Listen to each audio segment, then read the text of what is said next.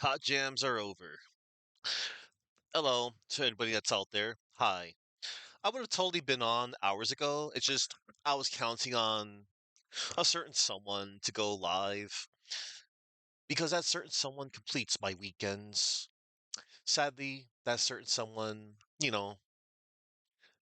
had stuff to do in the middle of moving as well. I talked about one Cthulhu the Third, but it's fine. It's whatever. I could have, like I said, it's fine. Doing an evening stream. Rare footage of me doing an evening stream. I mean, there's also times where I just start from the daytime and go all the way into the evening, but enough of that. I'm excited to continue more of Great Ace Attorney Adventures, my first time still, and I'm going to be doing the third case tonight. So that's what I'm doing. All right, let's cut to the chase. Okay, and after I view the cutscene, I don't know why it changes my settings when I capture the game, but whatever. I could just switch them back afterwards. It's so dumb. It's like my settings save when I'm not like streaming the game, but like the settings get reset it, and that will forever baffle me. But whatever. I care not. I just don't like having to change stuff every single freaking time. Alright, now then. Options. Yeah, like, bam, it's right there. Okay, alright, here goes. The Adventure of the Runaway Room. Alright, we're gonna get to it. Oh, hold on. Before I get to it,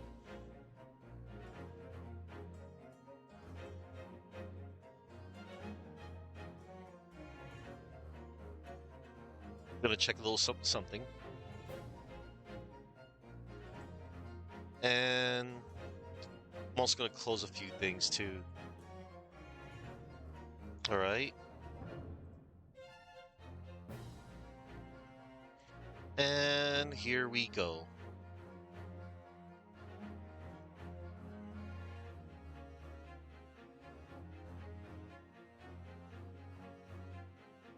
Okay. Starting it up now, everybody.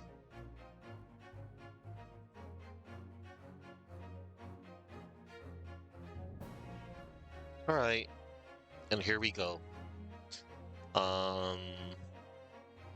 Oh, hang on. I want to make sure I have one more channel to. Oh, never mind. I already.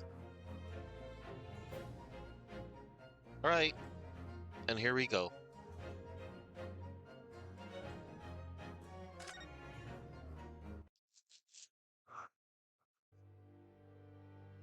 Episode 3. The Adventure of the Runaway Room. A carriage. Glancing over my records of the late last century, I am faced by the events of a certain bitter winter. A murder in a carriage as it sped through dense London fog in the dead of night. Though the victim and the perpetrator were the only ones inside, there were multiple witnesses to the crime itself. However, none could have imagined at the time that such a seemingly obvious case as this would end in such a horrendous manner. My friend, Mr. Herlock Sholmes, once said of the incident, I believe that perhaps that case was indeed the prelude.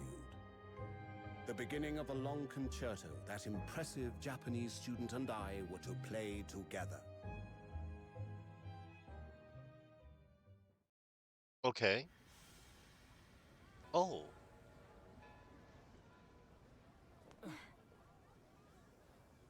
Amazing. Is this really just a railway station? Railway station or not, I've never seen such an enormous building before. And look at all the steam locomotives. This country is incredible.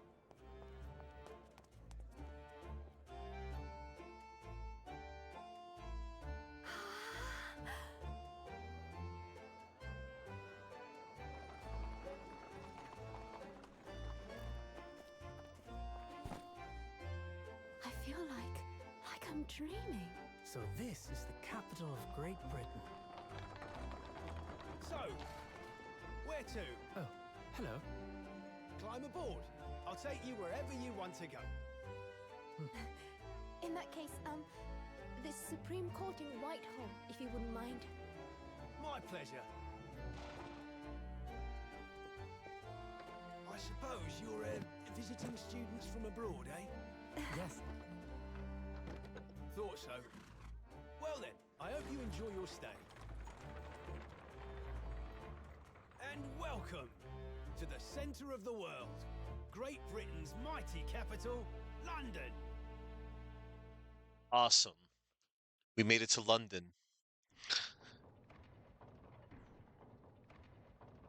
What?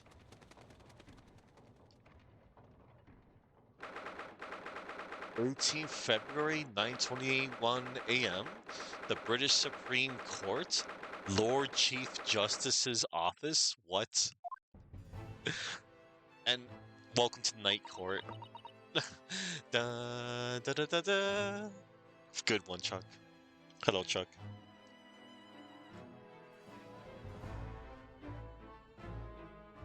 Susato. All right. What an incredible place. It's so imposing. It's almost suffocating. This place is breathtaking. It looks like a fortress. Yeah. There are some stone buildings like this in Japan now, of course. But they've only been built in a few short decades since we opened our borders to the outside world. An authentic example like this has quite a different impact, wouldn't you agree? A far cry from the wood and paper most of our buildings are constructed from. It's certainly unfamiliar. But I think there's more to the differences than just construction materials. What is this place again? This is the Lord Chief Justice's office, Naruhodo-san, in the Supreme Court of Great Britain. The Lord Chief Justice. Lord Chief Justice. We had instructions to report here at this time if circumstances were different. We were supposed to let the Lord Chief Justice know that we had arrived from Japan. But Kazuma can't. No. So instead, we are here in a different capacity. As envoys to report the news of Kazuma-sama's death. Yes. And having delivered his or her message, an envoy's duty is done. So we'd have to return to Japan. If we want to remain here in Great Britain, I have to take Kazuma's place as the law student selected for the study tour. Yes, which means you need the requisite qualifications as a lawyer. Man. Which is what I've been studying for. Here in Great Britain, it is the Lord Chief Justice who appoints lawyers. So that's the second reason why we're here, to have you officially recognized as a lawyer. Whoa. It's the only way that we'll be able to remain here in London. Dang. I hope I'm up to scratch. Ah, good morning. Sorry for keeping you. Oh my god. This dude. Oh, I trust you aren't too exhausted after your long voyage from Japan. Okay, watch. It seems I'm 1 hour, 12 minutes, and 47 seconds late. My apologies. Oh, wow. Oh, no, no, don't mention it. We're never happier than when we're standing around with nothing much to do. How fortunate. So introductions. I am Male Strongheart, Lord Chief Justice of the British Empire. Male Strongheart, Lord Chief Justice of the British Empire. Whoa. Ugh. I feel like a little mouse under an elephant's foot. Come on, Mr. Naruhodo, don't be a mouse. Oh, it's an honor to meet you, Lord Chief Justice Strongheart. Lord Chief Justice. I'm Rinosuke Naruhodo from the Empire of Japan. Even though I'm speaking with a British accent, that's just the way he is. Well, Mr. Naruhodo. Welcome to London, the capital of our glorious British Empire. Hey. Ah, yes, thank you.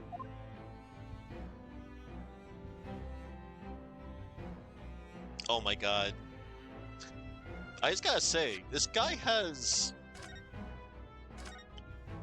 he's got an aura. I'll say that much.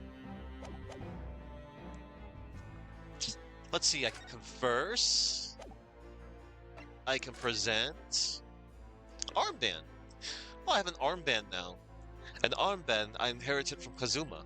It identifies the wearer as a defense lawyer throughout the Empire of London. Oh, that's cool. Let's examine it. Oh, wow, look at this. Oh, look, the scales. These are the scales of justice. They're a symbol of the defense, aren't they? Yes, that's right. The scales are a symbol of fairness to show that all are treated equally in the eyes of the law. And they're a warning to those who enter the courtroom without an impartial mind. But if they're the mark of the defense, it would be more auspicious if they were weighing more heavily on the not guilty side, I think. Very impartial, I'm sure. Dang. Alright. What else is on this band? I guess that's the only thing? Just the scales? There's nothing like inside? Oh, wait a minute. Oh, Kazuma Asogi. The lawyer's name is embroidered on the inside here. Look. Kazuma Asogi. This was his band, of course. He had his heart set on this study tour in Great Britain. I'm sure he would have found the truth he longed for here. But he lost his life before he even had the chance to see the place. I have such a strong sense of his hopes and dreams when I look at this armband, though. Shucks. Alright. What else is in our court record? Do we have any other, like... Oh, people. Susato Mikotoba, a judicial assistant sent to Britain on a study tour. She's the epitome of a refined Japanese lady, a huge help to me always. Male Strongheart, the Lord Chief Justice, who wields absolute authority in judicial matters, including the appointment of lawyers. He's a thoroughly intimidating man. Yes, he does look very intimidating. Can we examine stuff? We should probably just talk to him first. Yeah, let's just talk to him first. Let us converse. London. So, what are your impressions of our capital so far? How do you like London? Oh, help? I've been so nervous ever since I got here that I can't remember a single thing about the city. It's simply splendid, isn't it, Master Naruhodo? Oh. We had a wonderful view of some of London's streets from the carriage on the way here from the station. Everything is so impressive and grand. I must say I'm almost lost for words. I'm glad to hear you like it. The city boasts tramways, piped water, and gas, even cables supplying electricity. We spearhead every revolutionary, new technology in the world. Every visitor to London is astounded. Oh yes, astounded is the word. Thanks for saving me there, Susato-san. And everyone seems so jolly and full of vigor. Yes, there's much excitement about the upcoming Great Exhibition we will be hosting here in London. Great Exhibition? Cultural and technological achievements from around the globe are to be exhibited here in our great city. It will be the greatest spectacle of its kind in history, and it will make Paris's World Fair look like a toy shop. Whoa. Gosh, I can hardly imagine how magnificent it's going to be. Great Britain's capital city is nothing but magnificent. London is the center of the modern world. Even if you do say so yourself. The sun will never set on our great empire.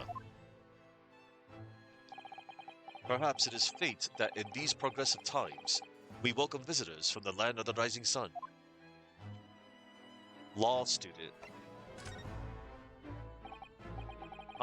Lord Chief Justice, I think you were expecting a student of law for this study tour, weren't you? Absolutely. Mr. Kazuma Asogi, my memory serves. That's right. The British government has already been telegraphed a full report on the situation. I understand the young man lost his life aboard the steamship bound for our shores. That's amazing. The news reached him before we even arrived. My country naturally extends its deepest condolences to yours. Oh, thank you. And you honored this appointment specifically to inform me of the news? Yes. We are here in the capacity of envoys from Japan to report the sad news in person. They tell me you Japanese are a people of protocol and courtesy, and I see that it's true. And it is with some regret that I must inform you that the death of the young lawyer means the study tour arrangement can no longer proceed. If you would just hear us out, Lord Strongheart. Oh. What do you have to say, madame? It's about the study tour. Mr. Naruhodo here would like to make a proposal. Would he now?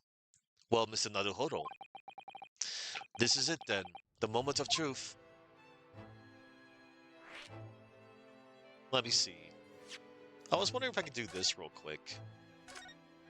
Hang on. I want to see if I can, oh, one moment.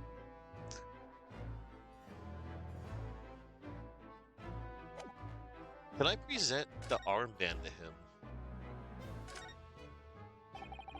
Lord Strongheart, may I show you this? To accept this item, issue a receipt, examine it thoroughly, and make a formal statement of my findings. Would require something in the region of 24 seconds of my time. Sorry? Does the item warrant 24 seconds of my time, Mr. Naruhodo? Let's leave it for now. Oh yeah, it's funny. In other words, he's not interested. Continuing the study tour. The thing is, Lord Justice, Lord Strongheart, I was wondering if perhaps you would consider allowing the study tour to go ahead. Don't misunderstand me. Britain would ideally like to see the tour go ahead. But without a lawyer from your country, there's nothing to be done. Well, in that case, what if there was someone else? Another lawyer from Japan, I mean.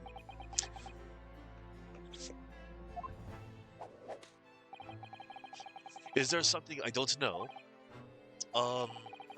Only a single lawyer was invited to Great Britain from your country, and that was Mr. Asogi. At least that is what I've been led to understand. Well, the thing is, this really isn't going well at all. I just can't seem to find the right words to say to this man.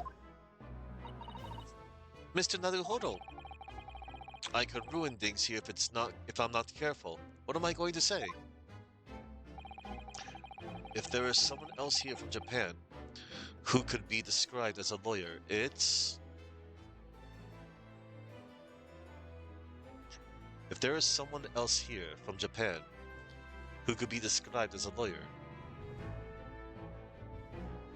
I guess I'm supposed to say, it's me. It's me. I can do it. Is that so? I mean, I don't actually have any qualifications as such, but no qualifications, you say, and yet you still claim to be a lawyer. I have acted as a lawyer in court before, only once, as it happens, and I had Kazuma to help me, and I was the accused, but glossing over the details. I've been spending every spare minute on the journey here to Great Britain with studying. I've learned all about British law and court proceedings while I was on board the SS Burdia. The voyage from Japan in some 50 days, I believe. Not what you might call full education. To become a qualified lawyer here in Britain, not only do you need a university degree in law, you must also complete several years of training. I realize it's far too short a period of time, but I can't just go back to Japan. Kazuma, Mr. Asogi's journey had only just begun. Coming here on this study tour will all he thought about. I have to carry on and do everything he planned to do. I know it must sound like I have an overly inflated opinion of myself, but I will do anything to prove that I have what it takes. Any test you care to set to me. Just one chance, that's all I'm asking for. Please! 31 seconds. Sorry? Your opening statement there, Mr. Naruhodo. It was 31 seconds long. Not too brief, not too protracted. A perfectly judged appeal, I would say. Which is a skill that would stand you in good stead as a lawyer. Oh, thanks. So, you're willing to put those words to trial, are you? Well, more for entertainment. Huh? But let me ask you one thing. First, sir. Yes? You say you intend to do everything Mr. Asogi planned to do. Are you firmly set on that path? Well, yes, that's my intention. I see. Am I imagining things? Or did his expression just alter a fraction there all of a sudden? Yeah, maybe. Very well. You have your wish. I'll give you a chance. A test to become a specially certified lawyer. Whether you pass or fail is entirely down to you. Ready? Test. Alright.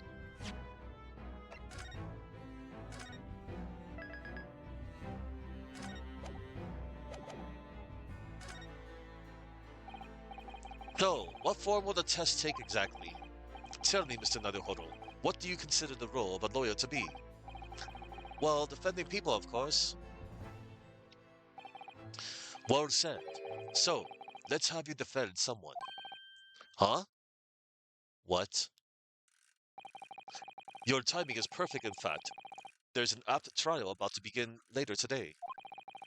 No advocate has been appointed for the defense as yet, so this will be welcome news. To today? Straight away? If you manage to secure a verdict of not guilty, you'll have passed my test. What could be simpler? Ugh, how do I get myself into these situations? I know, right? Well, could I ask, what sort of trial is it, Lord Strongheart? Yes, good question. Ah, I remember.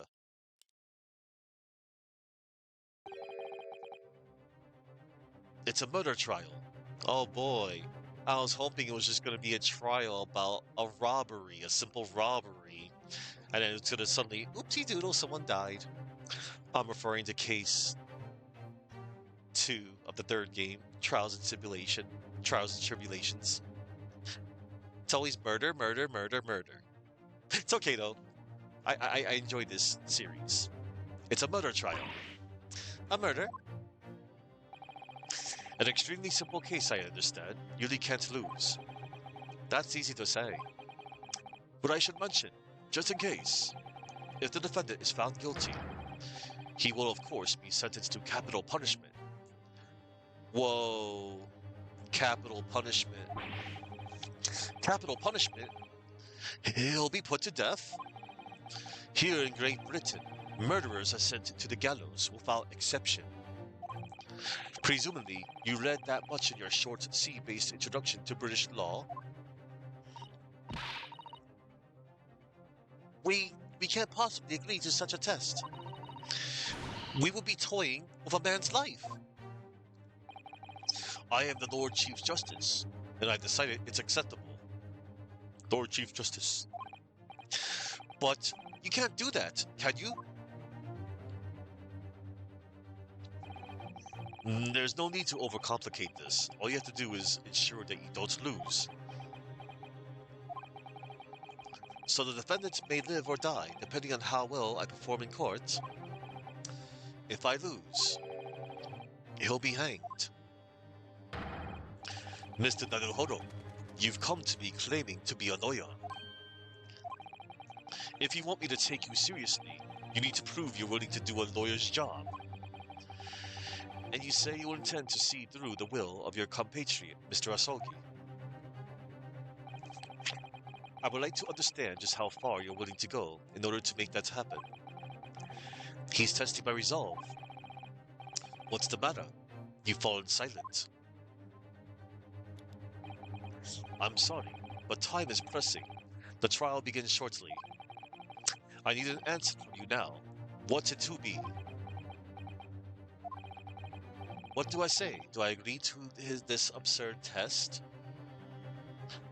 I will do it.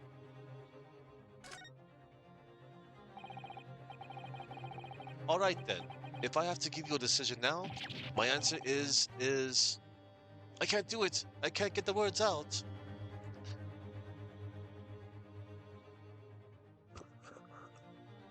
Hello there, Sir Campman. Hi. Good to see you here. I'm still roughly in the beginning of case 3 in the Great Ace Attorney Adventures. And you're good, man. I'm playing along. That's what we like to do around here. No, you're good, man. Yeah, like in all seriousness, no, like as in I was a little bummed, that he didn't go live today. Cause I was banking on him, going live. And if he wasn't gonna go live, I was gonna make the rare exception, be like, oh well, he's not live. The rare exception of me doing an evening stream. But But yeah, I hope to see that H again real soon after the whole moving situation. Cause man, moving moving's a drag. But yeah. In the meantime, there's always me, there's always Chuckman, Grotto, Upside Down Matt, Gemini Fox. Oh, and there's also that Zophar guy.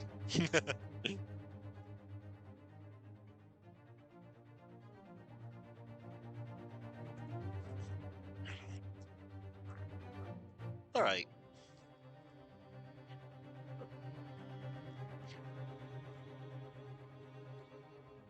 That's right.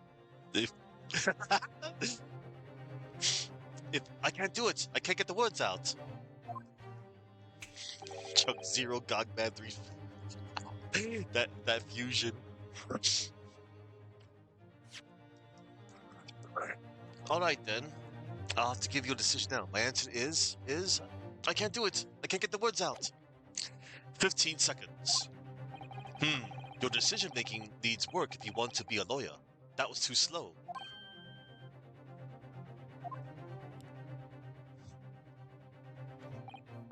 So, it's as I suspected, is it? Sorry? You have noble intentions, but lack the resolve to see them through. The test is cancelled. Thank you for stopping by. Go and acquire your ticket for passage back to the east tomorrow. This conversation is over. What? Yes, Lord Strongheart. Thank you for offering me a chance. Mr. Naruhoro, I'm sorry, Mr. Sato, but what could I do? It's alright. I understand. You do? It's not an easy decision to choose whether to defend a man in these circumstances, but resolve has absolutely nothing to do with it. What are you trying to say, madame? I think what Mr. Sato means is that no matter how badly I like to be recognized as a lawyer and stay here in Great Britain, to risk another man's life by treating his one and only chance at a trial so trivially would be utterly unforgivable, and I feel exactly the same way. I'm sure the defendants won't see this trial as a test, as some kind of experiment.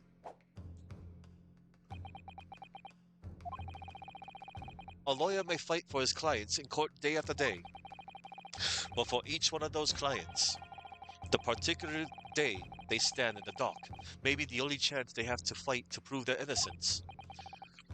No, I was wrong. I'm not qualified to do that job yet. I'm sorry for wasting your precious time, Lord Chief Justice. Lord Chief Justice. Wait, Mr. Naruhodo. Oh, was there something else? It's approximately 20 minutes by carriage to the Old Bailey from here. If you leave immediately, you should still be there in time. But I just said I was quite serious in what I told you. The defendant in this case has literally no one to advocate for him. What? At this point, he can't hope to find someone to represent him. The trial will begin without a defense. And if that happens, there's only one possible outcome. He will receive the most severe sentence the judge can pass down. Well, that's awful. But that is the truth. Why does it have to be like this? Please don't expect an answer to every question. Lord Chief Justice. Ah, the cold hard truth of the matter is that there is only one person now with a chance to save this man from a very miserable end. And that is you. I'm really his only hope? Jeez, it's like, yes, no, yes, no. You're messing with me.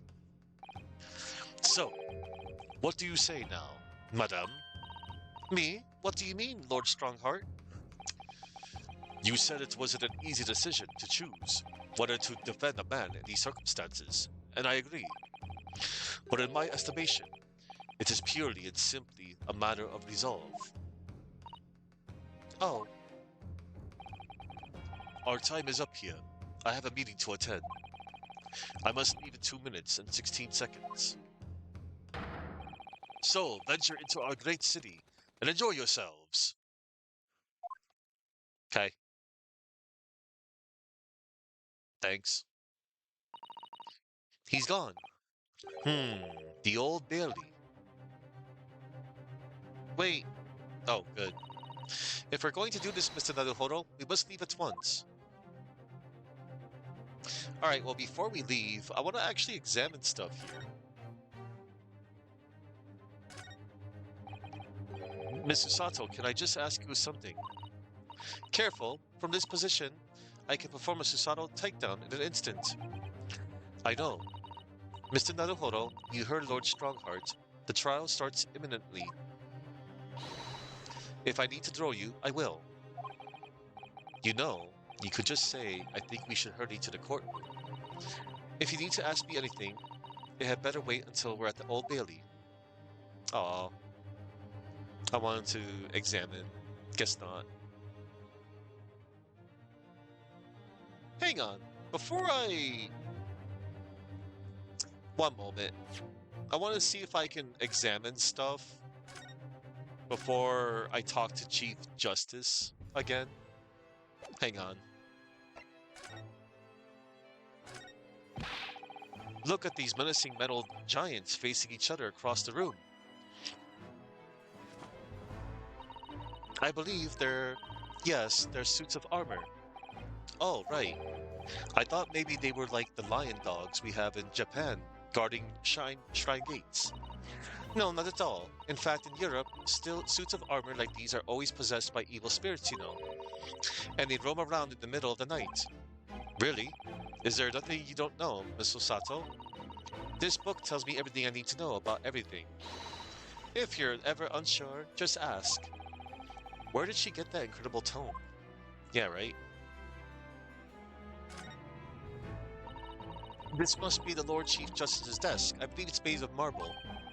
It looks more like an over-the-top tombstone that's toppled over to me. I think that's your fanciful imagination at work again, Mr. Naruhodo. It feels like everything that's normally made of wood and paper at home is made of bricks and stone here. I know. That's why this place feels so overbearing, I'm sure. Yay, this is what I wanted. Flavor text. Just look at all the naughty books packed together on these shelves. They go from floor to ceiling. And they're all books that you couldn't hope to come by in Japan. It's like a dream. Yes, a very bad dream. They're not all about British law either. There are books about the judicial systems of other Western nations. France, Germany, Spain, Holland. What about Russia? Why do you ask? I was wondering about asking the Lord Chief Justice how you say wardrobe in Russian. What do you think?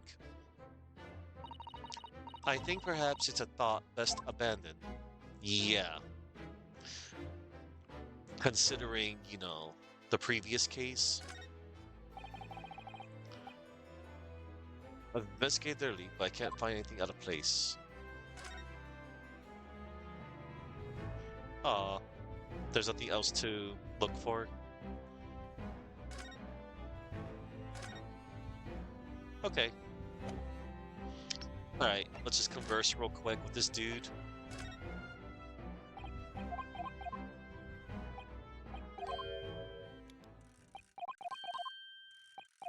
I wonder what happens if I choose the other choice.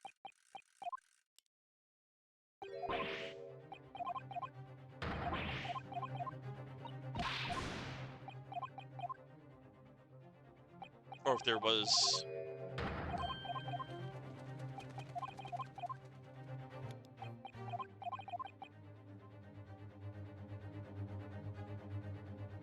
You've heard a murder has occurred?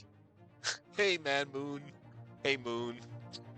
Um, I'm doing a rare evening stream. Because I was counting on, you know, somebody else to, like, stream.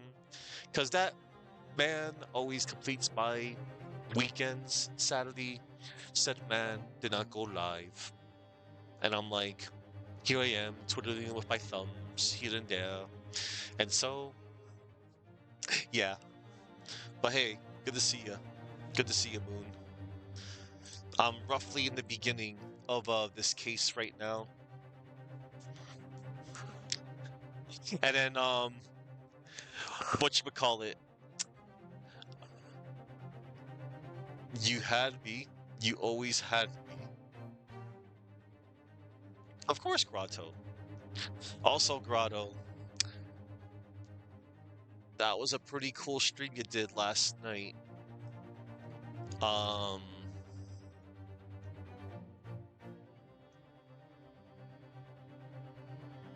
Stream. Yeah, it was pretty cool. Her story. Yes. That was the name of the game you were playing. That was pretty cool. Alright. See what happens when I choose I want to do it. Alright then, if I have to give you a decision now, my answer is... I can't do it. I can't get the words out. 15 seconds.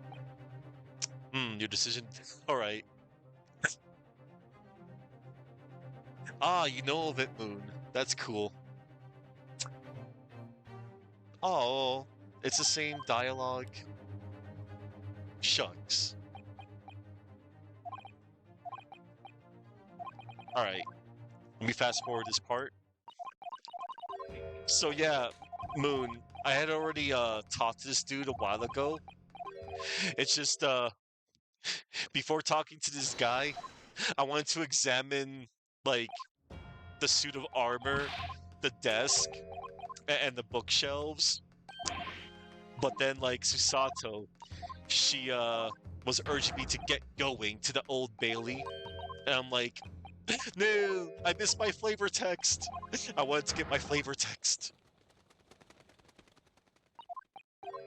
Okay, I got my flavor text now. I'm happy. I'm satisfied. You love when modern games aren't afraid to mix in live action cutscenes. I know. Yeah, so like, I'm just trying to examine the suit of armor here, right? And then she's in her freaking. Yeah, Mr. Sato, can I ask you something? Careful, from this position, I can perform a Susato takedown in an instant. I know. Mr. Naruhodo, you heard Lord Strongheart. The trial starts imminently. If I need to throw you, I will. You could just say, I think we should hurry to the courtroom. If you need to ask me anything, it had better wait until we're at the Old Bailey. Yeah, because, like, before I was like... Look, usually before I'm about to talk to, like, somebody in the investigation phase, I would actually, investigate. But I'm like, oh, I want to see, that wonderful flavor text I missed out. And that would have happened any time if I examined anything else. And I like that the game informs me, thanks to the check mark. Yeah, she's gonna say the same thing. Oh man.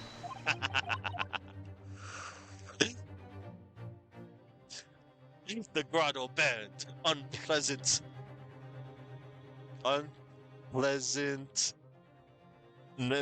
anesthetic 6 IVQs. Don't they know we play these games to examine and read every object, note, and character profile? Yes, yes, Moon. Oh, thanks, Grotto. Y- I. Oh wow, the bot you got rid of. Good stuff. Good stuff, Grotto. Thank you, thank you.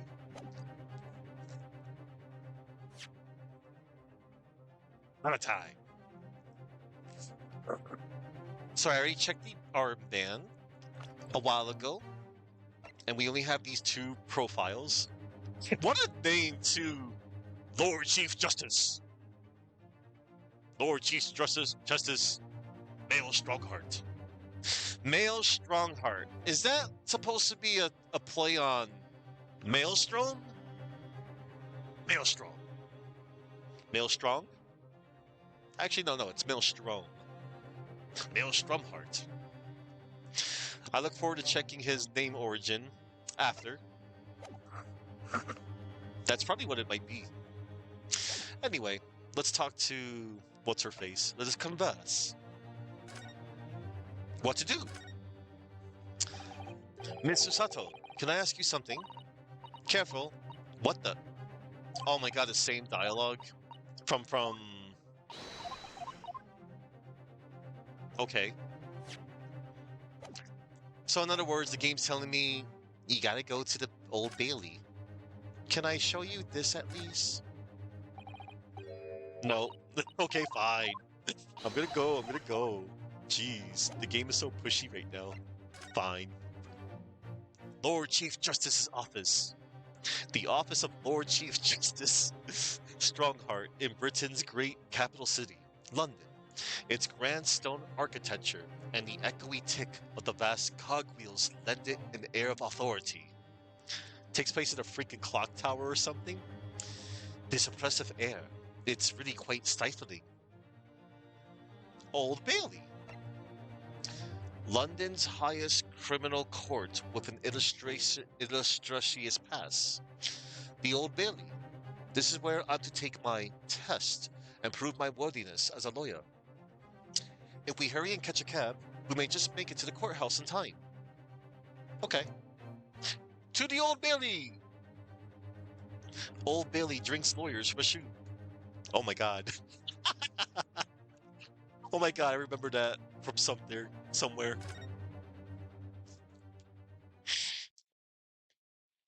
Oh!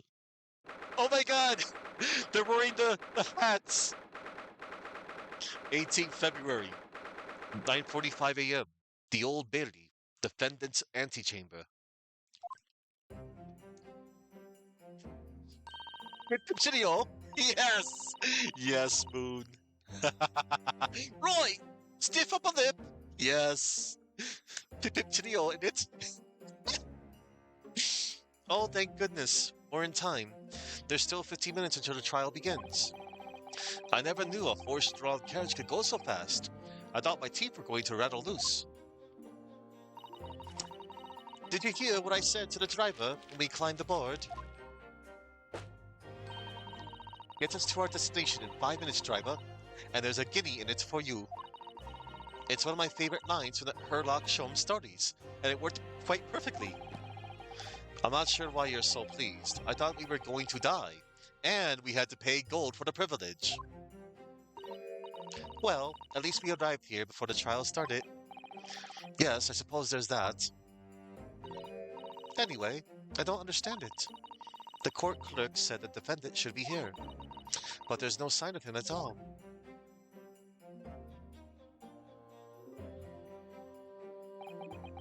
So this is the Old Bailey.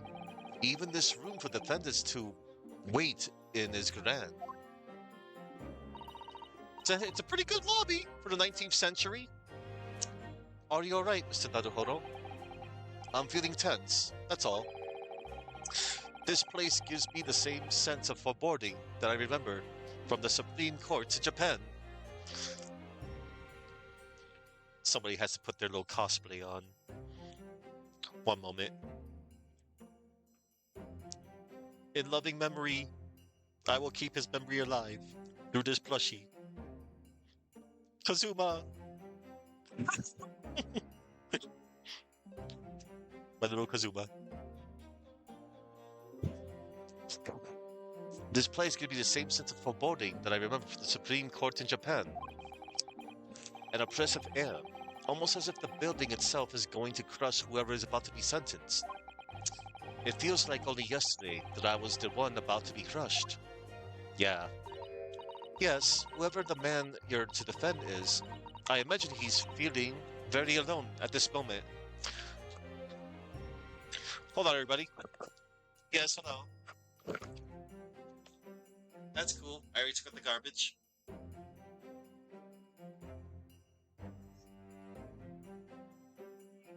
Yeah. No, I know. No, I know. I'm good. I already had dinner, though. Right. If I will. Okay. You take care and have a good time. Bye bye.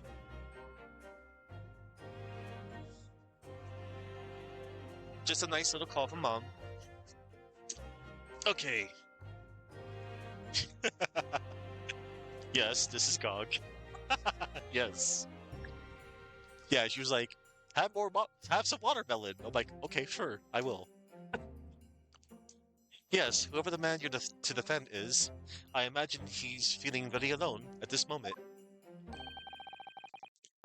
Top of the morning to ya, madam, sir. Uh-oh.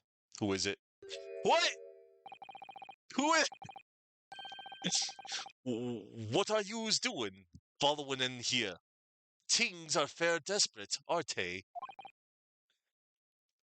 Sorry? Would you look at those expressionless faces? From the east, are yous? We're from Japan, yes. Ah, Japan is it? Right, say no more.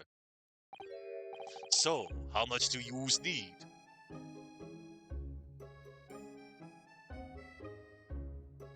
Your calls from Vermont at least 30 minutes nowadays.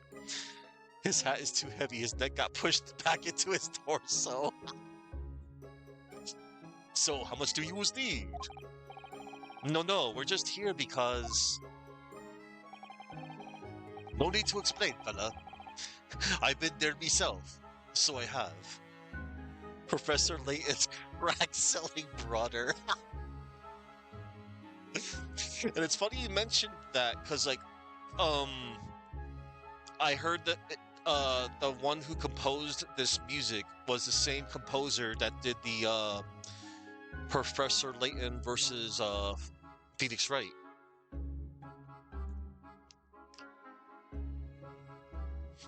You wouldn't put it past this game to have him lose his hat and his neck just expands to normal. No need to explain, fella. I've been there myself, so I have. No place to go, nothing to eat, barely a penny to your name, and all while in a strange, faraway land. Well, actually, we haven't found a place to stay yet, no. 'Tis grand. Let me start by giving yous 1,000 guineas. Say nothing now. Huh? 1,000 guineas? He told you. Please, Mr. Sato, you don't have to shout. But 1,000 guineas is enough to build an entire mansion in the most prestigious area of Tokyo. What? Oh, that's a cool animation. 'Tis not to me at all. I like to ensure I have sufficient funds to weather a rainy day, you see. I've enough wealth to buy the city of London 2 or 3 times over. Could that much rain even fall in one day? Well, even so, we couldn't possibly accept such a large sum of money. Yo! Ah!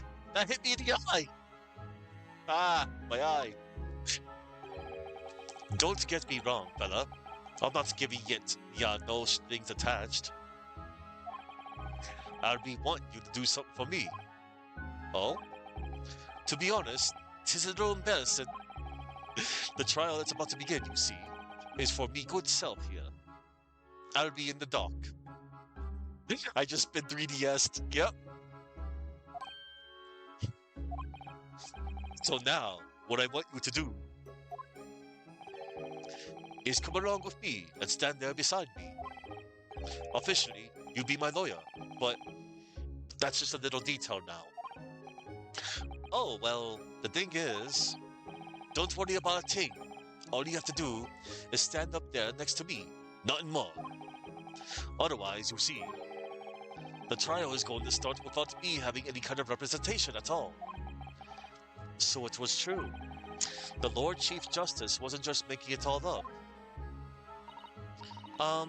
I'm terribly sorry to have to ask, but does that mean you're the defendant in this trial? Luster and blazes, do yous not know who I am? Me? One of London's biggest names? No. No, sorry. We've only just arrived in the city, you see. I see. I suppose it isn't altogether impossible. Well, just next to Hyde Park there, in the center of London, is another beautiful park. Hyde Park. Dr. Jekyll, Mr. Hyde Park. Sorry, a park? What? 'Tis called McGilded Park, full of blossoming flowers in the spring and singing birds and what's not.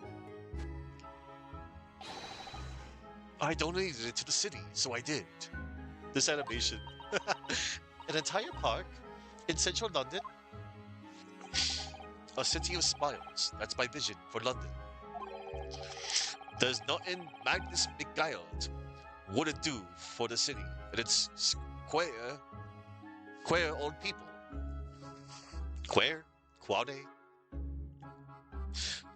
What does that word even mean? Hang on. Quare.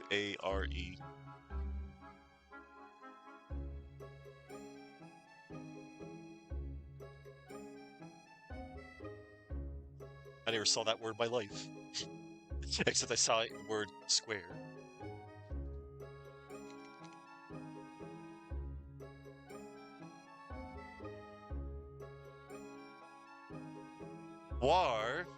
Queer, is primarily a dialectal and regional pronunciation of the word queer.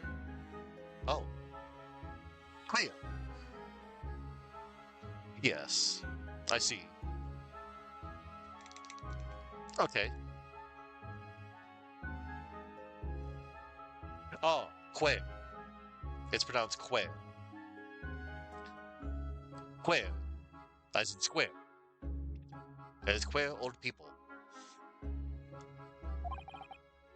You went to Hyde Park, they had a sign that said, "Don't stand on the Plymouth." You had to guess the, what the WTF they were talking about since you didn't know what it meant. Yeah, that's crazy, man.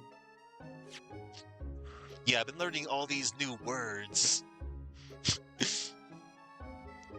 A city of smiles, that's my vision for London. There's nothing Magnus Beguiled wouldn't do for the city and its queer old people. That's amazing. I mean, really extraordinary.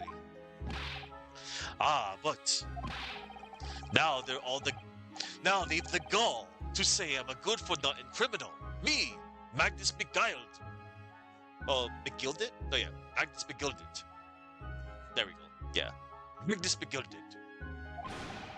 What is the matter with the London police, I ask ya?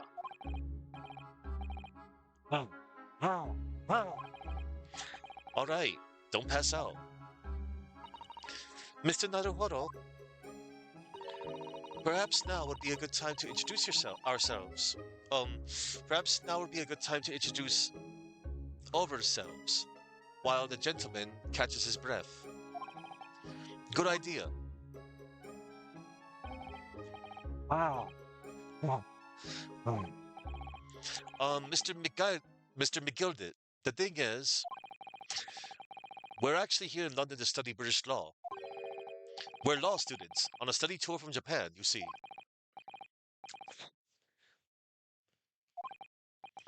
So, if you don't have a lawyer for the trial yet, and you'd be happy to put yourself in our hands, we'll do our best. What was I after saying, you daft idiot? I know what that means. That's just this fancy smancy word of idiot. Idiot. You idiot. Whoa.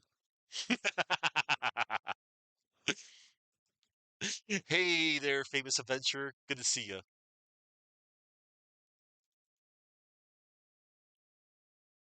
Roughly in the beginning of this case here.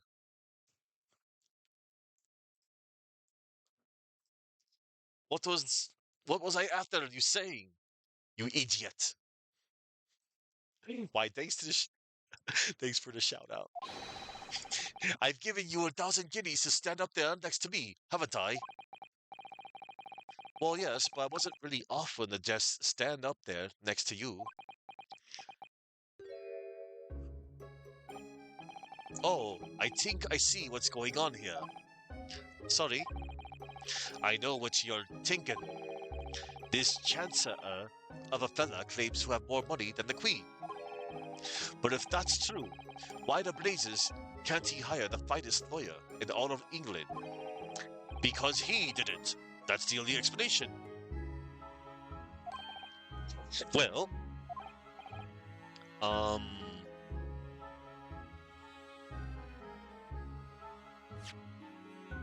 um, well,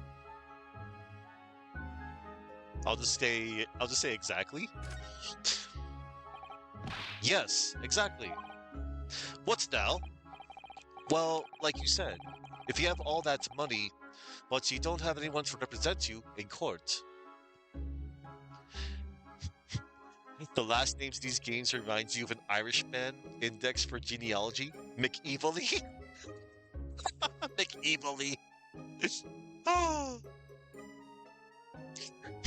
Well, like you said, if you have all that money, but you don't have anyone to represent you in court, there's no other logical conclusion than that you're guilty of the charges.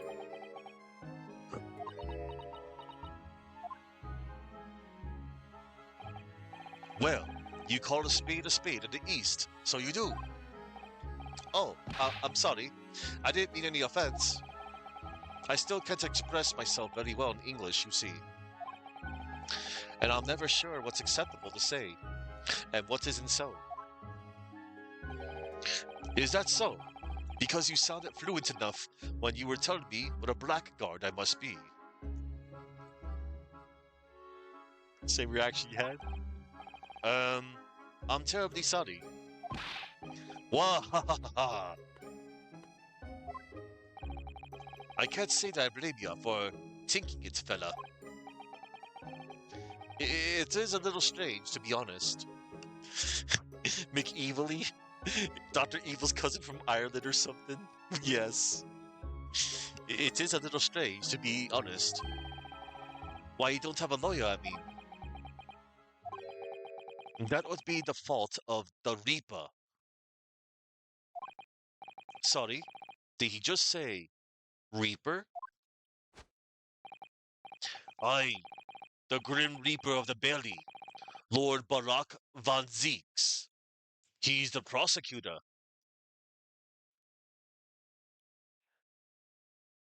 That name. And I've heard that title. That's the only context I know. And I know what he looks like too. The prosecutor is the Grim Reaper? When Van Zeek stands for the prosecution, they call the accused his sacrificial lambs. And to this day, in every single trial in which he's been the prosecutor, the accused has been damned. Whoa. What? So it's reached the desperate situation where there's no one willing to stand in defense against the fella at all. You could say he's a living legend of the Old Bailey. Goodness, Lord Barack Van Zeeks. He must be an exceptionally talented prosecutor then. Talented isn't the word you're looking for, madame. It's cursed. Cursed? You are cursed. Oh no. Cursed. No, no. Cursed? What on earth? The defendant is summoned, and his counsel. Please make your way into the courtroom. The trial is about to begin. His counsel? That would be me. Oh, it's time, Golden Fella. Don't let me down. Curses for everyone. Dang it. Hang on, is this dude in my, people thing? Oh, he is. Magnus McGilded, 48, the defendant in this case. He's an incredibly wealthy philanthropist with a wonderful reputation in London. I'm to defend him as a test of my worthiness to become a lawyer. So we gotta defend this dude, huh? Oh, it is time. Well then, fella, don't let me down. But I don't know anything about the case. You haven't told me what happened. Until you showed your face here, I made up me mind, so I had. Sorry? I decided I'd have to defend myself in there. How would that have worked? But then you made an appearance, a student of law, what did you know? 'Tis no accident, I can assure you of that. 'Tis fate. So don't get cold feet now, please.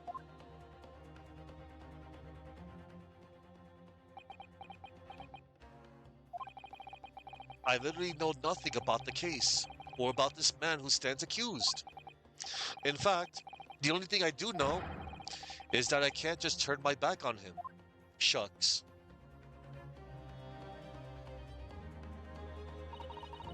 Mr. Naruhodo, the man has no one. He'll have to stand alone in that courtroom, armed with nothing to defend himself.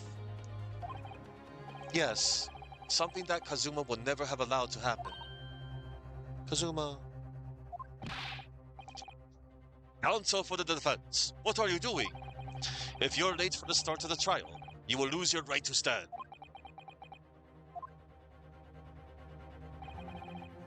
I'll be right there.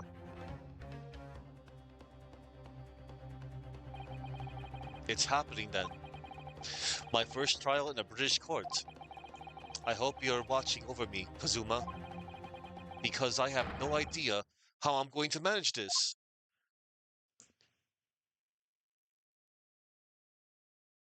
Wow.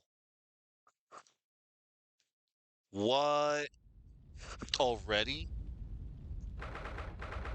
18th February, 10 a.m.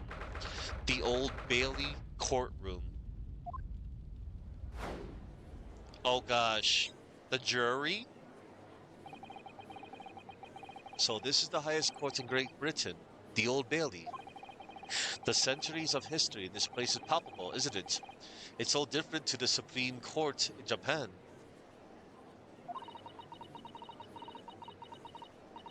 Uh, it feels both imposing and serene at the same time. The atmosphere almost makes words redundant. Yeah, there's scales on fire, dude. I'm not here. I cannot allow this to continue. Judge from the present century. Oh man. Whatever the country, determining a person's guilt or innocence is always a solemn affair. May I say something, Mr. Naruhodo? Oh yes, what? Oh no. Your eyes look ready to pop out of your head again. Oh no, he has that look from the first case, that nervous, eyes glancing everywhere look. I know, well, I just can't help it. Oh, oh my god, it's Count Dracula! Hey, look, it's the English judge.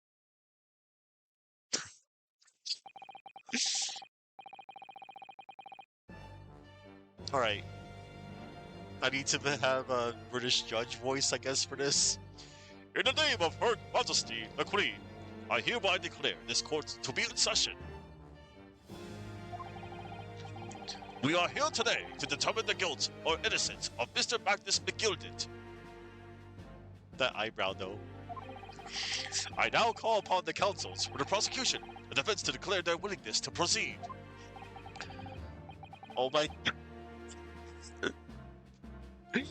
For a moment there, okay, I had two images in my head. Dude's literally looking like a vampire here. Or I'm reminded of that cool Yoji Shinkawa art of Solidus Snake with a cape. If I'm the instruction manual, you know, Metal Gear Solid 2. And there was that part where, you know, he was introduced with that cape. That was freaking cool. Alright. I need a good voice for this dude. I was thinking of either going with my Simon Blackwell voice or, like, make him sound like, I don't know, William Regal. We'll try this. The prosecution is fully prepared. Oh my god.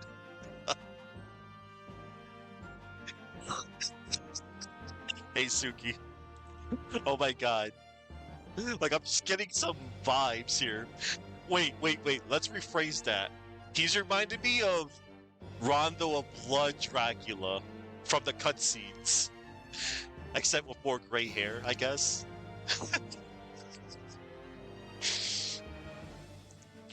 I love his design already, though. Like, I saw what he looked like. But this is my first time, like, meeting this dude. My first playthrough. Okay. The prosecution is fully prepared. That must be the Reaper of the Bailey. He's about to 3 times fireball me. Oh my god. I'm expecting that, but not really. But you never know with this series. That must be the Reaper of the Bailey. He really does look fully prepared to dispatch his next poor victim to the underworld. Counsel for the defense. You appear to be Eastern. Do you speak English? Huh? Oh, yes, of course. Sorry. Oh, he has Kazuma's sword next to him. Well, he asked that the defense was ready. and I couldn't be further from ready if I tried. Those eyes please me, Nipponese.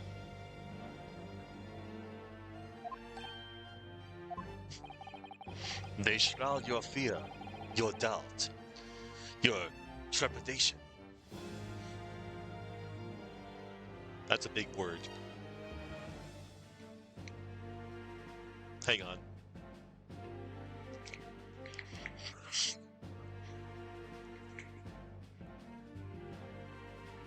Trepidation is a noun that means a feeling of fear, anxiety, or nervousness about something that's going to happen. Yeah, accurate. Your trepidation. They shroud your fear, your doubt, your trepidation. They run wild, clinging to some phantom notion of courage. The quintessential look of a sacrificial lamb. Oh, a cold shiver just ran down my spine, all the way to the tips of my toes. Now, Mr. McGilded. Yes, my lord. My lord. You stand accused of murder, a capital offense. You could be sent to the gallows if found guilty. Are you quite sure you wish to entrust your defense to this foreigner? As I've always said, my lord, 'tis a grand thing to give opportunities to the young. Even if the fella is a student from some little island off in the far east. It is not the British way to ignore the dangers to yeself and give those less fortunate a fair chance. I'd like to think that acts of chivalry do the great British Empire proud. Listen to Mr. McGilded. What a fine gentleman London has in him. Did you hear that he donated £5,000 to the government the other day? Mother, please, when we go and play in McGilded Park? It seems as though everyone in the public gallery is firmly behind Mr. McGilded. That's definitely welcome news, and he certainly has a way of words. I'm surprised he couldn't convince anyone to defend him.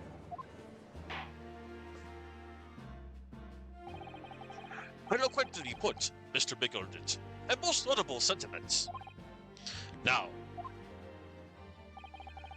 ladies and gentlemen of the jury, I'm sure I need hardly remind you that you 6 members of the public have been selected for your impartiality. Are you ready to proceed? Objection! Why is that dude playing with a knife? I'm sorry, I had to call that out. We got the freaking Monopoly man here, some maid. This dude with a knife who looks like he might be like Jack the Ripper or something. And then we got this old lady here. And I guess we also have Grandma on the right. And I'm sorry. Very cool though. He's just just playing with a knife. And of course, we're in this universe, Ace Attorney, things are fine. Oh, man. All right. Here we go. Eloquently put, Mr. McGilded, and most laudable sentiments. Now, ladies and gentlemen of the jury, I'm sure I need hardly remind you that you 6 members of the public have been selected for your impartiality. Are you ready to proceed? Yes, my lord. If the task is to send rotters to the gallows, where they belong, I'm more than ready. At the manor, his lordship always says we should dispose of rubbish promptly. Naturally, I agreed. Well, any criminals here will soon be wishing they never set eyes on me. Dude's got a switchblade. Oh my god! She's got a typewriter! Yo! I need a drink. I feel a chill. Oh Oh, don't mind me, my dears. I'll just be getting on with my knitting. Must finish these bits for my grandson. Oh, she's taking the time to be on the jury, and she's just knitting mitts for her grandson. She's wonderful. Ah, Mr. Naruhodo, those people are the jury. Yes, that's something we don't have in Japan yet. That's right. I've only ever read about it. But here in Great Britain, the court's final verdict depends on the opinions of these 6 jurors. Oh my.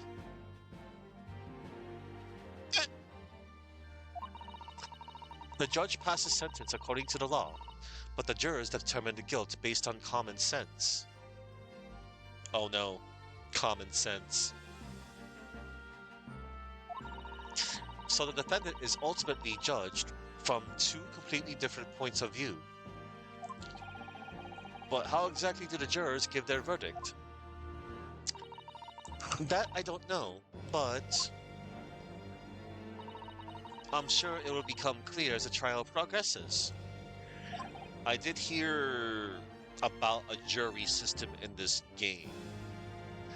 Yes. Prosecutor Van Zieks. My lord. It's been a number of years since we've seen you here in the courtroom. I thought you'd renounce your fame. I'm known as the Reaper of the Barely, my lord. Infamy rather than fame, I would say. But yes, 5 years have passed since I last spread my wings in this capacity. Okay, Dracula. So, what brings you back? Is there some change of circumstances of which the court should be aware? It's been a number of years since we've seen you. 300 years. Accurate. I would not be convinced if this dude was actually... Hang on, I want to see something. Oh, snap. Okay, so he appears to be 32 years old. Barak Van Zieks, a prosecutor known as the Reaper of the Barely. Supposedly the souls of those he prosecutes are eternally damned. One way or another. Okay. Sure. Whatever they did back in the 19th century.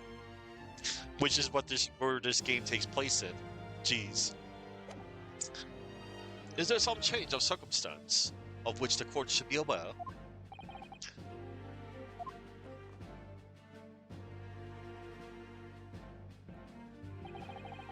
I leave that to your imagination, my lord.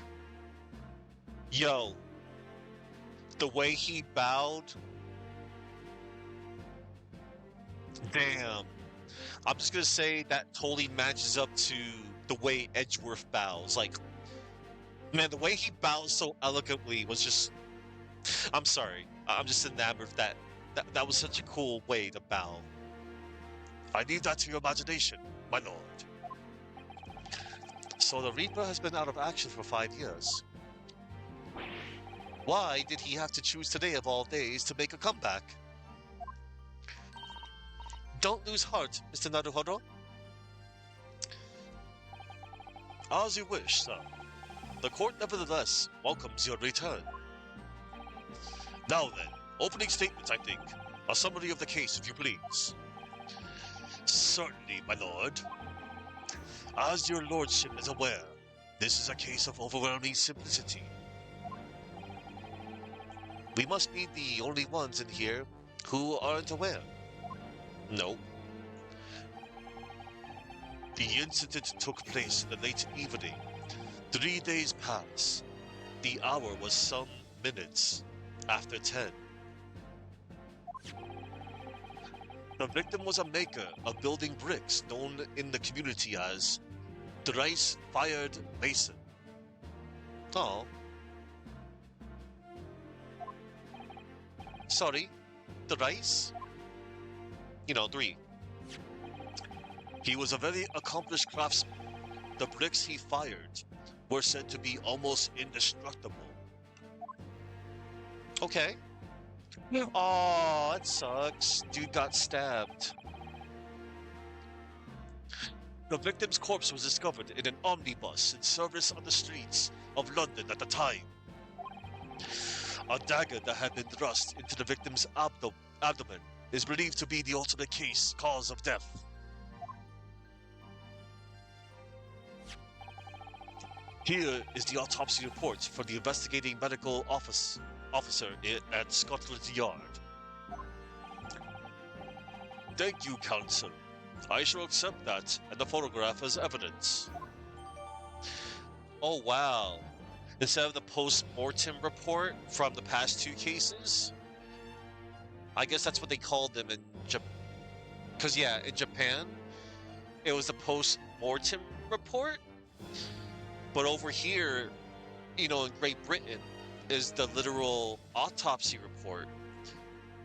So I guess this is like, if we're going by, the century and the timeline, this is like the first hashtag real autopsy report. The autopsy report has been entered into the court record. A report prepared by the Scotland Yard coroner. It gives the cause of death as internal hemorrhaging as a result of a single stab wound to the abdomen. Oh my god. Crime scene photograph. The photograph of the crime scene has been entered into the court record. A photograph of the victim taken on the omnibus. The knife in his abdomen is clearly visible, but his face is partly obscured from view by an old crooked hat.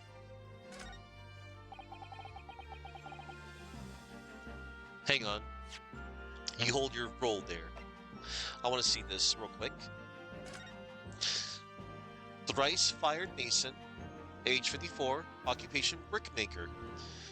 Time and cause of death, 15th of February, 10 p.m. to 11 p.m. Stabbed once in the abdomen with a knife while journeying in an omnibus. Died due to internal hemorrhage resulting from the trauma. Oh, that sucks. And we're gonna check the photograph. Damn. There he is. And there's the dagger. That's unfortunate. And one further item of evidence. The prosecution wishes to submit these as well. And these are... Good Lord! Is that blood, Counsel? Yes, my lord. Seized by a policeman who arrived at the scene. These gore-soaked gloves were taken from the hands of the accused when he was arrested. What? Mr. McGilded's gloves had blood on them?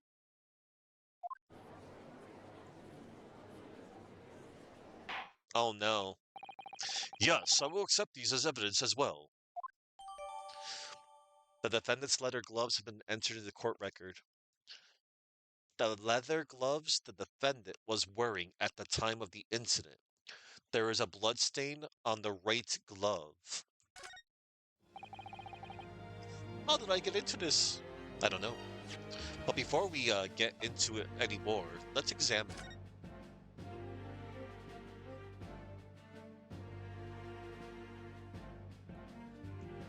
Looks like the only thing we can possibly examine at the moment would be the blood.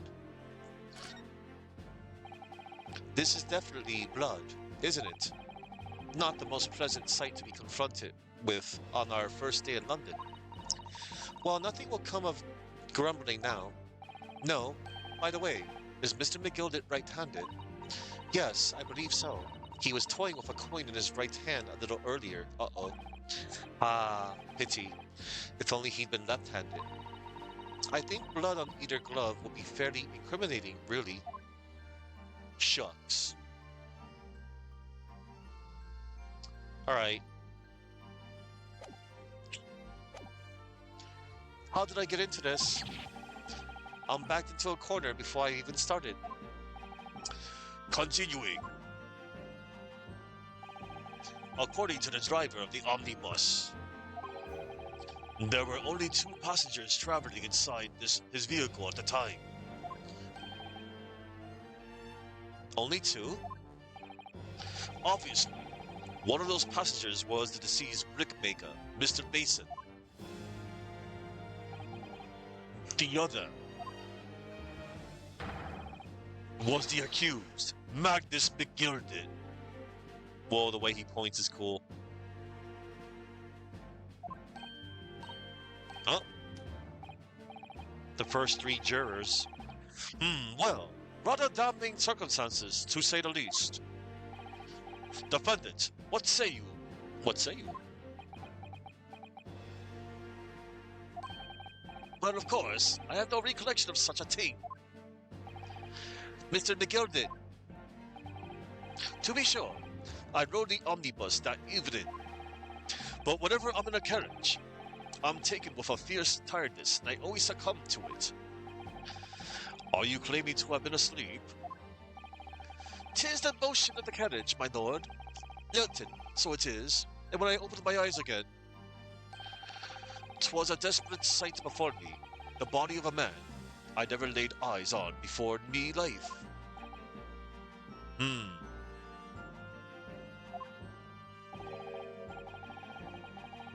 Hold on, everybody. I'm just checking up on something.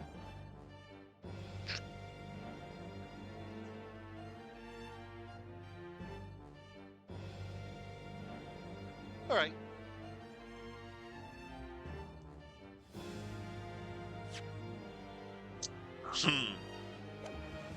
Now I ask yous, what good-hearted soul wouldn't rush to help a fella bleeding from his stomach?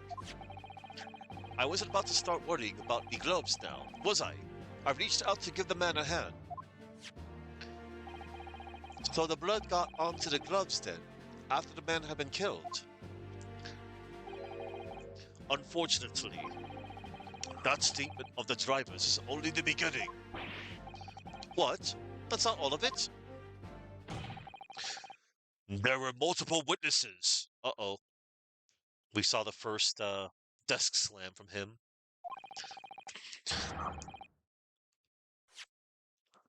There were multiple witnesses to the precise moment at which the brickmaker was fatally stabbed. Oh no. 4, 5, and 6? Order! Order! Order!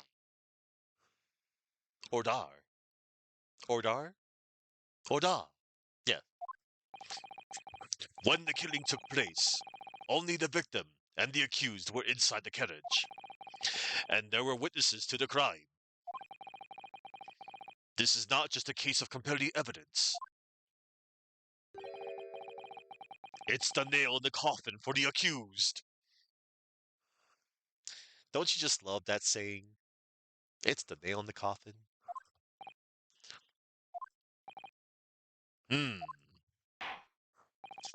Thank you, counsel. The circumstances of the crime have been made quite clear. I think we will hear testimony from these witnesses first of all. Your wish is my command.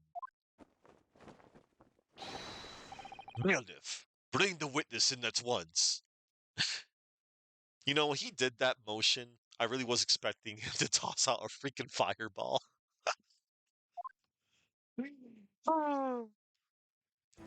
Oh my god, what? Who? 3 witnesses, oh my god. Witnesses, your names and occupations. My name is, well, everyone calls me Beppo. Beppo? I drive an omnibus in the East End. Bruce Fairplay. I'm a banker in the city. That's a cool stash. And sideburns. My name's First. Lady First.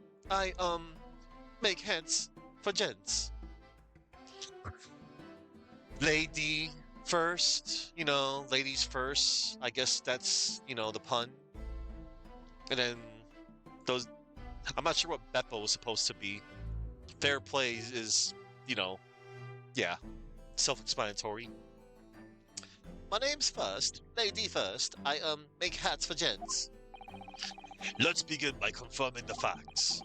3 days ago, at a short time after 10 o'clock in the evening, all of you present in the stand were in an omnibus and witness to the aforementioned incident. Is that correct? Yes, sir. Quite right. Yes, sir. That's right, sir. Very well then. Let's proceed to your formal testimonies, please. Each of you will tell the court precisely what you saw.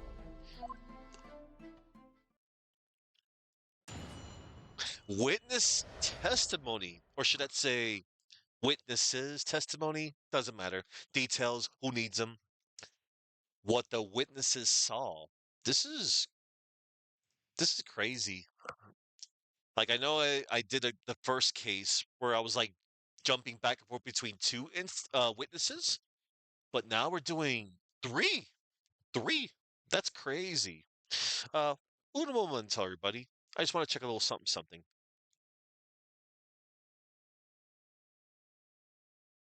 Oh, okay. All right. Okay. I was just checking to see, like, I was actually expecting when I was done with the investigation, it was going to say like to be continued. But okay, this is the first part of the trial. All right. I just wanted to see like, details, like a little bit more detail. What the witnesses saw. It was the last bus of the evening, so I had few customers. I remember it well.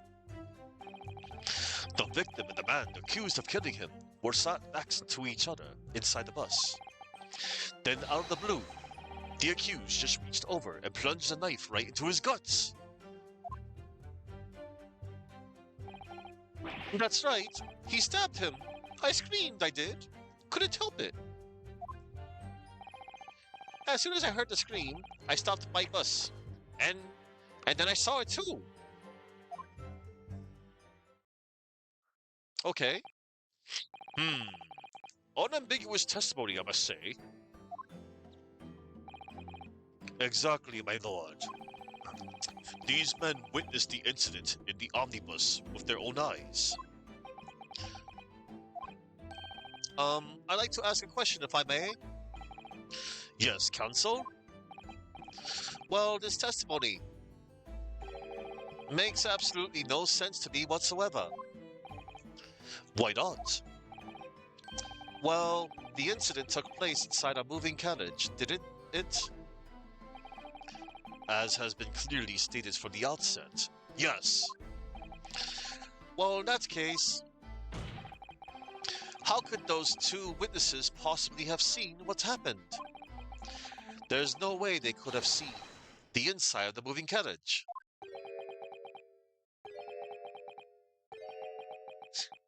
Oh.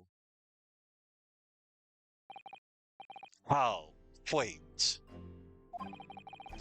I'd read that civilization in the Eastern Island nations was a good century behind our own. But you're here in London yourself. Are you really so ignorant about our omnibuses? Huh? Tell me, my Nipponese friend, have you even traveled in an omnibus? Well, no. We, only arrived in London this morning. No matter. I've arranged for us all to see for ourselves the actual scene of the crime, that is. What do you mean? The actual scene? How? A carriage is designed to be moved, after all. Presumably, you understand that much? Yes. The omnibus in which this bloody crime took place is here today, in this very building. Bloody crime. Here? What? The entire carriage? Milith, bring forth the stricken omnibus. Oh wow. We get to see. Oh my god, they just brought it in.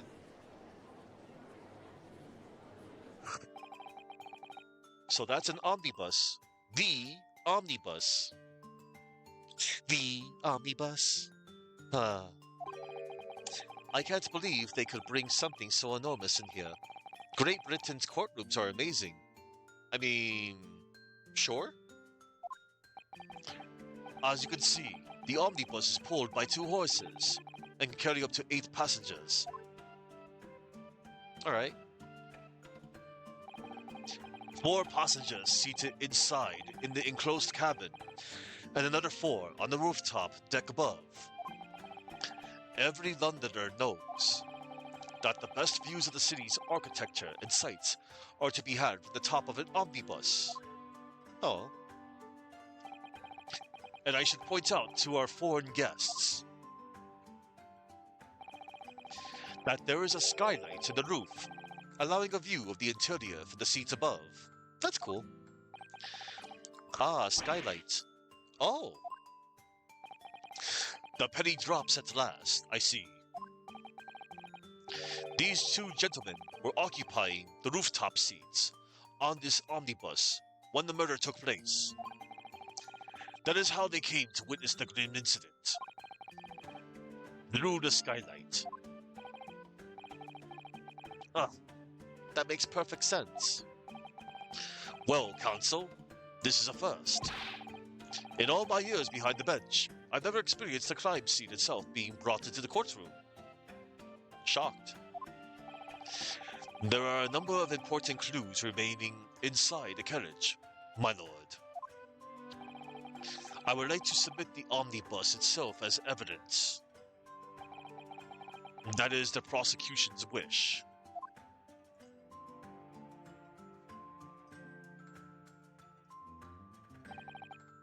Very well. I see no reason why not.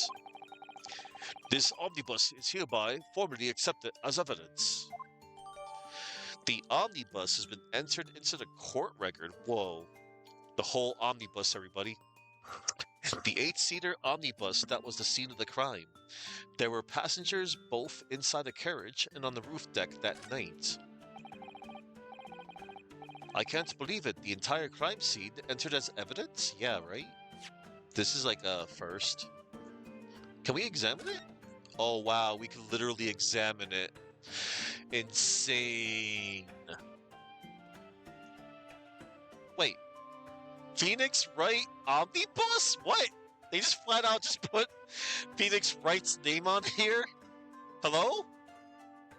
Look everybody, it's the Phoenix Wright Omnibus. Okay. Okay. Yeah. Let's see, we can examine the door. Job, London 5th Avenue, Job Masters, London Headmaster, Baker Street, Old Street, and City of... I can't tell what... Oh, hold on. You know what? Let me just... Oh. You can certainly see inside the carriage through this opening, that's for sure. Yes, and there's a lamp in the enclosed cabin, so I'm sure the witnesses could have been able to see quite clearly. That's not good for us. Nope. I was trying to figure out best... Oh, wait. Oh, hold on. Baker Street is where Sherlock Holmes resides. City of Westminster? Yeah, I think that's the reference grotto.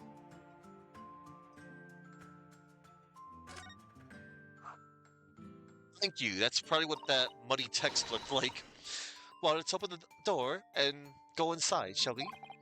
Ugh. The scene of a murder. It's horrible. Oh my god, look. We get to...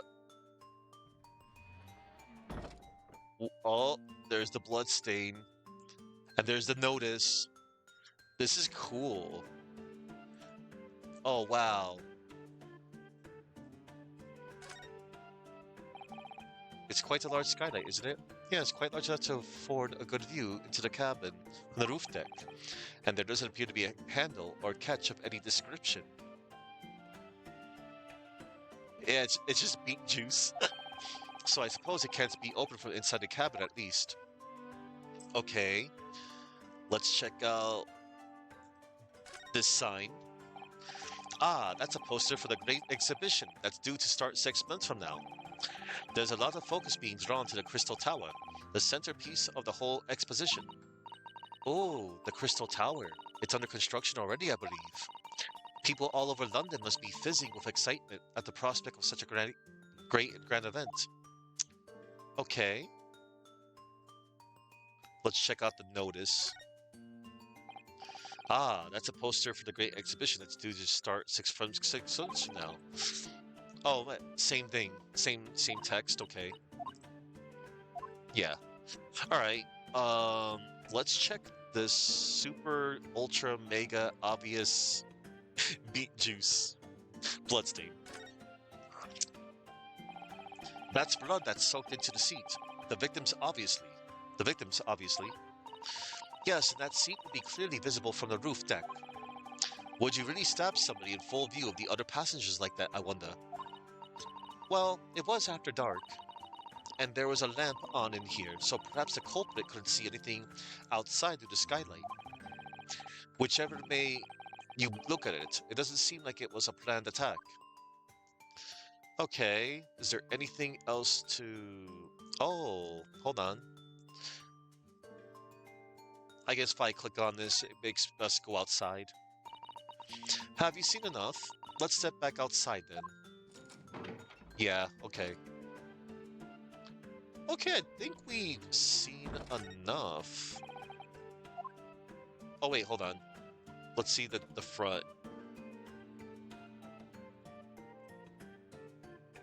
Okay. We good, I think. Phoenix Wright Omnibus. Alright. I can't believe it. The entire crime scene entered as evidence? Yes. Great Britain is simply extraordinary. Oh yeah, hold up. I can't. The entire crime scene entered as evidence, yeah. Yes, the Great Britain is simply extraordinary. I could help myself a lot by giving that omnibus a thorough examination, seeing as it's here. We just did. Let us continue with proceedings then. Your cross-examination, counsel. Humph. Pray don't expect this Nipponese stray to understand the intricacies of a British court's cross-examination rights.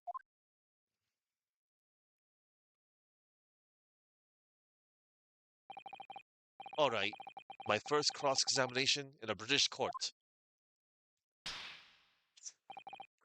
Focus, Ryunosuke. Focus!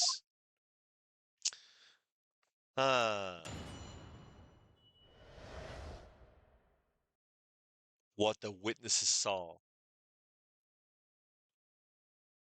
He's guilty?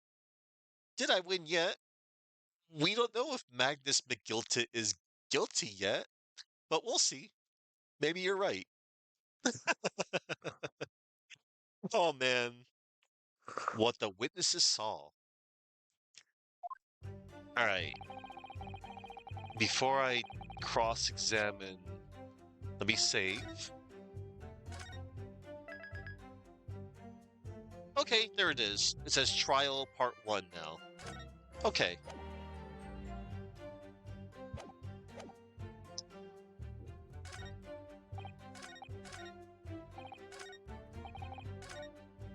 Alright, let's see. Alright, so when it happened, the only two people in the enclosed cabin area were the victim and the defendant. You know you can feel it in your sippy cup? Gotcha. Alright, so when it happened, the only two people in the enclosed cabin area were the victim and the defendant.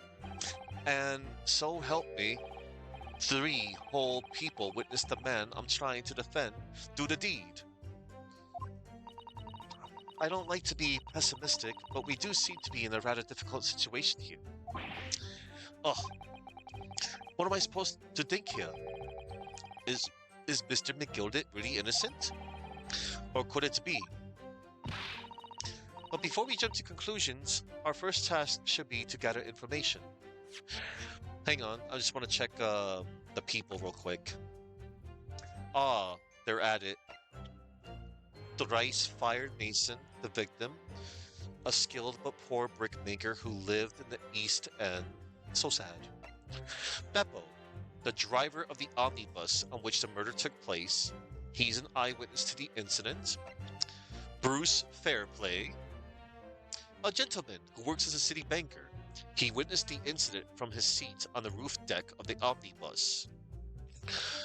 Lady First, an apprentice milliner who witnessed the incident from his seat on the roof deck of the omnibus. Okay, so both of them were on the top of the omnibus.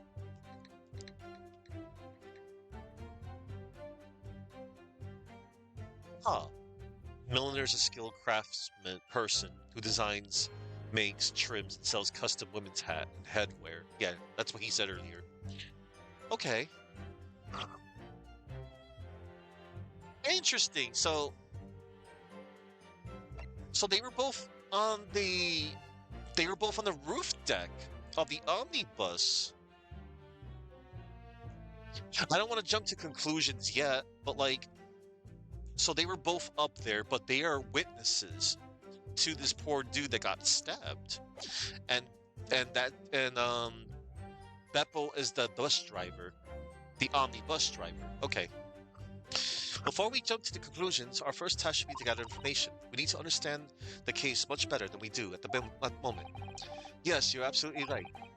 Let's listen to those witness statements again, a little more carefully this time. And we shall. Well, we're about to cross-examine it for the first time. It was the last bus of the evening, so I had a few customers. I remember it well. We're gonna press you. Hold it! Hold it! Yes, I think it was some time after 10, wasn't it? Oh, yes, sir. That's right, sir. Yes, ever so cold. It was, sir. The freezing, in fact. Okay. Look around, pursue. Okay, we're not gonna pursue you yet. Oh, yes, sir. That's right, sir. Yes, ever so cold it was, sir. The freezing, in fact. And you had 4 passengers on board at the time, is that correct? Yes, that's right, sir. Not all traveling in the same parts of the bus. Of course, though. No.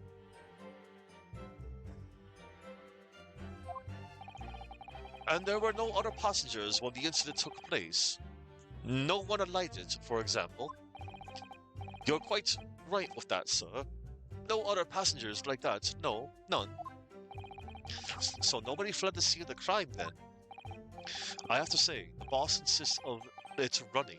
He does. Every evening. That last bus of the day.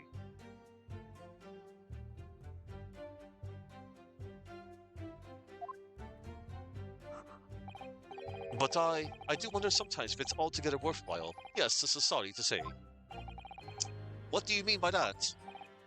Well, what with it being so cold and everything, and only been making 20 pence on the run, you see? Yes, I spend that much at the pub on the way home, just trying to warm up again. Oh.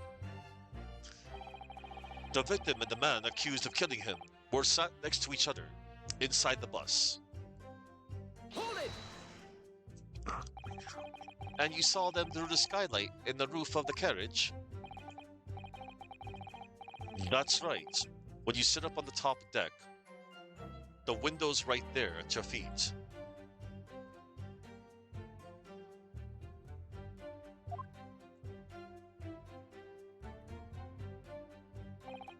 There was a lamp on the inside, so I had a pretty good view.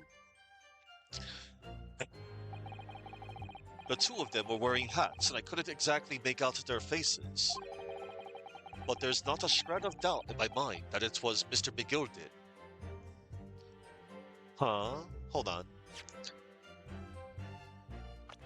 We saw what Mr. McGill does wear.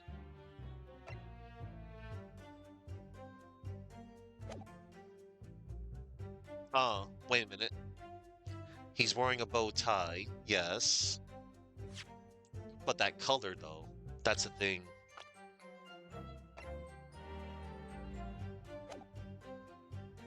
Alright. Well, there's not a shred of doubt in my mind that it was Mr. McGilded. How can you be so sure? Well, how can I put it politely? McGilded is a gentleman of rather small stature. I couldn't have mistaken him for anyone else. Let's not forget that when the vehicle came to a halt, the only people inside the enclosed cabin were the deceased Mr. Mason and Mr. McGilded. There is no room for doubts here. Oh, I really wish there was. Okay. Then out of the blue, the accused just reached over and plunged a knife right into his guts. Hold it! You actually saw the exact moment it happened. Didn't I already testify to that?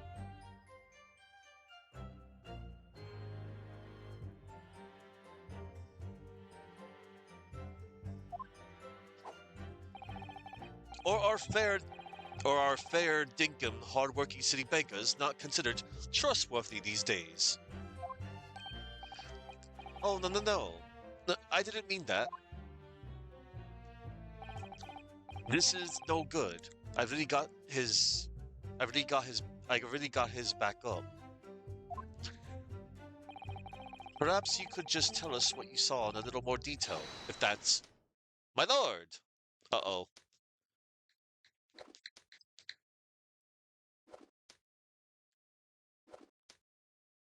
Dinkum. Honest, genuine, true.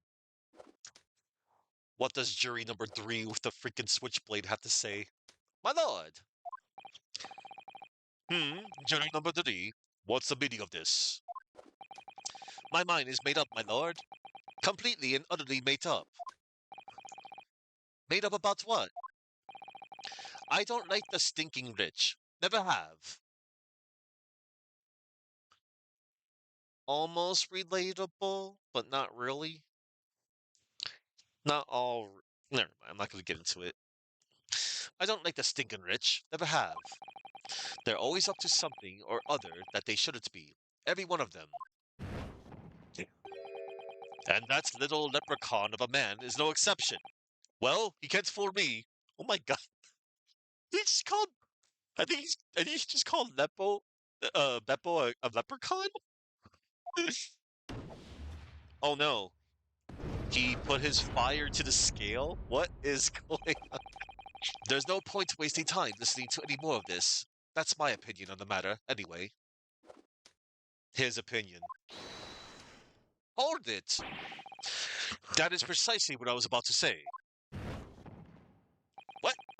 As the foreman of the jury, it's my duty to set a good example to my fellow jurors. Uh-oh.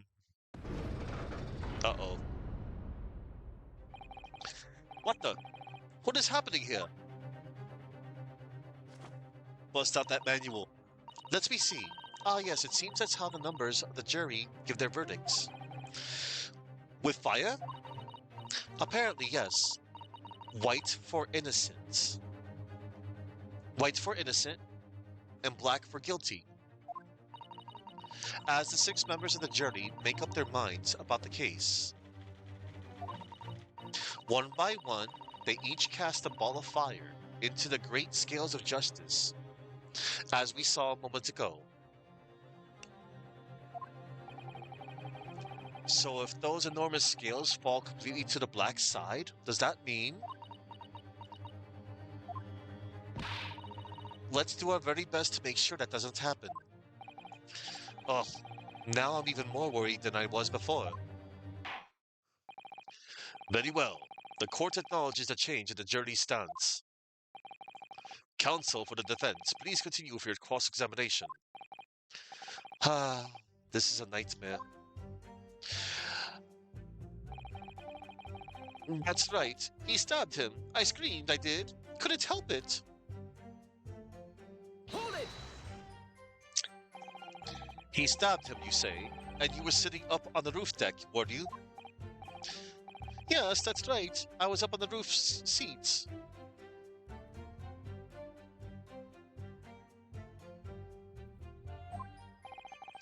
I remember seeing the little gent sitting next to the fellow that was stabbed. I've been thinking about the new hat design, you see, so I was just gazing absent-mindedly around. But then I happened to look down through the skylight.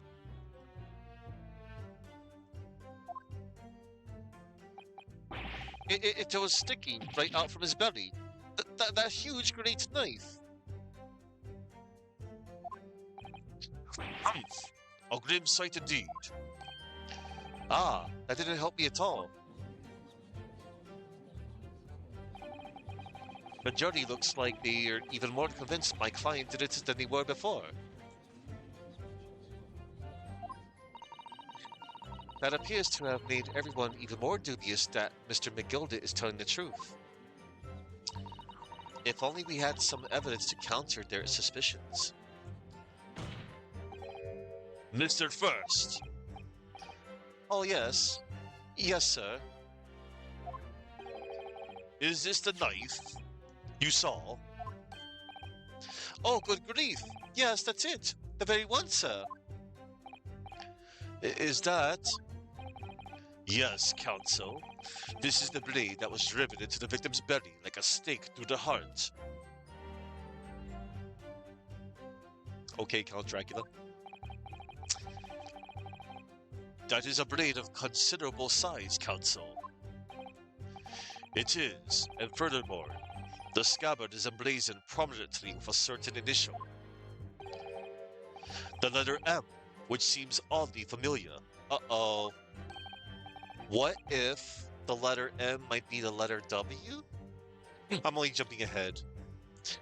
You've got the true ending. Oh yeah, I saw on my activity you were playing that game. You didn't feel accomplished? You did a second loop in assist mode? Okay. I was curious about how that new entry was how that new entry is, Suki. I saw that in the shop and I'm like, It's always interesting where they take the Kunio series.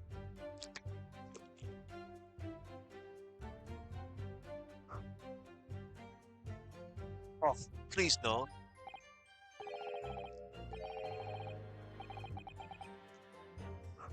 Yeah, I did see that it had rogue-like elements to it. And for Magnus, perhaps, or Mickey Gilded, possibly. Take your pick. It seems this particular big name in London made a magnificent mistake. Objection! But there are M's everywhere. Yes. Like in Mason. Objection! The first objection from Van Zeeks, I heard. This blade is far too extravagant for a poor brickmaker to have owned. No, this weapon of murder almost certainly belongs to the accused.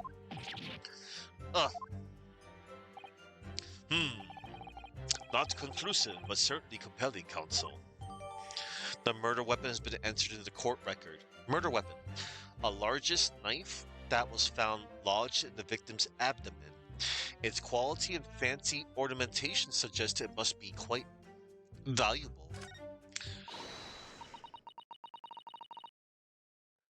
Hang on. Before you say something, I want to look at the knife. Ooh, this looks like a nice...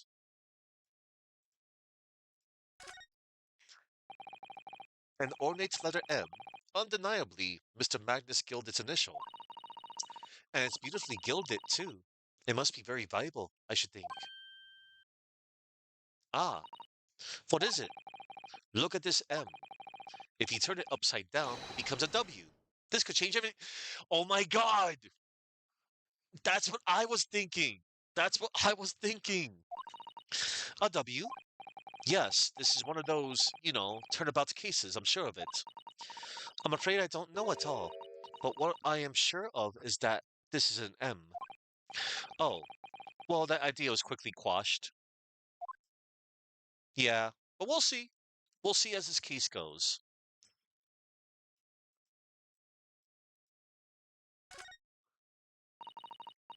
That part is the sheath, isn't it? Are you alright, Mr. Naruhodo? Hmm? Oh, sorry, yes. I just don't really like blades. Oh, those don't seem like the words of a man with a large katana slung from his waist. That's not a blade. That's Kazuma's soul. I miss Kazuma.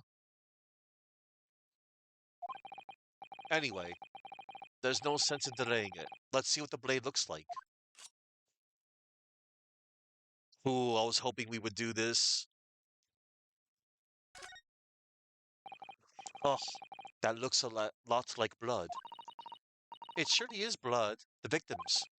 Oh, an Englishman's blood looks a lot like a Japanese man's blood. Did you think it wouldn't? Sorry, it's just that we've only just arrived here in Great Britain. I'm finding it a little hard to adjust. Yes, I do understand. Alright. Well, clearly there is blood on that blade. Alright, let's see what's her face. My lord, if you'll forgive the interruption. Ah, juror number 2. Go on. Mr. McGildet is a pillar of society and a gentleman, and a gentleman's word should be sacrosanct.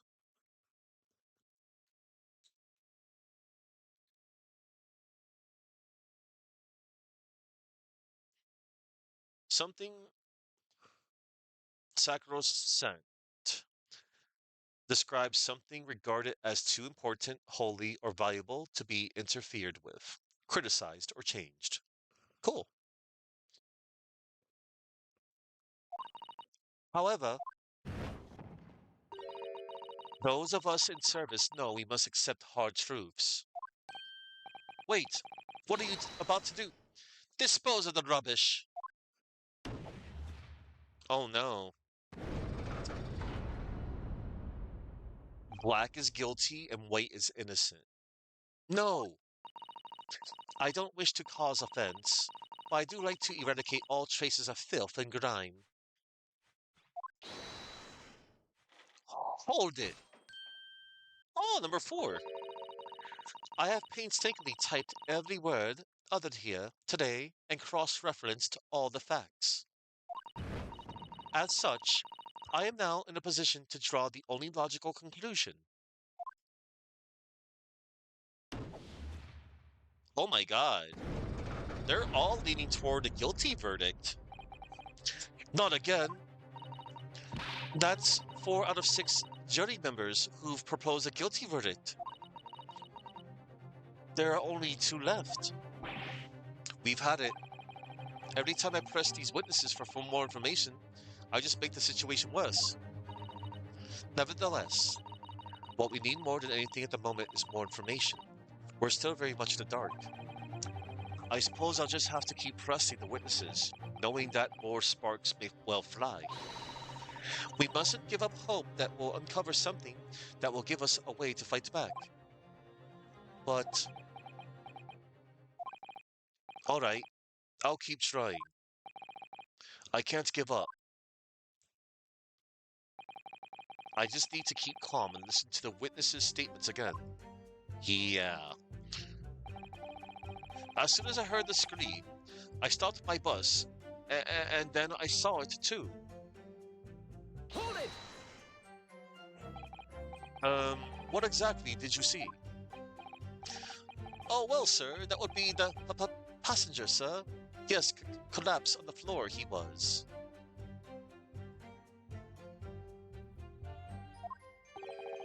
And by the passenger, obviously you're referring to the victim, Mr. Mason, the brickmaker. And then the other passenger had that knife in his hand, like this.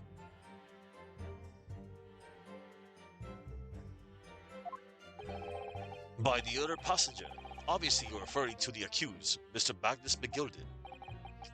And then he plunged it down like this, stabbing the other passenger in the belly. What?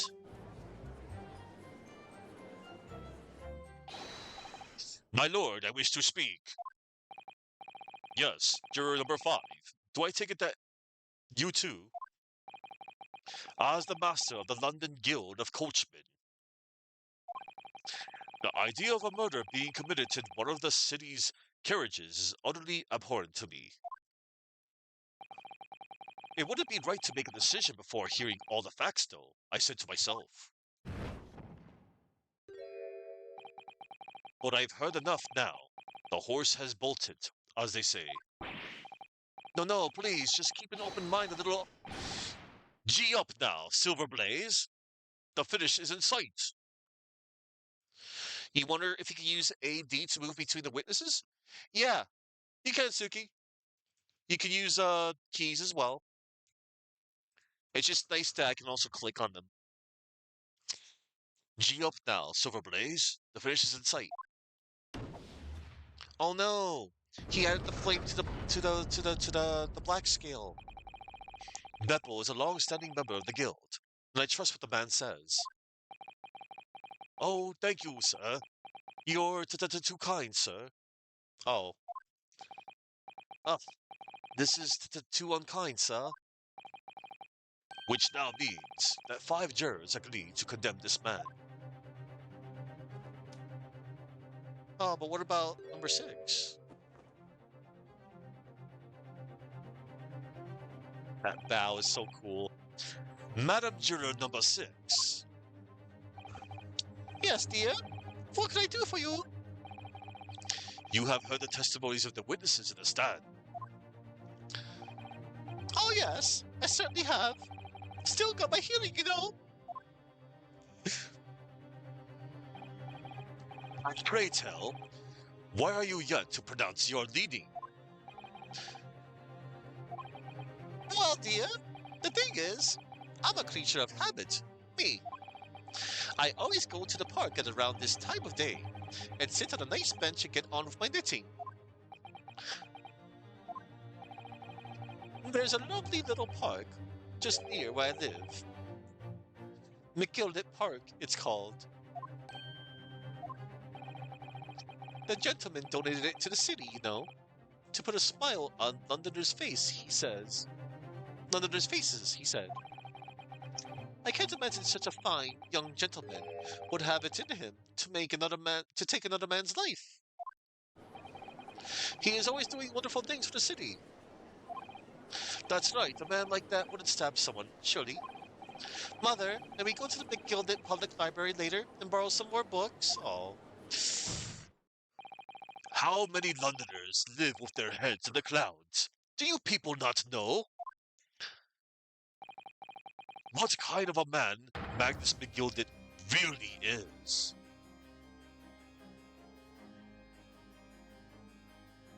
Who's playing that organ?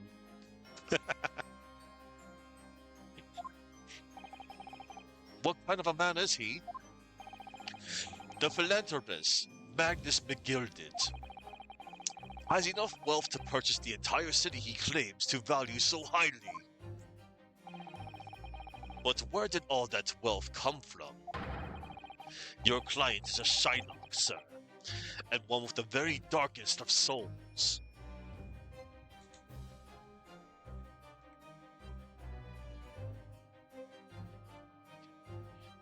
Shylock is a derogatory term and literally eponym for a ruthless moneylender or loan shark who charges exorbitant interest rates and enforces harsh payment terms. Whoa.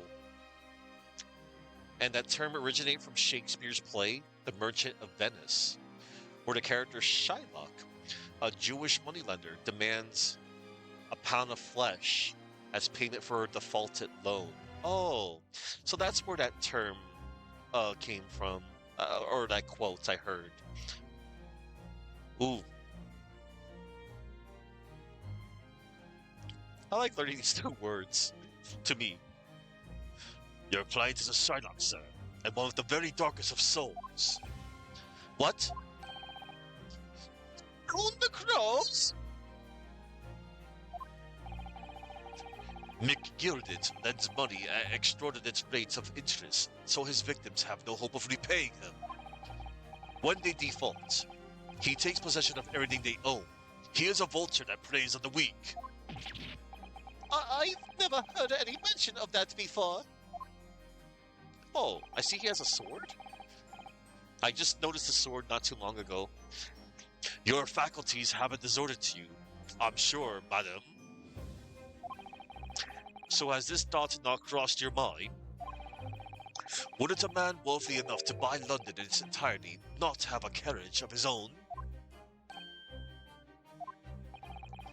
What possible reason could this man have had to make use of a public omnibus service? Um, you're not saying that.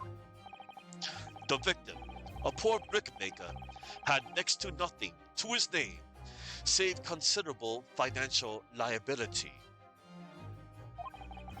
It will come as no surprise that his creditor was the accused, Magnus McGilded.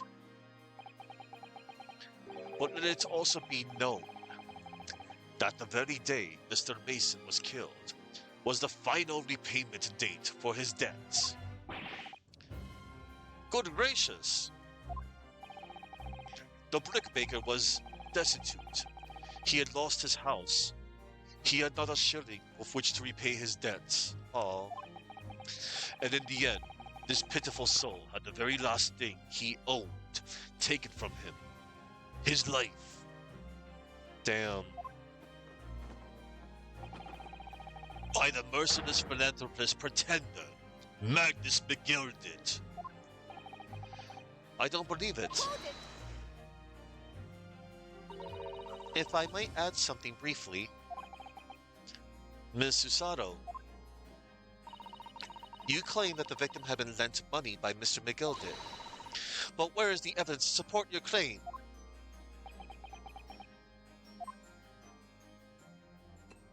Oh.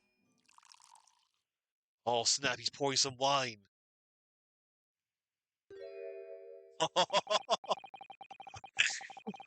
Yo, I haven't seen somebody poured like that since Matt Ungard. Pray forgive the discourtesy of filling my hallowed chalice in a court of law. Ooh, a chalice. Aha! There it is. Lord Van Zeek's hallowed chalice. Um, how can this be considered acceptable? Bernoski, several centuries later, courts in the future, man, they're outrageous, bro. I could tell you so many things, but I won't. How can this be considered acceptable? But I find myself in unexpectedly good humor. I had heard ladies from the Far East could show great courage, but I didn't expect to experience it myself. Ah. As judicial assistant to defense, I am simply doing my job. What a pity that your display of courage is in vain. Are you going to toss that wine glass? This is the debtor's ledger, which details all monies loaned by the accused. You will find the victim's name clearly recorded inside. Oh. Allow me to present this ledger as evidence. And pray forgive the discourtesy of raising my chalice in a toast to the enigmatic East at the same time. Oh my god. A marvelous toast, counsel. I will gladly accept this new evidence. The debtor's ledger has been entered into the court record. Debtor's ledger, a catalog of people who have borrowed money from the defendant at a high rate of interest. It includes the victim who owed 20 guineas.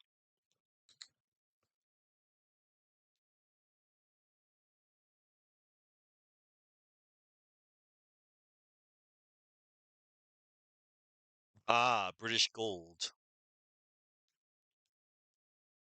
TX. Yeah, I was just wondering about that. Ah, yes, 20 guineas. The victim owed a considerable sum. Hang on, let's take a look at this. Cool, I can examine it.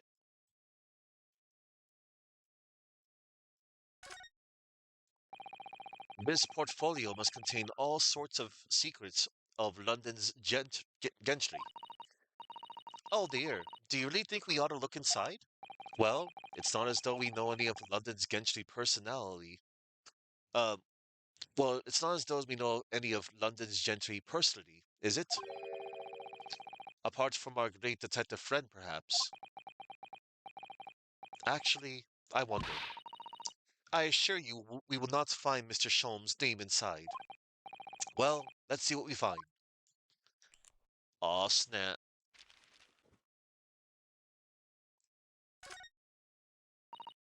Gosh, it's crammed full of gentlemen's names, isn't it? Well, I suppose they're probably not all gentlemen at all, are they? After all, not everyone in this country is well off. Ah, goodness. What is it? Look at this. Do you see the name here? Bruce Fairplay. Oh, snap. Should that mean something to me?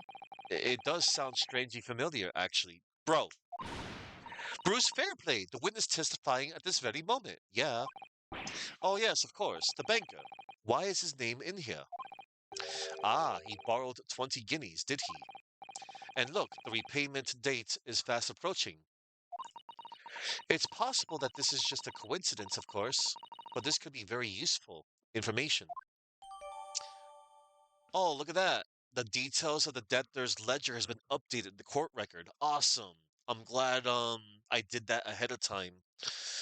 Among the defendant's list of debtors is Bruce Fairplay, who would have been due to repay his loan imminently.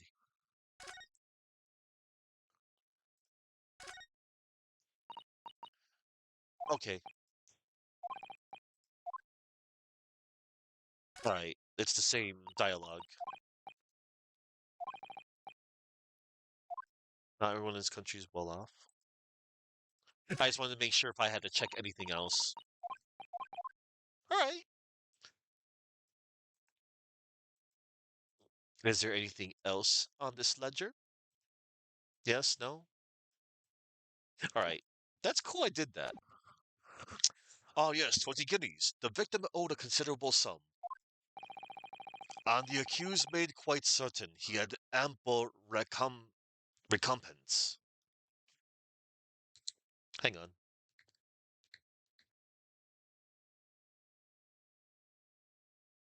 To make amends to someone for loss or harm suffered, or to pay them back for efforts, services, or favors. Okay, that's what recompense means. Well, it would seem I've had the wool pulled over my eyes. Oh no. Regrettably, madame, that is the modus operandi of the accused. And it's such a pretty little park, too. What a scoundrel! Scoundrel! Oh no. Bill, maybe it's all for the best. Ah, well, wait a minute. Let's think about this a little more. I don't stand for nonsense. May- wait a minute. Let's think about this a little more before. Uh-oh. She don't stand for nonsense. I don't stand for nonsense. No! All the fires on the black scale. Dude's guilty. That was it. The last juror's decision. Huh? Bust out that manual, that strategy guide of hers. According to this encyclopedia of British law, when all members of the jury have concluded that the defendant is guilty, court proceedings are suspended, and the presiding judge will deliver the final verdict and sentence. That's what it says here. Ha!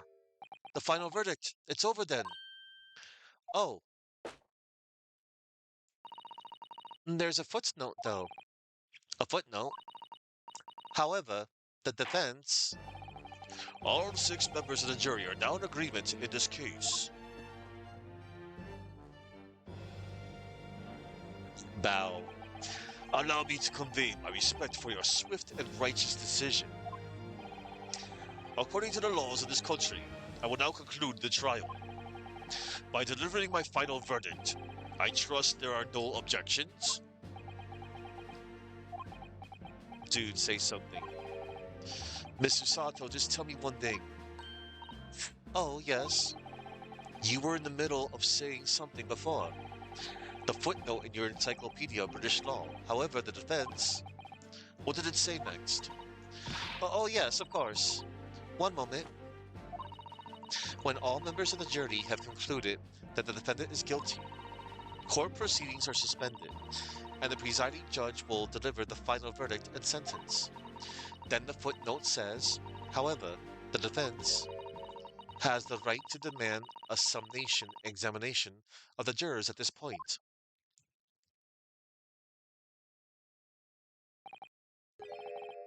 Summation examination? Objection!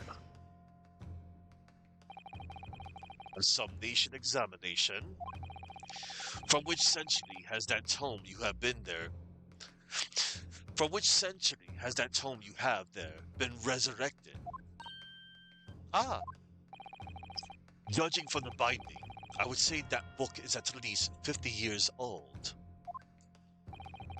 Any modern text on British law wouldn't even give such an antiquated procedure a mention.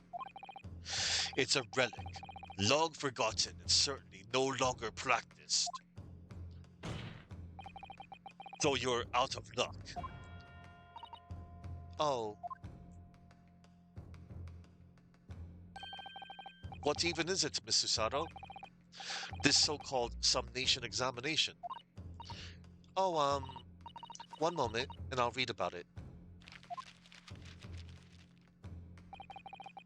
You will demand the right to a procedure before you even understand what it entails. Typical Nipponese. All right, Mr. Naruhodo, I think I understand. It seems that under this procedure, we will be able to appeal to the members of the jury. Ah, to do what? What exactly? Appeal to them to change their leaning and reverse their decisions. And it says here that if successful, the proceedings of the trial must be resumed. Make them reverse their decisions.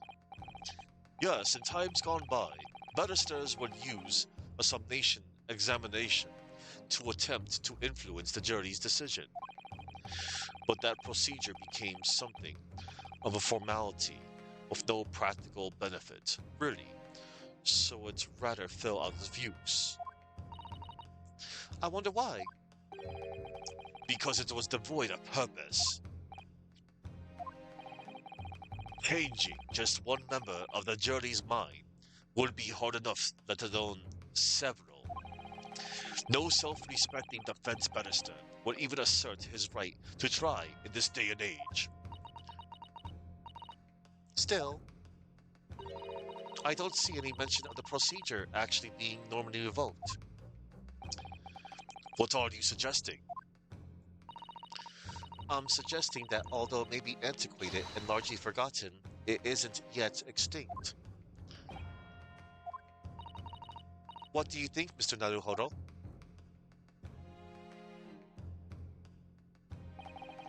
A summation examination, our last possible option, Do we assert our right to carry it out or admit defeat? We assert our right, of course.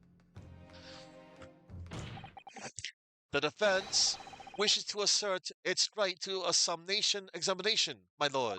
Objection! You object? How dare. London is the capital city of the most powerful nation on earth.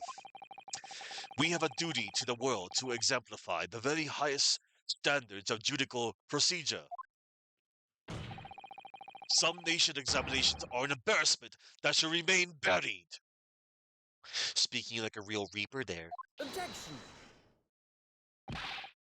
But if it's our right, it's our right. I believe it could prove vital in this trial. What a weak objection from Ryosuke. The defense's petition is perfectly valid. The court will proceed with the summation examination. This is madness. Foreman, are you and the remainder of the jury ready? Eh? Well, I'm not, There was no mention of this in the letter I received, you see, so all members of the jury will be asked to explain on what grounds they have reached the decision. On what grounds? You must all justify your decisions and explain why you believed the defendant to be guilty. Well, my lord, you're rather putting us on the spot. This is most irregular. No mention was made of this before. I don't really hold with all this justifying dark. That seems to have thrown the jurors off. It seems none of them have experienced this before. All right then, the summation examination. A defense procedure no practicing lawyer has attempted for years, is it? Well, just maybe. It might be the opportunity we've been looking for to turn this trial around. Turn about. So be it then, ladies and gentlemen of the jury. The court hereby calls upon you to state the grounds on which you find the defendant, Magnus McGilded, guilty of this most serious crime. Oh snap. Judicial findings. Cool. New gameplay mechanic thing. The jurors' contentions. There was no one else inside the carriage at the time, so it has to have been him. I trust the driver. He has excellent memory. It seems 4 passengers, with fares totaling 20 pence. He stuck the chap next to him, just like this. Brazen, I must say. Absolutely brazen.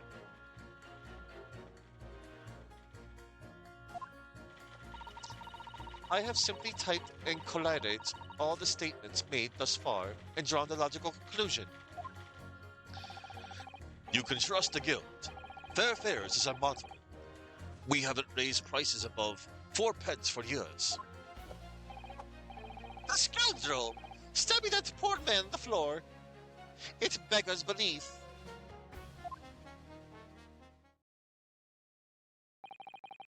I'm starting to wish I hadn't pushed for this now. Oh, choosh.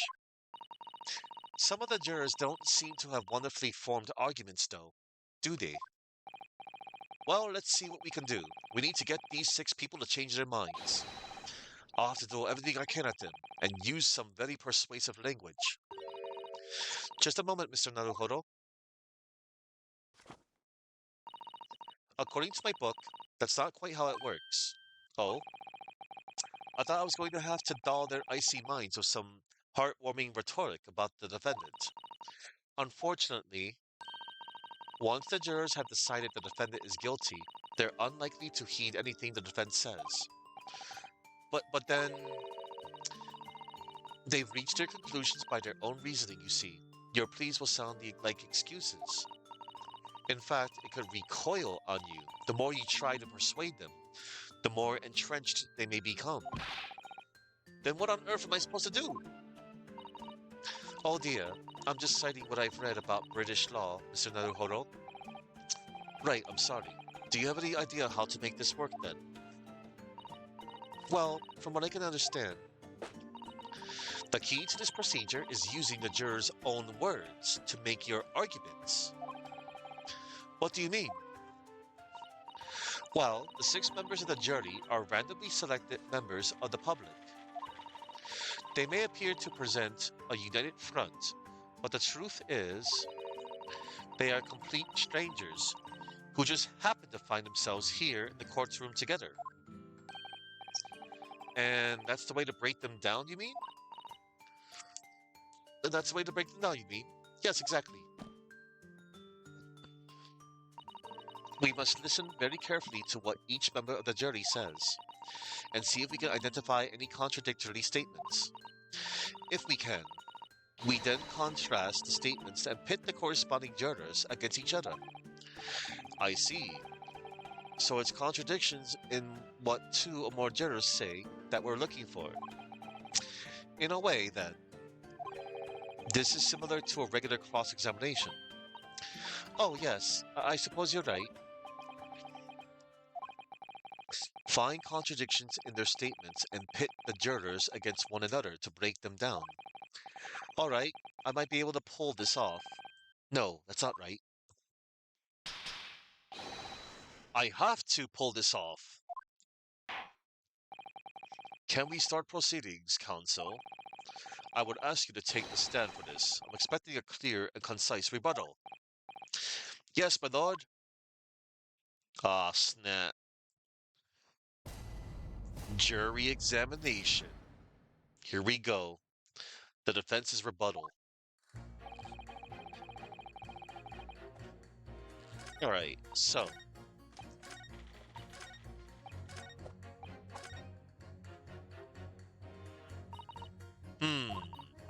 So, we just need to find 2 jurors with contradictory statements and pit them against each other.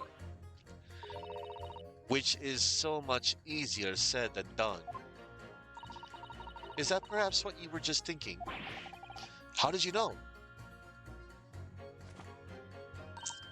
Well, I took the liberty of doing some research in case you happen to find yourself in just such a situation. Shall I read you what I found out? It is a little long, I'm afraid. No, please go ahead. Very well, listen to this. During the summation examination, you will hear the assertions of the 6 members of the jury. In this situation, the counsel for the defense should use R and pit with impunity.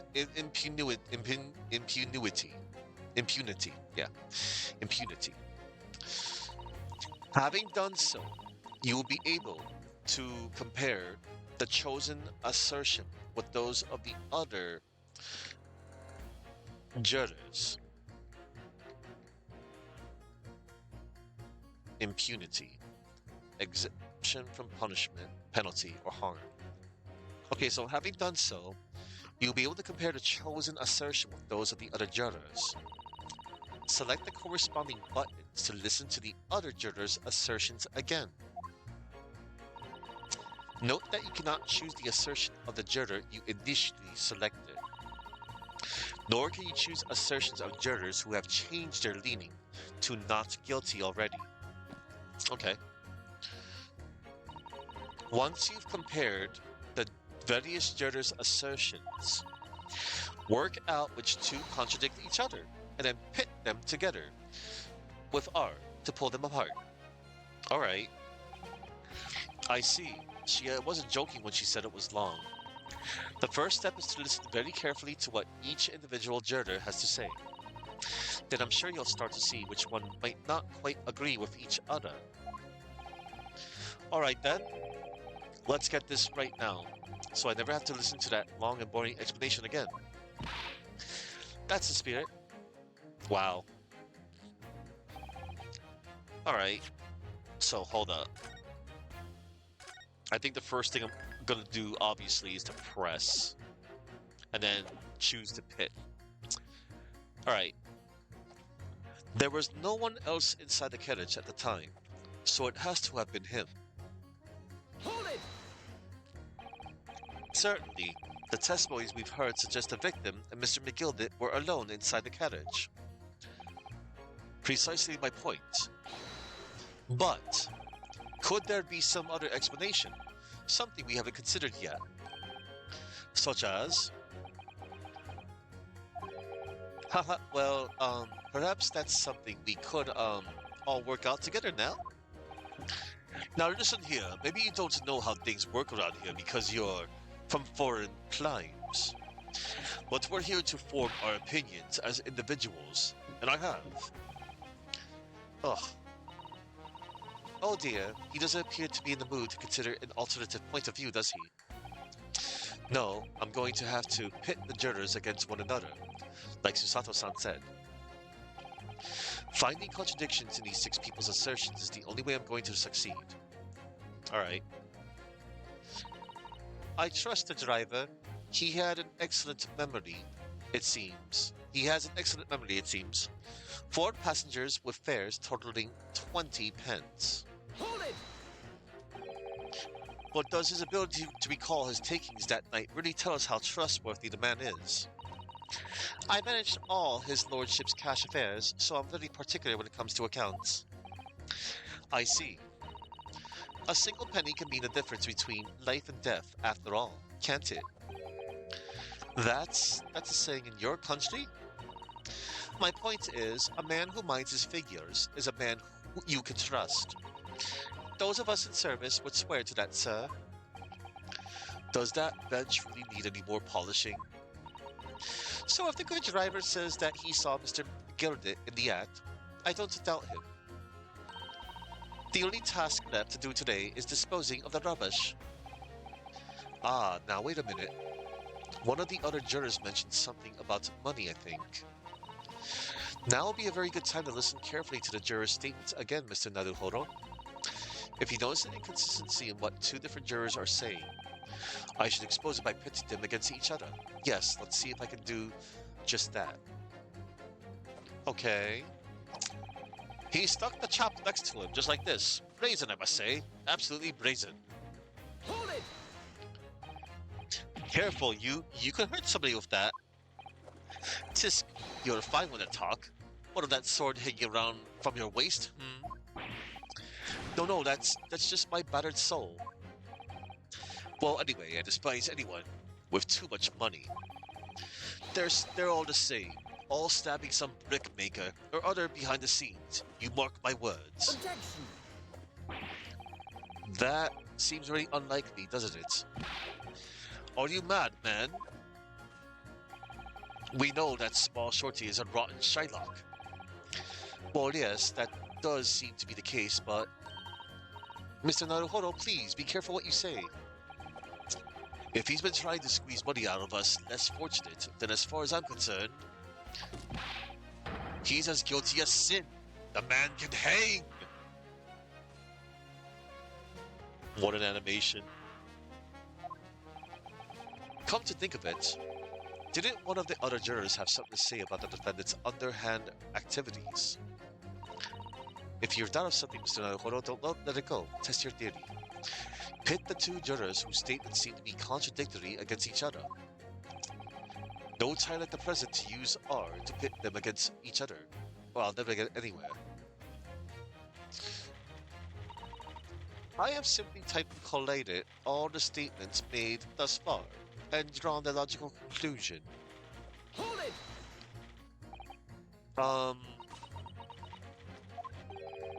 What have you been doing all this time? What have you been doing all this time? There.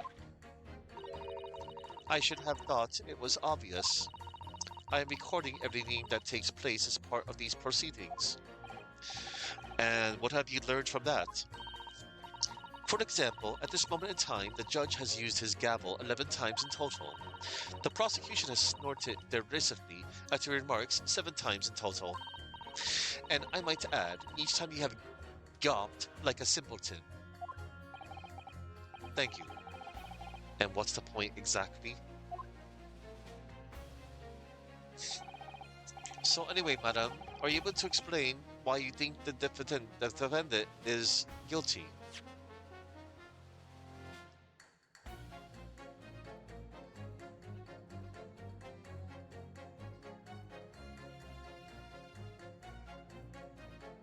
Hang on.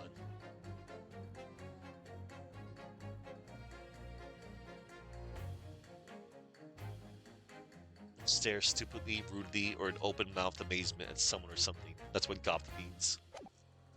So anyway, madam, are you able to explain why you think the defendant is guilty?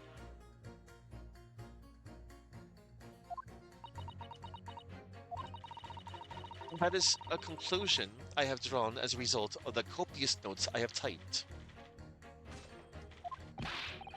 Clearly, but I'm asking you to explain why you've drawn that conclusion. Please don't distract me. It makes it extremely hard to concentrate on my notes keeping. This is going nowhere. You can trust the guild. Fair fares is our motto. We haven't raised our prices above 4 pence for years. Hold it! That's how much it costs to take the omnibus. That's right. As the guildmaster, I decided to set a policy for all drivers across the city. One fare, no matter which bus you take or how far you're going. We have to compete with the rise of the motor car, you see. Us coachmen have to make a stand together.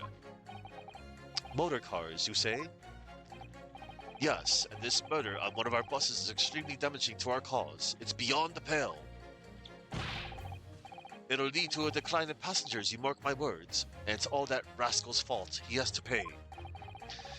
Is it the crime or his buses he's more worried about? Anyway, every member of my guild is reliable and trustworthy. So if the driver says he saw him do it, then fellow in the dock is as guilty as sin. Scoundrel, stabbing that poor man on the floor. It beggars belief. Hold it! I really think you should stop waving that needle around. You heard what the good coachman said before, didn't you? That hideous man stabbed the poor fellow, just like this. Yes, that is what he said, you're right. The Gilded Park is such a lovely little place, too. I've always enjoyed resting my legs there while I get on with my duty. And I had thought that anyone who donated such a delightful place must be a fine fellow indeed. I suppose I was wrong. Whoever would have thought he was a miserable, murdering moneylender with not a scrap of remorse?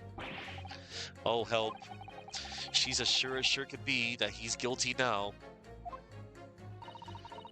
The old lady certainly seems to know her mind, doesn't she? What do you think, Mr. Naruhodo? Not right now. If I have to rely on advice right from the start, how will I get on later? No, I need to work this out for myself now. Is that perhaps what you were just thinking? How did you know? That sort of attitude is most admirable, Mr. Naruhodo. I know what I have to do. Let's listen to those assertions one more time. Alright, so...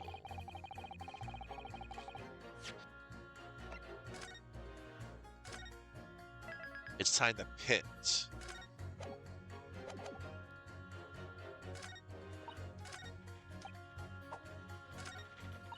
Hang on. I want to go back. Alright, whatever.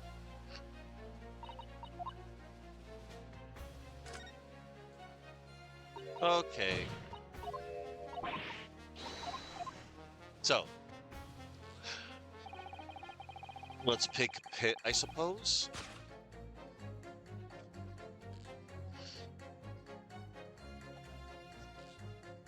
I trust the driver. He has an excellent memory, it seems. 4 passengers with fares totaling 20 pence. There was no one else inside the carriage at the time. Let's see.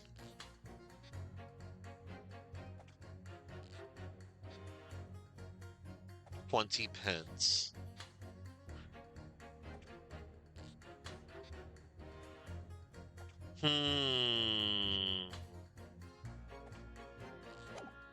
Uno momento. Hang on.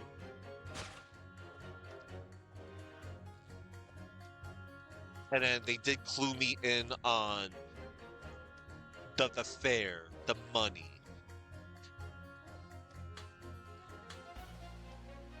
Let's see. I'm gonna see what each one of them says again.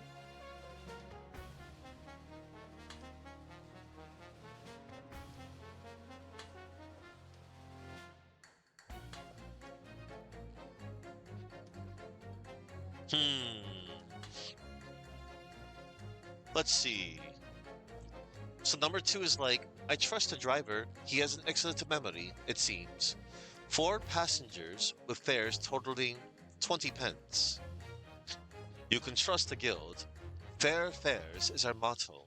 We haven't raised prices above 4 pence for years. I'm gonna try pitting juror number two with juror number five.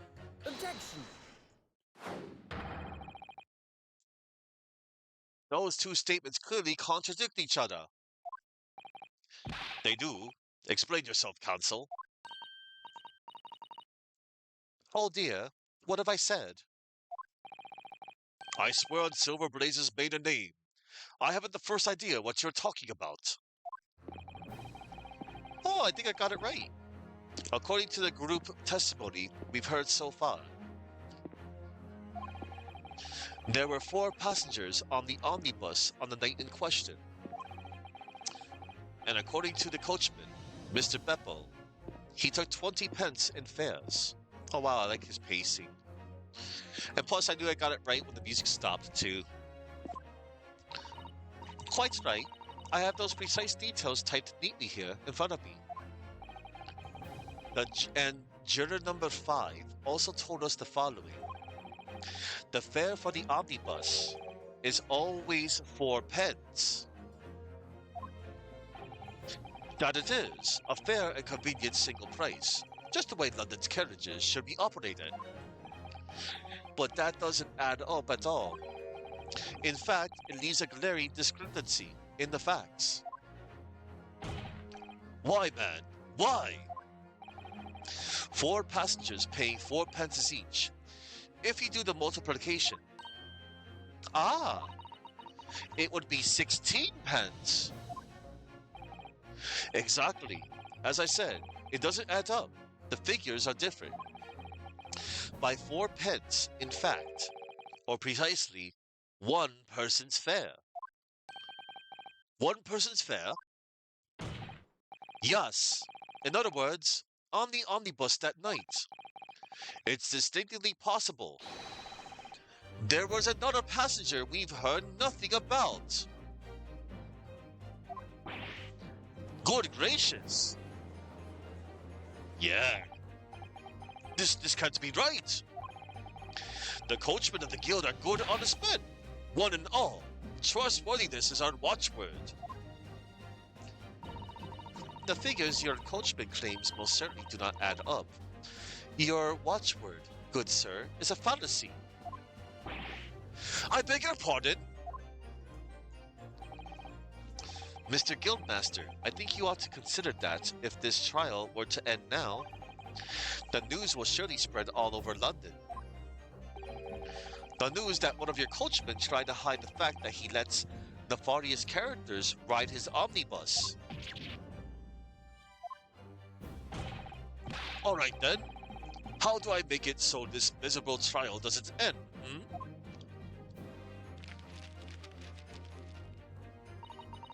Well, according to my book here,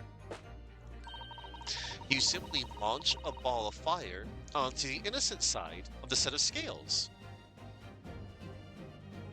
I'm not going to question it. Now hold your horses there, coachman. We were all in agreement. Why do you have to go and... Uh-oh. We were all in agreement. Why do you have to go and... Wait till I get my hands on you, Beppo! Oh my. Hang on, do they appear in the court record? No, they don't. They're just a juror. The jury. Okay. Wait till I get my hands on you, Beppo! Uh, uh-oh. Oh, we're tipping the scales, everybody. It's time to tip the scales. Oh, this is all very irritating. Begging your pardon, sir. I'm going to do the same. Oh, look. So number 2 and 5 are tipping the scales. They're leaning more towards innocent. For the love of Mike, not you as well. Mike!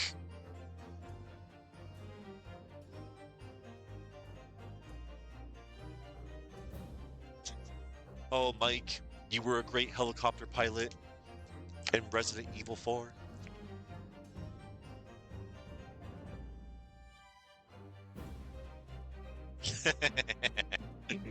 Oh man.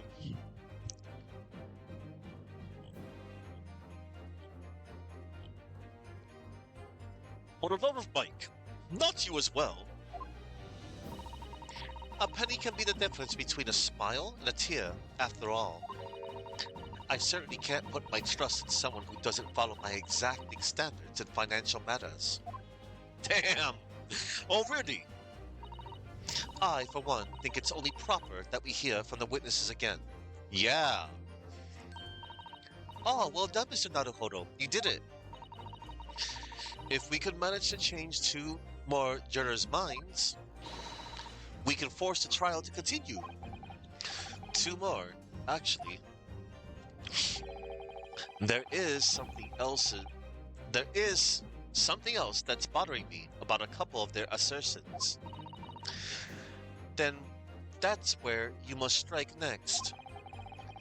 So I need to pit 2 more jurors against each other and show there's another contradiction in their assertions. Exactly. You can do it. Well, the scales of justice have shifted, but they still weigh heavy on the side of guilt. Counsel, you have the floor again. Continue with your summation examination. Oh, snap. I'm changing my leaning to innocent. Should like to hear what the slipshod bookkeeper has to say for himself. Oh, snap. Hold up.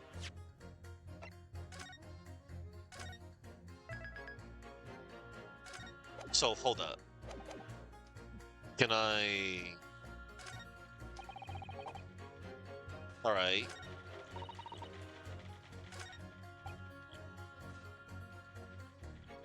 Alright, so I guess I can press both number 2 and number 5 with their new statements.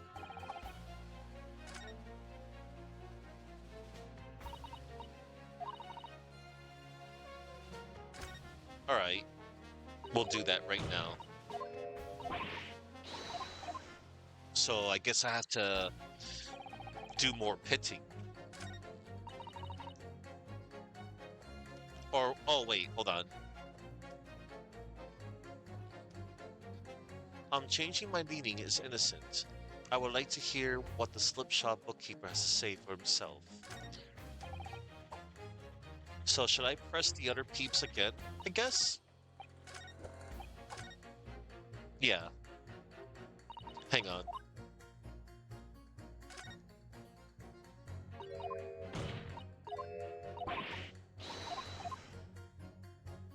Alright. Let me press this dude again. There was no one else inside the carriage at the time, so it has to have been him. Hold it! Certainly, the testimonies we've heard suggest the victim and Mr. McGilded were alone inside the carriage. Precisely my point. But could there be some other explanation? Something we haven't considered yet? Such as? Well, perhaps there's something we could all work out together now. Alright, it's the same thing.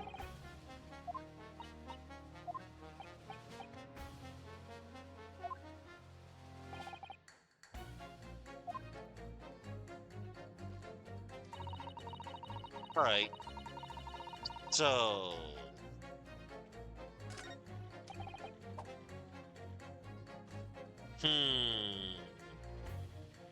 Hold on.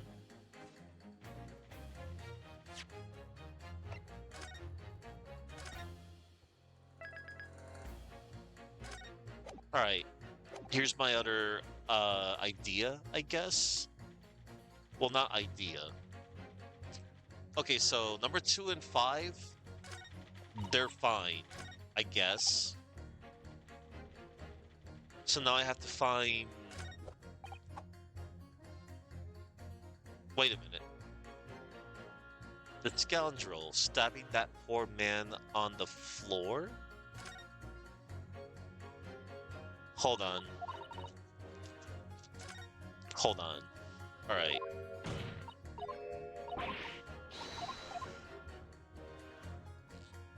Let's see. There was no one else inside the carriage at the time, so it has to have been him. I'm changing my meaning to innocent. I should like to hear what the slipshod bookkeeper has to say for himself. He stuck the chap next to him, just like this. Brazen. I must say, absolutely brazen. Okay, so I'm gonna try something. I'm gonna try pitting. Let's see.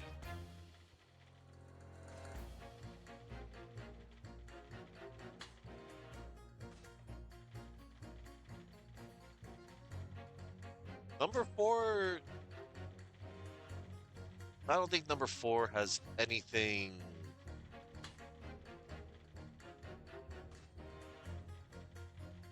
Alright. I'm gonna try pitting number 3 with number 6, maybe? He stuck the chap next to him, just like this. Brazen, I must say. Absolutely brazen. The scoundrel stabbing that poor man on the floor. It beggars belief. Hold on. Maybe it's number 3 to number 1. Well, we'll see. Let me pit number 3 with number 6. Objection! Those two statements are completely contradictory. What? Explain, counsel. Post haste. Oh, Denny me. I was only knitting a jumper for my other half. Oh. What is all this claptrap? What does contradictory even mean, I ask you? We've heard from more than one witness that they allegedly saw the actual moment when the defendant stabbed the victim. Now, out of curiosity, juror number 3. What? Can't you see that I'm busy here? How would you say the defendant stabbed the victim? What sort of motion was it? Ha! Want to test me, do you? No.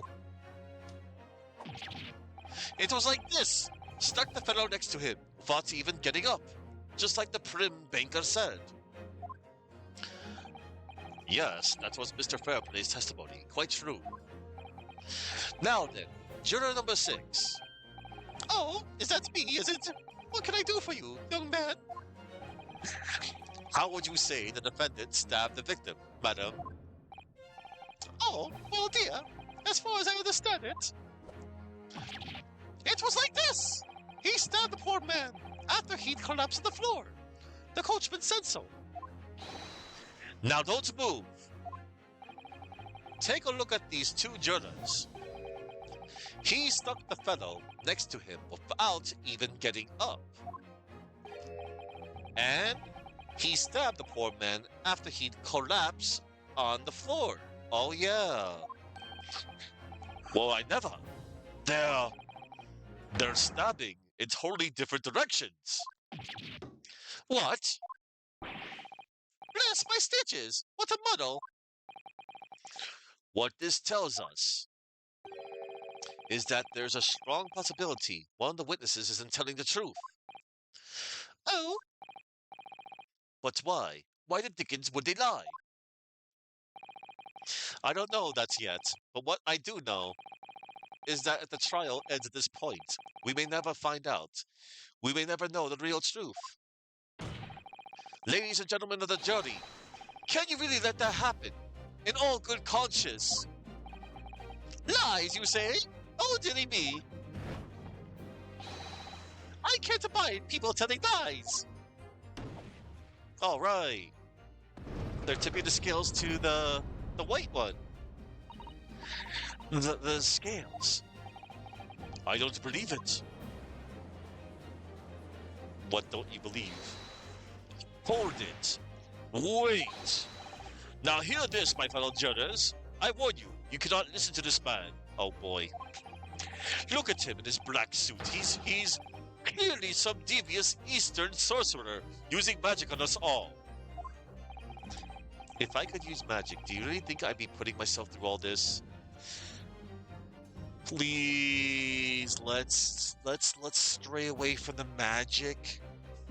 You know, from a certain troop, from certain jerks. Answer me this, Doc Jinx. Huh? Me? What exactly is the problem? What of it if two witnesses have slightly different recollections of events? What of it? Let's say the Shylock did stab the victim as he was sat next to him on the omnibus. And this young dandy saw him do it. And now let's say the victim collapsed on the floor and then the Shylock stabbed him again. And this old lady saw him do it. Well, let's say that it happened like that, Who are you calling a dandy, sir? Why, I should take this knife to you. Whoa, whoa, bro. Dude. I like this. Who are you calling old? I should take this needle to you. Yo, chill. Oh, they're ready to kill each other now. No, stop. No more killing. But could the foreman of the jury be right? Did the two witnesses see two different moments of the same crime? Oh.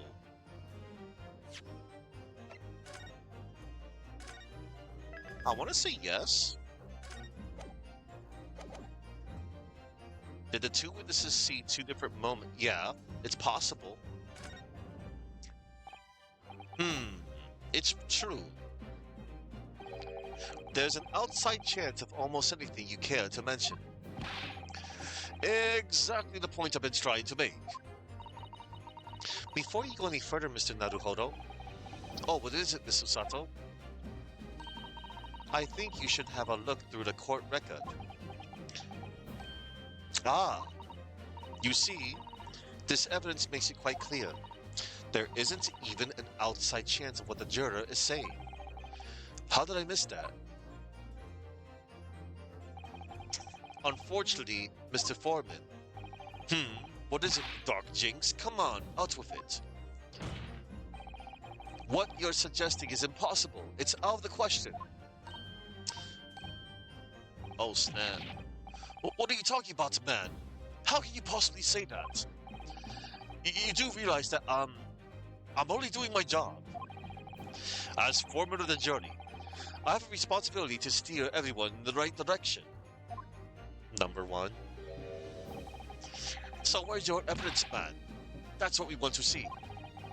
I say the two witnesses saw two different moments of the same crime. If you say that's out of the question, show me some proof. It looks like the only way I'm going to convince him to do... it looks like the only way I'm going to convince him is to present him with something he can't dismiss. Some irrefutable hard evidence. As you wish. What? I'll give you the proof. It's out of the question that the two witnesses saw two different moments of the same crime, as proven by...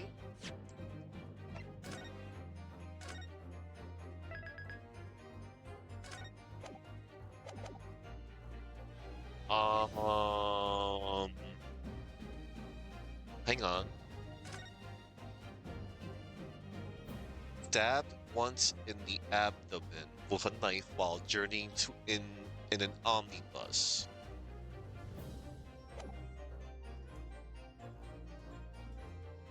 Right. Two witnesses saw two different moments.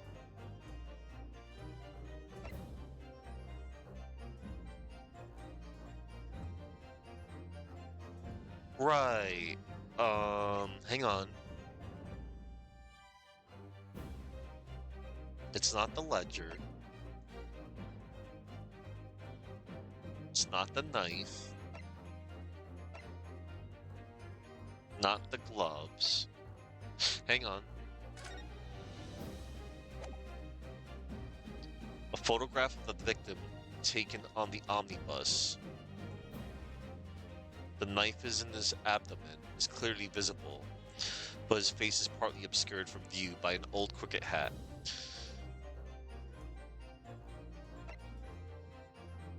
As proven by the autopsy report, I think?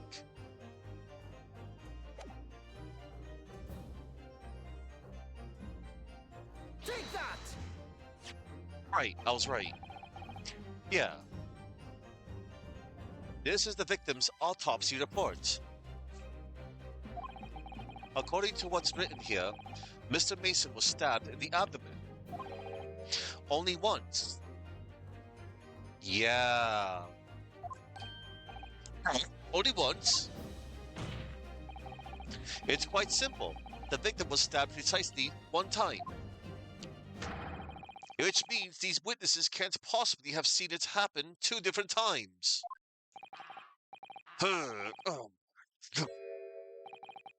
All right, I concede defeat. There we go.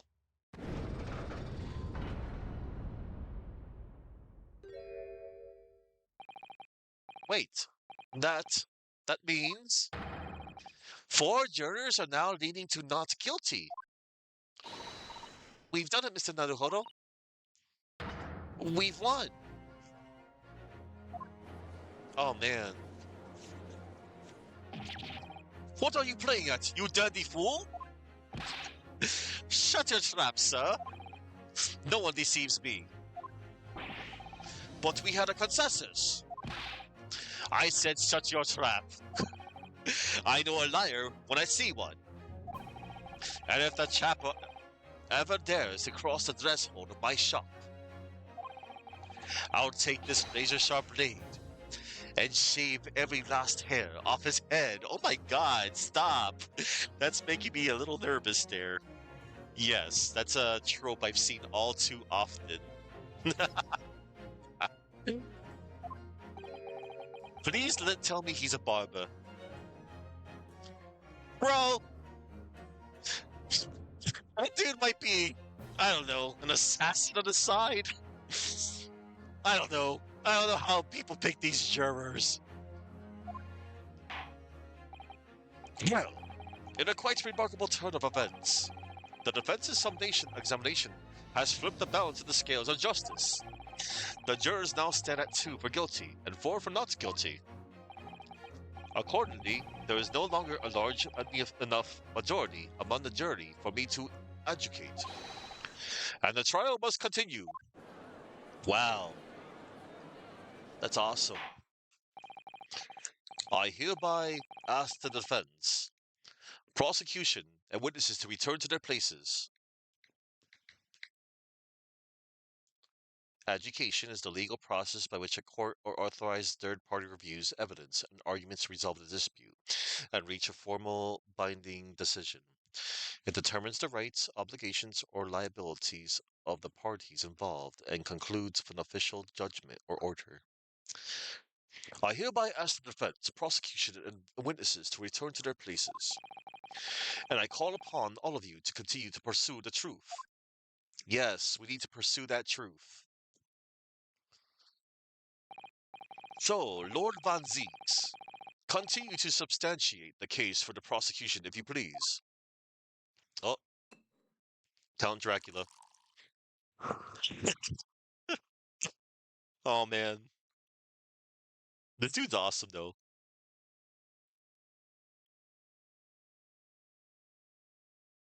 I'll say this. Oh! Uh-oh. He just freaking broke his hollow chalice. Oh my god. He is... Uh-oh, he's not very happy. We could tell. You know how Dracula tosses his wine glass to the floor? Well, this guy, I know he's not a vampire, Well, he's just giving me vampire vibes big time. Having savored the rich aroma of the carmine contents of this hallowed chalice,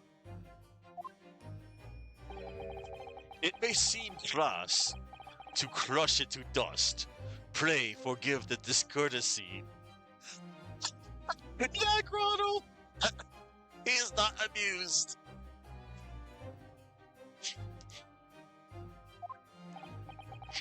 Lord Von Zinks. Brr, is it cold in here? Or is it just me?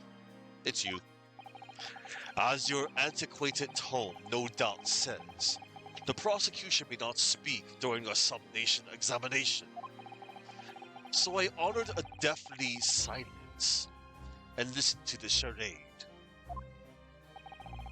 It seems I overestimated the intelligence of the jury.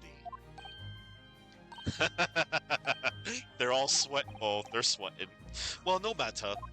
Number 3 didn't look, he was like, whatever. There is nothing so hard to prove as a self-evident truth, it would seem. No, and why else would we grace the courtroom with our presence after all?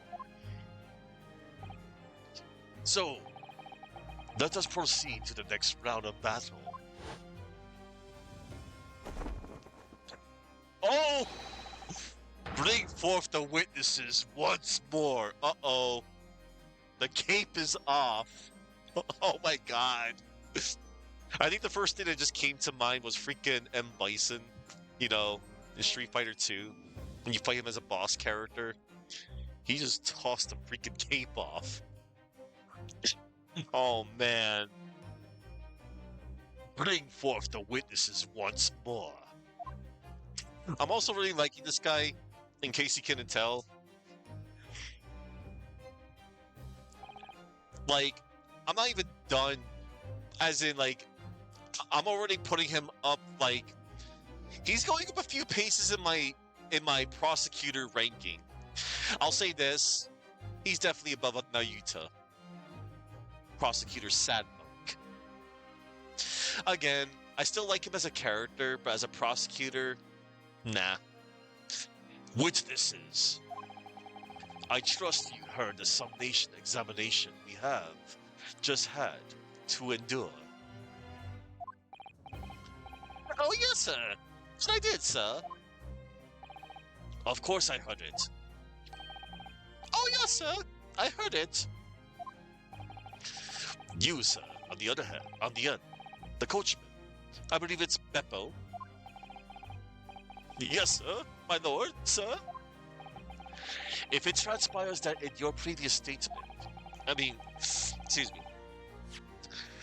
If it transpires that in your previous testimony, you were attempting to veil the presence of a fifth passenger on your omnibus, you will be found guilty of perjury.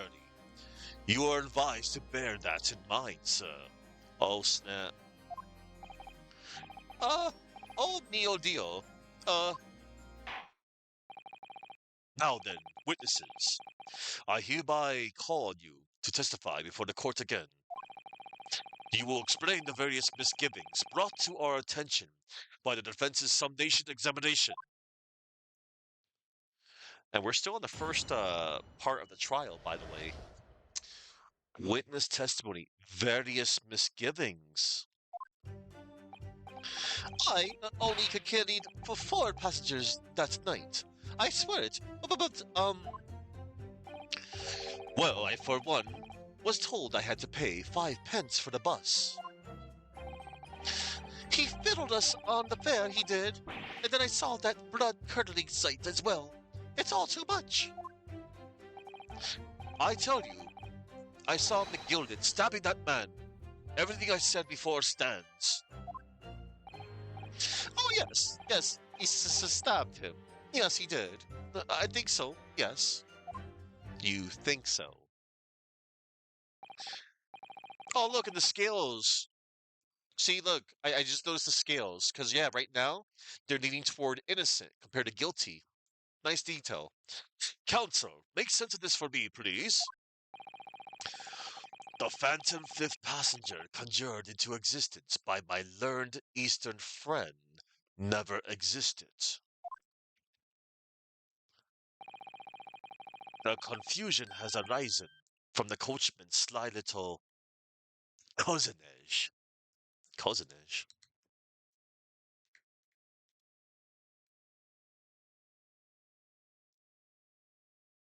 Cousinage. The acts of tricking, cheating, or defrauding someone, particularly by using clever deception, flattery, or artful persuasion. It's a noun that describes the practice of deceit or specific instance of a scam. Damn, I'm loving these. They're new words to me. I love it. Oh, one moment. I just inspecting a little something something.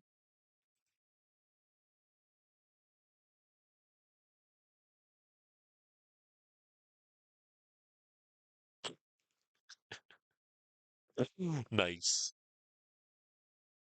That was funny.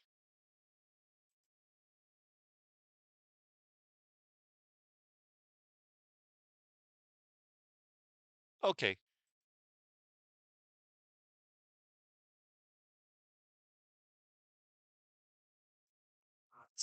The confusion has arisen from the coachman's sly little cousinage. Oh, bull. Explain yourself. Sincerely sorry, Guildmaster. Oh, his eyes. The guild's fare is 4 pence across the board. You know that. Am I to understand that you've been overcharging our passengers by a penny a fare? It's so cold, and the last run of the day is always half empty. You have been dishonest, coachman. I'm so sorry. You're a disgrace, Beppo. A disgrace! And your selfish actions have brought dishonor on the entire guild. Oh, man. If I may, sir, I had to pay 10 pence on the bus just last week. What? 4 passengers at 5 pence each is, yes, 20 pence. I've done the arithmetic 10 times already, but I just can't make the results come out differently. No, that no, that figures. Well, it would appear that one of the aforementioned misgivings has already been explained. So, counsel for the defense, your cross-examination, if you please. We've already had the pleasure of a protracted summation examination today. I see you intend to continue the parlor games. Absolutely. Oh man, we're back to the cross-examination. Oh, there it is. Various misgivings. I like his design, fair play. Okay.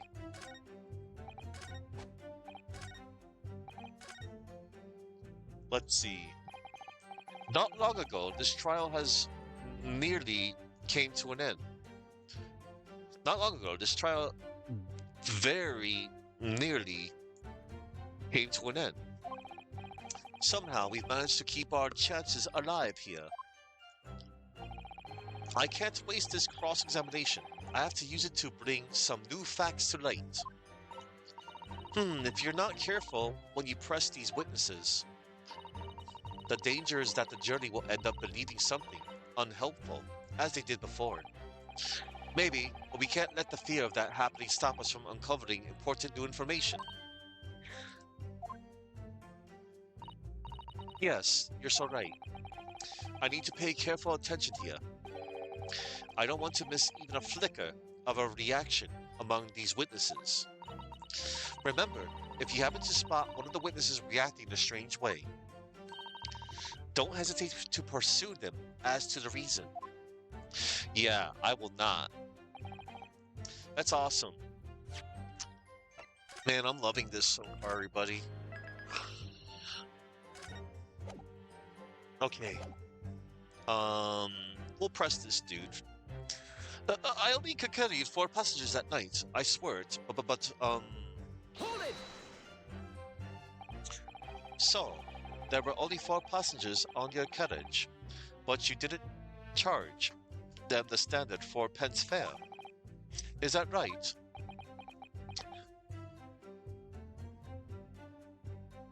Okay, they're not doing anything weird. It's impossible to make the last run of the day pay. I was so cold. It was all I could do to stop myself from passing out.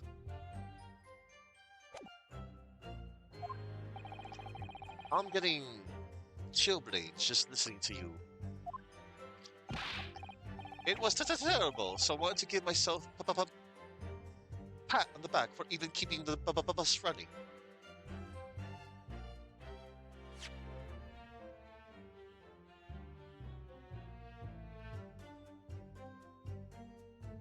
Chill blades. Small, itchy, painful swellings of the skin triggered by exposure to cold, damp, but not freezing air. Ugh. It was terrible. I wanted to give myself a pat on the back for even keeping the bus running.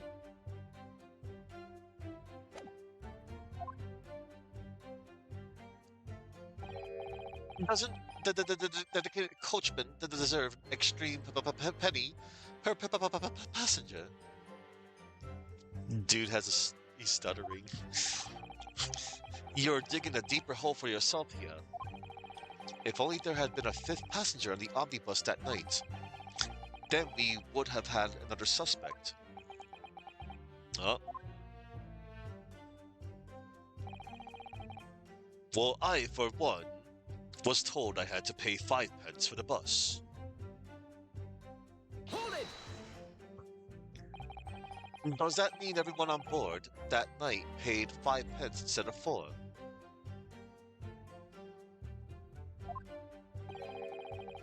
Well, I said 5 pence too, sir. And I just told you that I did. A flat fare of 5 pence across the board. It's not something to be proud of. The so-called discrepancy my learned friend identified was nothing of the sort. Much like the phantom killer you so desperately needed, it's gone, dead, and buried. I'd have been happy if it had ever existed in the first place.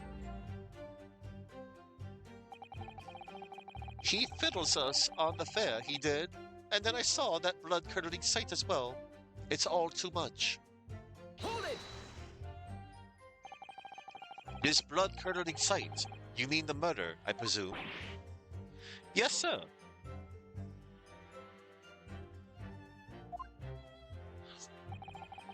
A loathsome sight. No one should have to witness the horror in the eyes of a man the moment his life is taken. Oh well, not exactly, sir. I mean, I didn't actually see the exact moment the gent was stabbed. Good gracious, really? We have another witness who did, however. The banker has already testified to it. But Mr. First did actually see the point at which the victim was killed. That may turn out to be very significant. I heard the banker gent next to me take a sharp intake of breath, see? That's when I looked through the glass. That's when I saw that horrible blade poking out from his belly, all covered in blood.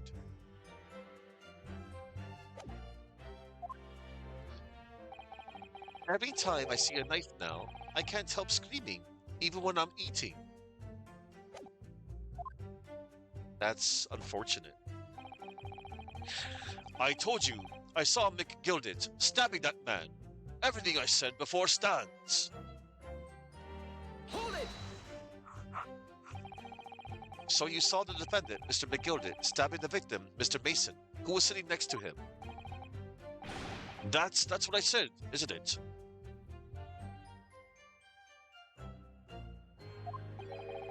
It was bothering me before. This was. For just a brief moment, he hesitated before answering the question. Anyway, there was only the two of them inside the carriage, wasn't there? There's been much talk of a fifth passenger, but as yet, zero evidence. Then what are we wasting all this time for, eh? It's black and white. The man's guilty.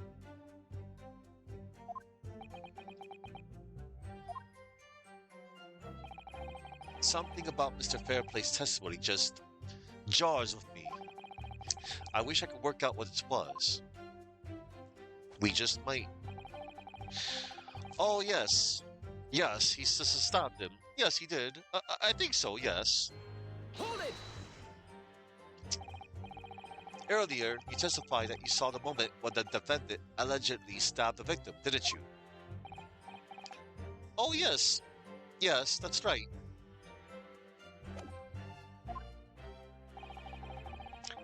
You said that the victim was on the floor and described the assailant holding the knife in an ice pick grip.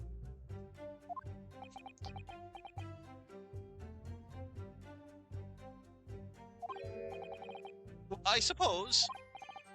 I might have, yes. We'll put the cart before the horse, maybe. What's this? Well, I'm quite sure about most of it. I was driving the horses when I heard a scream from the seats on the roof deck. Oh, I expect that was me, sir. He's looking at him. Then when I turned around, yes, I saw it through the skylight. The gentleman was on the floor. The knife was sticking out of his midriff. That's right, yes. And the fellow holding the handle was the famous man, yes. So in short, you didn't see the moment when the victim was actually stabbed at all.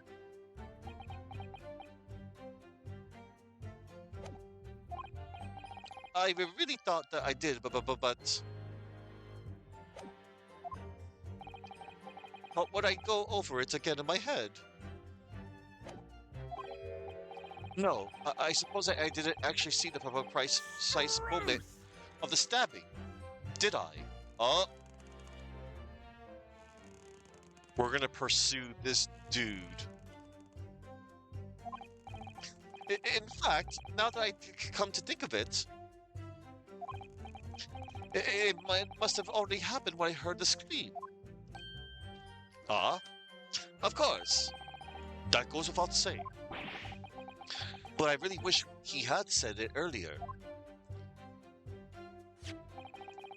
The autopsy report makes it quite clear that the victim was stabbed only once. Which means the banker was witness to the fatal wound that ended Mr. Mason's life.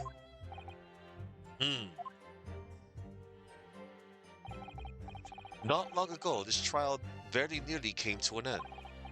Somehow we managed to keep our chances alive here.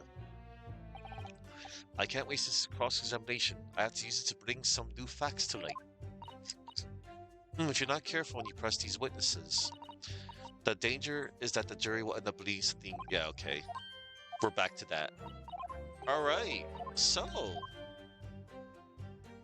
we're gonna go back to that last statement here. We're gonna press here. Hold it! And then we're gonna see the moment where we can pursue.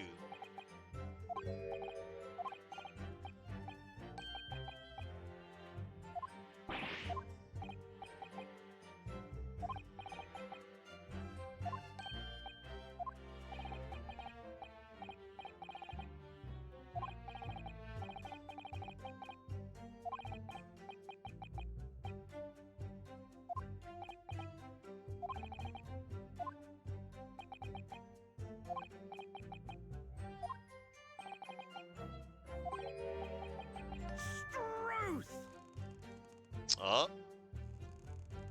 I suppose I didn't actually see the precise moment of the stabbing, did I? Alright, Mr. Fairplay here is acting funny right now. So now that we see the indicator right here, the cloud bubble with the ellipsis, we're going to pursue this man. Ready, little one? We're going to pursue. Yes, we're going to pursue.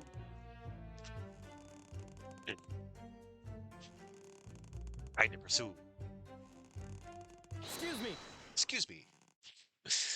Oh, do you have something to say about that, Mr. Fairplay? Now you listen to me. I know what you're thinking. He didn't really see the exact moment the fellow was stabbed. What are the chances of that? Eh? Are you asking me or telling me? He's getting flustered. I might be able to extract some new information from him if I answer him cleverly. Could he have just happened to see the exact moment the crime was committed?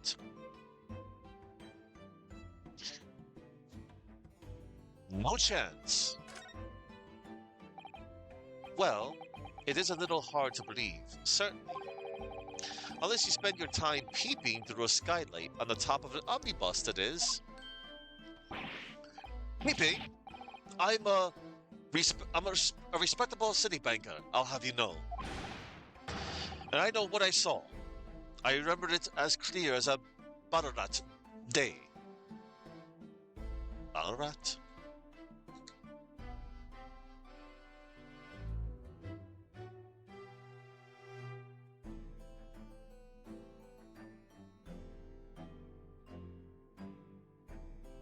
Oh. It's the city in Victoria, Australia?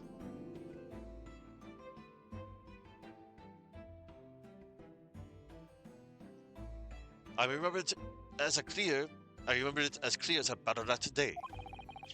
It was a grim scene, I don't mind telling you. Thank you, Mr. Fairplay. Oh, excuse me if I was getting a little hot under the collar there, my lord. I would ask you to supplement your testimony with a clear statement about what exactly you saw. Oh, I can do that, all right. I'll tell you just how grim it was. Uh-oh. He's gonna give us the gritty details. Do you think I forget the sight of those blood-soaked hands after that butcher stabbed the man? Alright. So we got some new testimony after pursuing.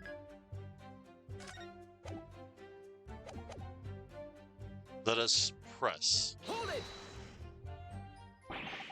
Blood-soaked? Ahem. Well, perhaps soaked is laying it on a little thick, but anyway, there was definitely blood all over them. Both of them were covered in it. Both of them. And you saw that from the roof through the skylight. Well, the skylight's reasonably large, so I had a pretty good view. And there was a lamp on the inside the carriage as well, so I'm quite sure of what I saw. This banker's latest statement. I feel sure there's something not quite right about it. When you feel something doesn't add up, Mr. Naruhodo, that's when you should have a good look through the court record. Oh, don't worry. Not long ago, this trial very nearly came to an end. Somehow we managed to keep our chances alive here. I can't waste this cross-examination. I have to use it to bring some new facts to light. Yeah. If not careful. Yeah. We got this. Man, that felt good. Alright. I love this series, everybody.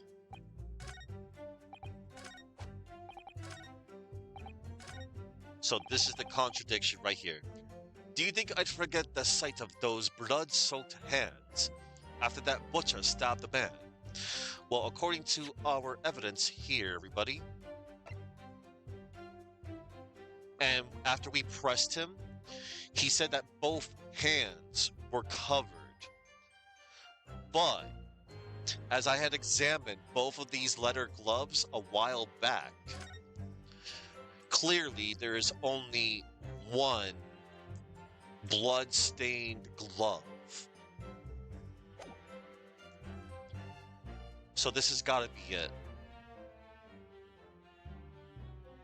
Blood-soaked hands, but there's only a blood stain on the right glove. Objection! Objection. Blood-soaked hands. Well, I admit that soaked might be laying it on a little thick, but... But anyway, there was definitely blood all over them. Both of them were covered in it. Well, I'm very sorry to disagree, Mr. Fairplay. That's more than a little peculiar. What? Oh, I like that stance when he was holding the sword. Here are the gloves worn by the defendant, Mr. McGildet, on the night in question. Oh yes, right. And there certainly does appear to be a sizable dark-colored stain there. But as I'm sure you can clearly see, it's only on the right-hand glove. Arrgh! Oh, my guy, he's chewing on his cane. Don't do that. In short, Mr. Fairplay, your testimony is inconsistent. Yeah! But, no, that can't be right. So you're the liar here, then? Gah! That's right. You were quite clear about it. You said, "Ugh, it was both hands." Gah! Mr. Fairplay, if your last statement was a lie, it calls your entire testimony into question. You say you saw the moment the victim was stabbed, but is that really the truth? Objection! Oh. It was a simple mistake. You can't justify accusing this man of lying. Yes, it wasn't both hands, it was only one. But the fact remains. The victim's blood was on the accused. Objection! No, Mr. Fairplay categorically stated that he saw blood all over both hands. Which means there's a strong possibility that this witness was deliberately trying to mislead the court. Yeah. Why? I'm a city banker. For pity's sake, my word should be the gold standard. I'm a gentleman, not some gutter snipe. Upstanding members of society don't prevaricate.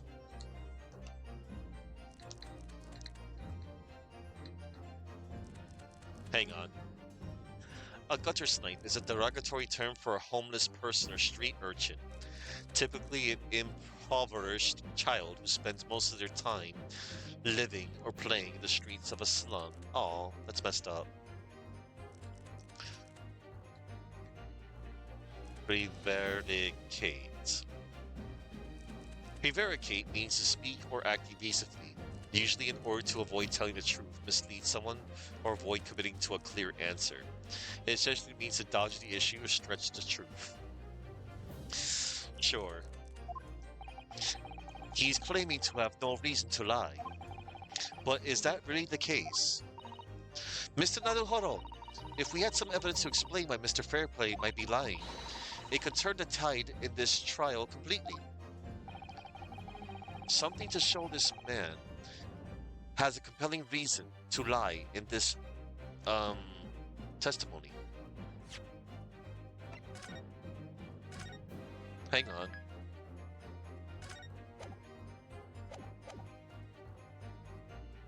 Something to show this man has a compelling reason to lie in his testimony.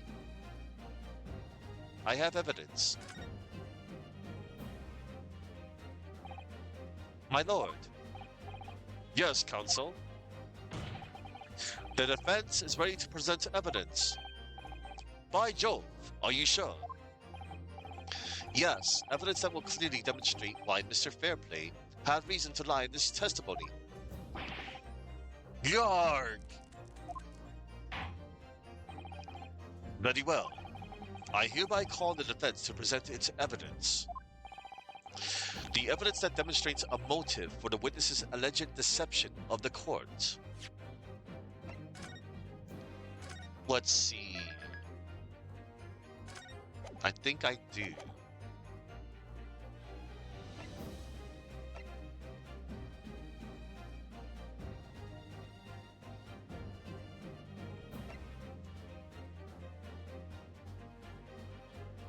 Hmm. Hang on.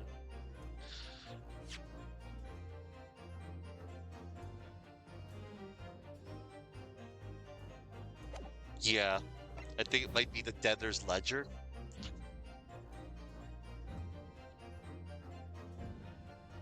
Take that! Yeah, it was. This is a list of the debtors who owe money to Mr. McGilden. This is a list of the debtors who owe money to Mr. McGilden. Yes, a list of innocent victims crippled by the accused's extortion. Also, I am glad I did examine it a while back ahead of time, because it was cool that it updated. The point is, among the names of these debtors is your name.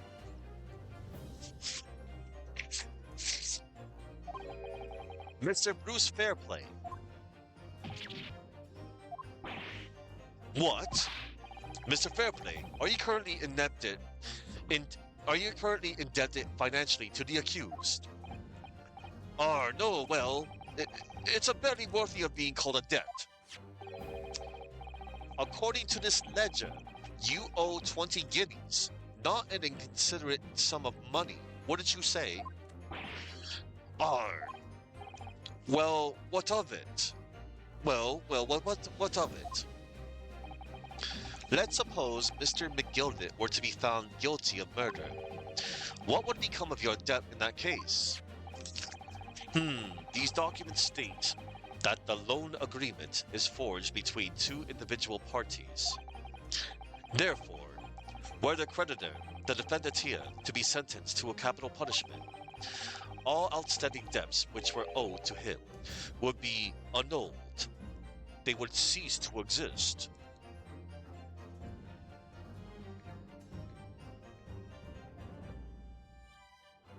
Annulled means to officially declare something legally invalid, void, or effectively non-existent. When something is annulled, it is cancelled out as if it never happened or was never legally binding in the first place. Okay. Cease to exist. Mr. Fairplay, it is not the case that you claimed in your testimony to have seen something you never in fact saw. In a devious attempt to annul your debt of 20 guineas to the defendant.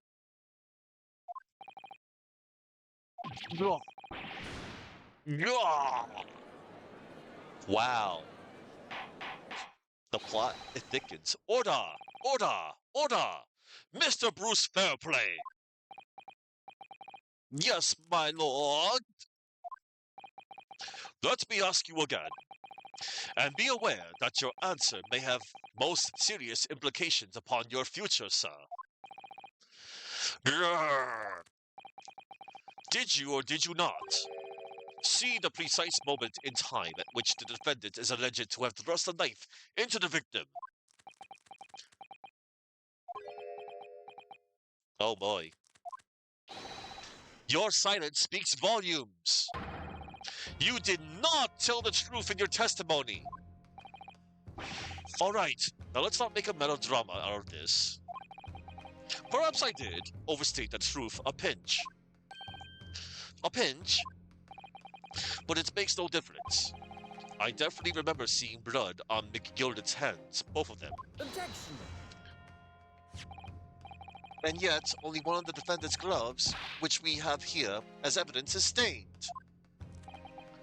Grr, so you keep saying.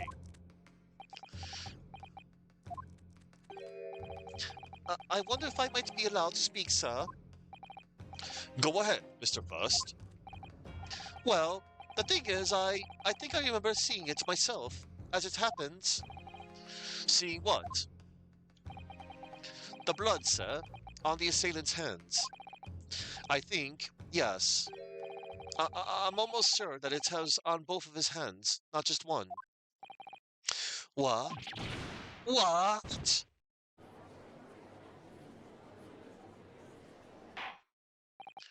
Humph.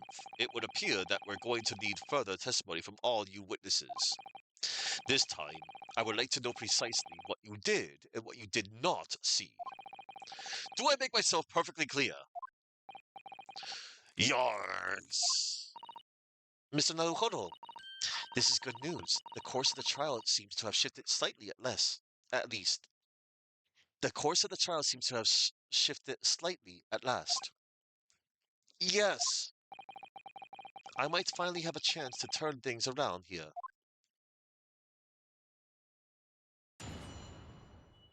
Witness testimony. What the witnesses really saw. Jeez. There was blood on both hands of the assailant. I sincerely and distinctly remember that. However, I suppose you might say that I didn't see the exact moment the stabbing transpired, if that matters. I remember seeing the knife, and I remember seeing both of the attacker's hands with blood on them. I didn't actually see anything myself, no, not until I heard that scream. Anyway, the fact remains, there can't have been anyone else inside that carriage, or are we all would have seen. Man, I'm loving this. Well, lo and behold, in truth of fact, not one of you was witness to the crucial moment the crime was perpetrated. I apologize, my lord, but honestly, there was no one else inside that carriage, and the man's hands were covered in blood. That much incriminating evidence is tantamount to saying we saw the man do it. That's really not what testimony is about. Let us examine the interior of the omnibus once more. The victim's fresh blood is clearly visible on the seat, corroborating the witness's accounts. In other words, there is no substantial nor significant change in the facts of the case. Hmm. Very well. Your cross-examination, please, counsel. Yes, my lord. Man. Yeah, I don't know if I'm gonna actually finish this in one go. I'm definitely gonna save the rest for tomorrow, probably. What the witnesses really saw. Yeah, I'll admit it. Alright. Mr. Fairplay didn't see Mr. Mason being stabbed at all. That's a hugely significant change in the facts of the case. And there's something else that occurred to me while listening to the witnesses' latest testimony. Two of them are recounting what they saw through the skylight in the omnibus roof. I know it's a large window and certainly affords a good view of the inside, but, well, I think perhaps we ought to confirm what they're saying with our own eyes as much as possible. What do you mean? I mean that we can examine the evidence firsthand. The omnibus is here in the courtroom after all. That's a good idea, and we can consider the witnesses' statements while we're looking around. So that's basically a big tip-off right there that might be the evidence to present. However, we need to look for the contradiction. We need to press. There was blood on both hands of the assailant. I sincerely and distinctly remember that. Hold it! No, the evidence tells us otherwise. We have the gloves the defendant was wearing on the night in question in the courtroom record. I'm well aware of that, sir, but nevertheless, I know what I saw and I stand by it. The man had blood on both hands. He's defiant, even in the face of hard evidence. He's steadfastly refusing to admit that he might be mistaken about what he saw. But why? Your reasoning is dire. One hand or two, the salient point remains unchanged.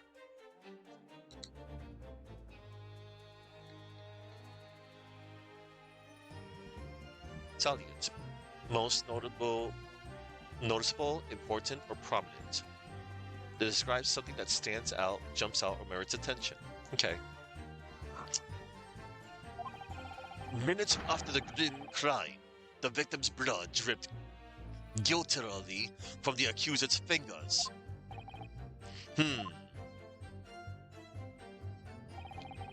However, I suppose you might say that I didn't see the exact moment the stabbing transpired, if that matters. Hold it! Don't try to downplay this. Whether or not you saw the exact moment of the crime is a matter of fundamental importance, as well as you know. But for crying out loud, we all know that no one else could possibly have done it. I was just trying to save us all some time. You have a loan of 20 guineas outstanding with the defendant. Do you not? How do you hope to release yourself from that financial burden by ensuring the defendant was found guilty? That's not entirely not what I was hoping for. I just lost a little guinea or 10 when I backed the wrong horse in the Derby. That's all. I was going to win it all back. There's a fixture this weekend that's a sure thing. A little guinea or 10. I'm a banker. No one bats an eye if I borrow a little spending money for the weekend.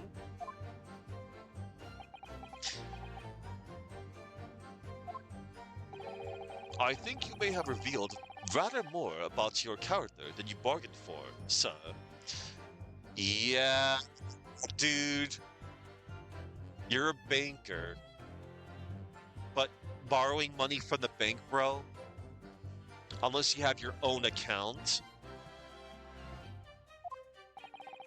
This witness's scruples are not on trial here. Proceed to the next witness. Is that really how it's supposed to work? I remember seeing that knife, and I remember seeing both the attacker's hands with both blood on them. Hold it! You definitely saw that too, blood on both hands. Yes, sir. I mean, I know what you're going to say. Only one of Mr. McGilded's gloves has any signs of blood on it. That's right. The thing is, as far as I remember, sir, when I looked down and saw Mr. McGilded sitting beside the other fellow, I don't believe he was wearing any gloves, sir. He wasn't wearing these gloves. That's correct, sir. And I saw the blood on both his bare hands quite clearly.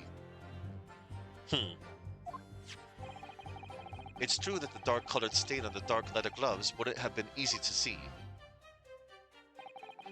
I should point out that the police officer who apprehended the accused on the night in question reported that there was no trace of blood on Mr. McGilded's gloved hands. There wasn't blood on his hands. This is puzzling indeed. This must be significant somehow, I'm sure of it. I didn't actually see anything myself, no, not until I heard that scream. Hold it! You didn't see anything? Oh, yes, sir. That is to say, no, sir, I didn't. Very sorry about what I said before, sir. Very sorry, yes. It was very wrong of me to make up stories and say I saw him stab the man. Wouldn't you agree, sir? I know what you're insinuating, but I certainly wasn't making up stories. Still, to say you saw nothing isn't right either, is it? No, sir. I saw nothing at all. Mr. Beppo, you were driving your horses. At the very least, you must have enjoyed a good view of London streets, no?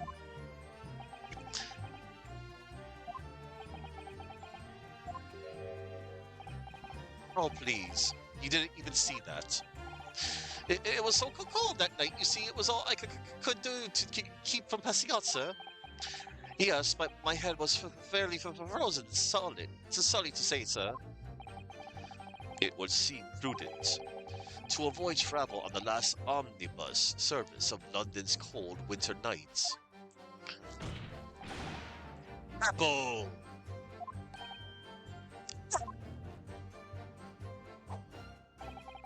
Anyway, the fact remains. There can't have been anyone else inside that carriage, or we all could have seen. Hold it! And everything you saw of the incident was through the skylight on the roof of the omnibus? That's right. It was fiercely cold that night, but the glass wasn't frosted over. Oh yes, I remember it was shivering. It was so bitter. Which rather begs the question of why the pair of you were sitting on the roof deck in the first place. Well, I don't know about this young fellow, but I couldn't enter the cabin. Oh, why not? It was locked from the inside. I tried knocking, but no one opened the door. It was locked? That's right, and it's a public bus service, for pity's sake. That's not what I call fair play. Yes, I had exactly the same experience. I tried knocking, but the gent inside just gestured at me to clear off. So I had no choice but to climb up to the roof deck and look down longingly into the warm cabin below. Well, I can assure you I wasn't just looking down. I was glaring, long and hard. And that's precisely why I can tell you with absolute confidence that if there was anyone else at all in that cabin, I would have noticed. Unequivocal, I would say. I'm not sure about these two witnesses. Could they really have seen everything inside the cabin through the skylight?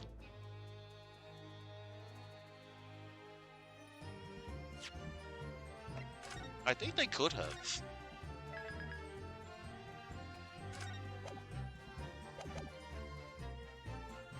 They would have seen everything. Or they might not have been able to? I suppose they would have had a bird's eye view from the roof. And birds generally have very keen eyesight, so. Thank you. That's all clear. What you've said does make sense. Very good. Continue with the cross-examination, counsel. Mr. Fairplay didn't see Mr. Mason being stabbed at all. That's a hugely significant change in the facts of the case. And there's something else that occurred to me while listening to the witness's latest testimony. Two of them are recounting what they saw through the skylight in the omnibus roof. I know it's a large window and certainly affords a good view of the inside, but, well, I think perhaps we ought to confirm what they're saying with our own eyes as much as possible. What do you mean? I mean that we could examine the evidence firsthand. The omnibus is here in the courtroom after all. That's a good idea. We can consider the witnesses' statements while we're looking around. Hang on.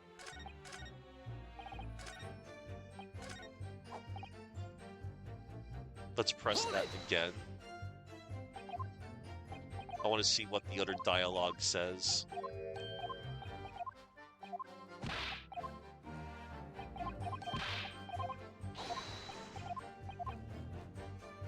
They might not have been able to? Allow me to confirm one thing, Mr. Fairplay. Yeah. You were riding this omnibus and witnessed the events in the cabin through the skylight in the floor to the upper deck. Is that right? That's right, yes. In that case, there is a portion of the cabin interior that would have been out of sight from you. Ah. What?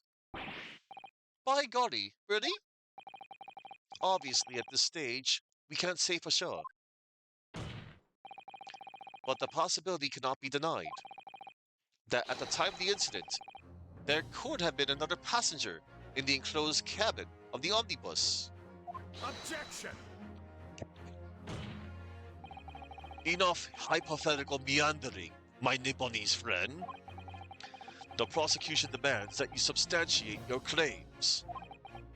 After all, the scene of the crime is here, in the flesh.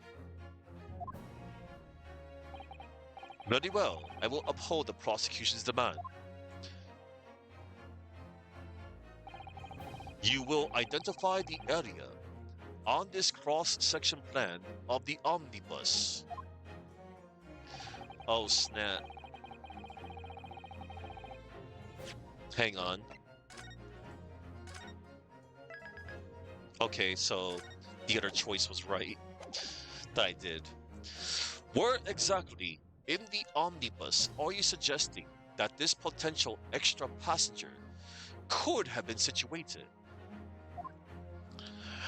Where exactly in the omnibus are you suggesting that this potential extra passenger could have been situated? Okay, so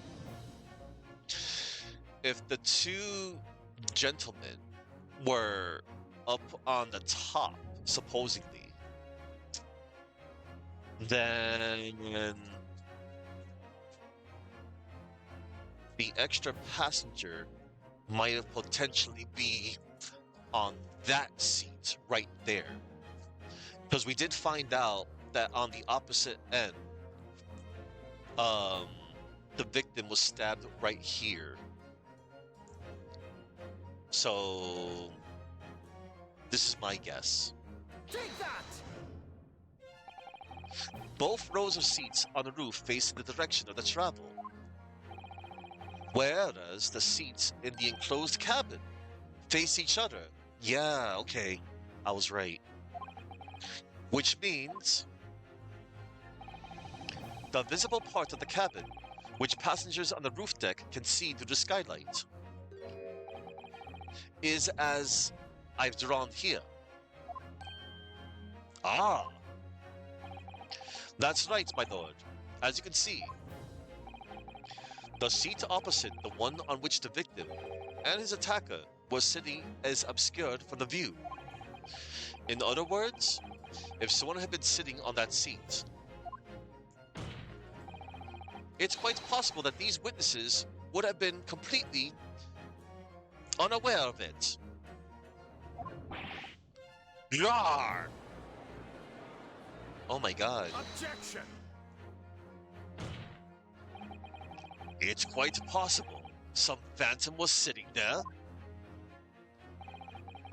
You Nipponese have a forbidding habit of obscuring the truth with ambiguity. I concur with the prosecution's rejoinder. In a British court of law, evidence is paramount.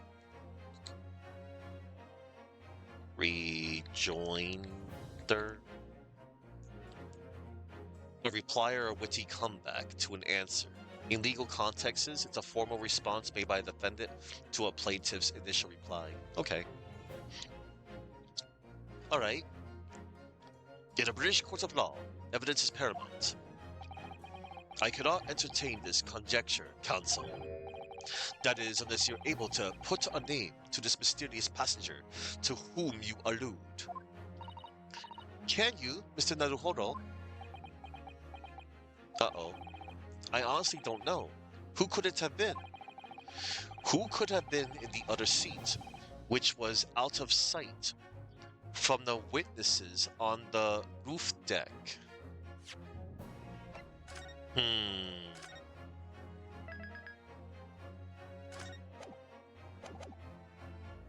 I have no idea. Oh, I have literally no idea. But as a proud citizen of the Japanese Empire, you will look to the sky and walk on, making sure all signs of tears are gone. Go on. This isn't just a case of going on, Miss Susato. All right then, I'll go on. The defense would like to put forward a name. Okay, I have an inkling. Uh-oh, he's pouring. He got another one. He got another hollowed chalice. You are a fool. That response was a desperate attempt by a man who has no notion of his own limitations. A toast to hard lessons not yet learned. Let us not delay, counsel. The defense is still to name the passenger in the other seat. This could be it. This could be the chance I've been waiting for to turn the trial in my favor. On that night, on the night of the murder, the person occupying the seat in the omnibus cabin that was obscured from view was...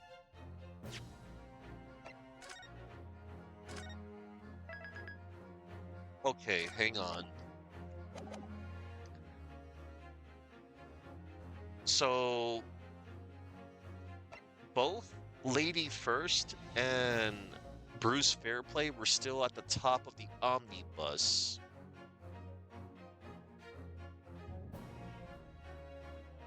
It wasn't Magnus McGilded, was it? Or was it Beppo? He was the driver, though. He couldn't have... I'm gonna guess here. Is it Beppo? Take that! Yes, concealed in the blind spot in the cabin that night was none other than this unexpected passenger.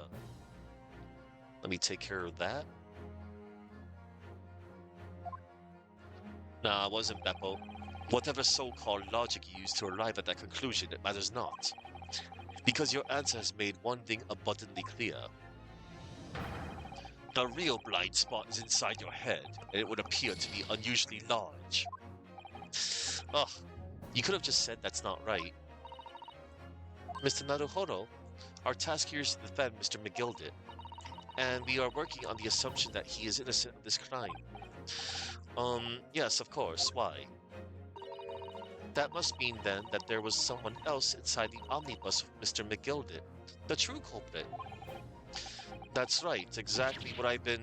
Oh, of course, so the two people sitting inside the cabin that the witnesses saw through the skylight that night. They were the victim, and the real culprit. It does seem as though we've all been making a false assumption. The witnesses weren't looking at Mr. McGilded at all, meaning he has to have been sitting somewhere else, of course. Let us not delay counsel. Defense is still to name the passenger in the other seat. This could be a chance we're waiting for it to turn the trial in my favor. Alright. Yeah, hold up. Yeah, well, it could have been Beppo, because he was, you know, driving the coach. Maybe Bruce Fairplay's lying. It could have been Bruce. Take that!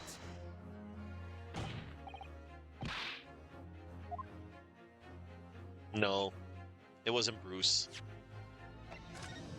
Man, either I wasn't really paying attention or...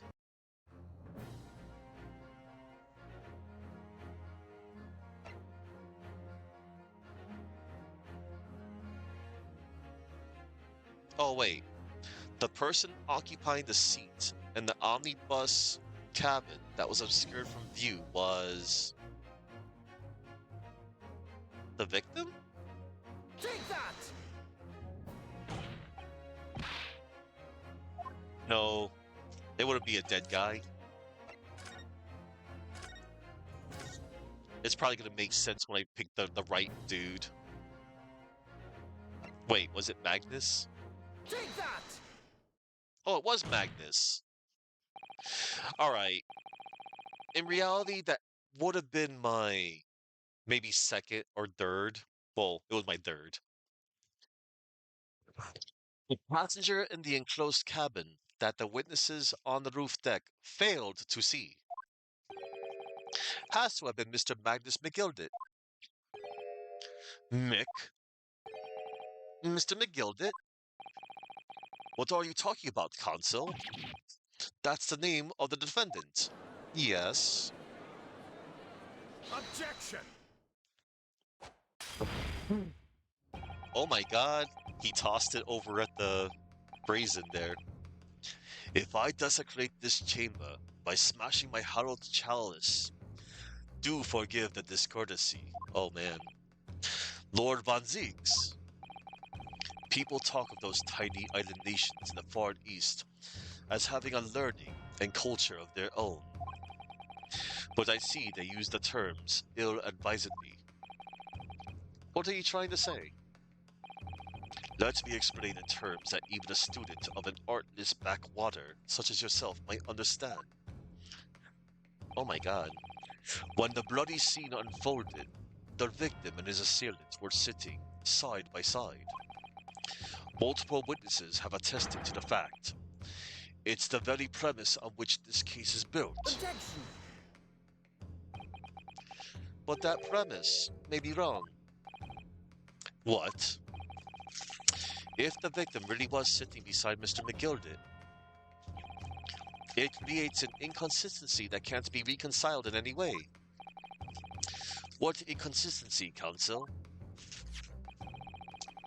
The defendant's gloves, my lord.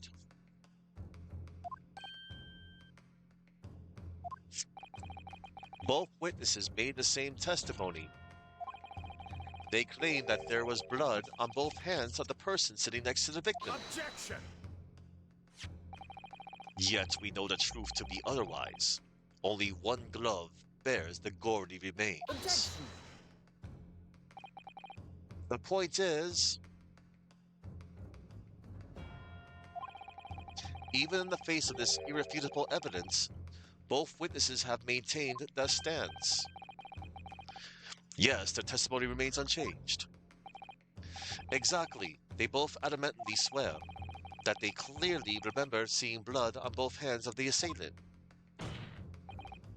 In short, their memory of events is correct, and their testimony reveals the truth. It was somebody else sitting beside the victim that night, a third party we have yet to identify. And the victim's blood was on that passenger's hands, both of them. Objection! Oh man. And who was this third party? Obviously, the true culprit. Oh no. Extraordinary. Extraordinary. Order, order, order. What exactly are you postulating? Objection! Oh man. The defense's postulation is just that. Nothing more than conjecture. Oh man.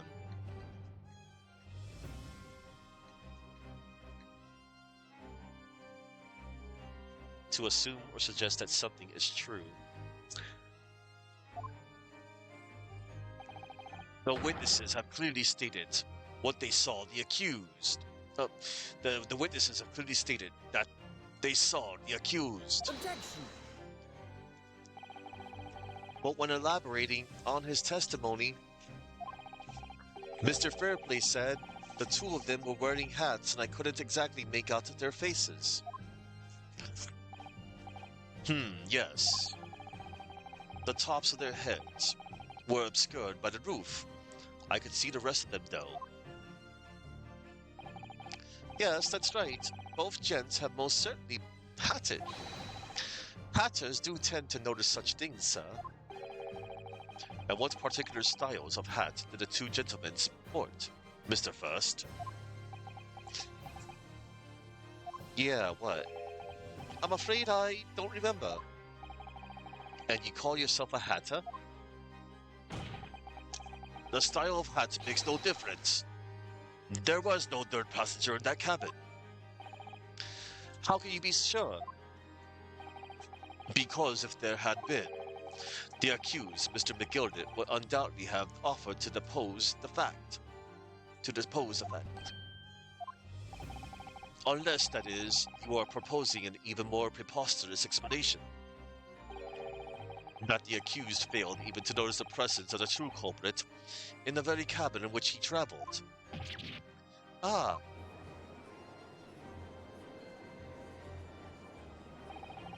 He's right. If there was another person traveling in the enclosed cabin of the omnibus, it's inconceivable that Mr. McGildet would have been unaware of it. Order. There is clearly a simple solution to this problem.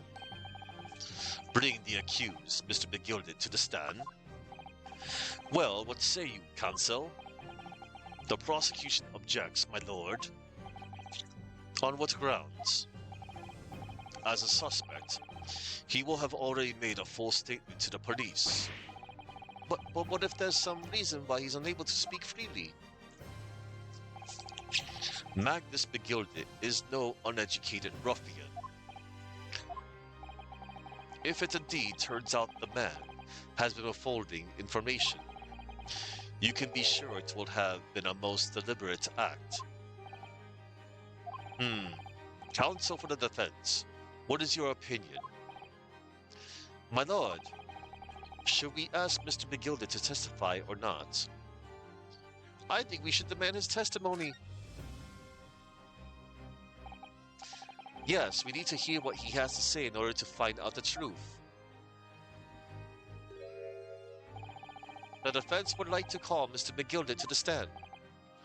In that case, I would like to hear the opinion of the jury. Ah, yes, I need a little time to consider this, but if you ask me, I think we should hear what Mr. McGildet has to say. I agree. Get the man out here, I say. I agree. It would be utterly illogical not to hear his testimony. I agree. When something needs doing, get it done. That's how I run things at the guild. I agree. Hearing what the patron of my favorite little park has to say? Oh yes, that would be lovely. Hey, number 1. 5-1, bro. Get with the program. Yes, the jury says the man must be heard. Even though you said no in the first place. I'll smack you across the face myself, bro. I challenge you to a duel. Or fisticuffs. Don't mind me. Very well. The court will hear the defendant's testimony. Meredith, show the defendant to the stand at once. Jeez.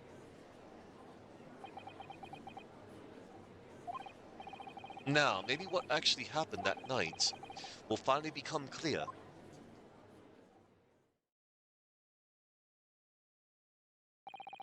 Let proceedings be resumed. Mr. McGildet, have you been listening to the discourse of the day? To be sure I have, my lord. There are now 2 matters on which the court desires to hear from you. The first is whether or not there was a third party with you in the omnibus as proposed by the defense.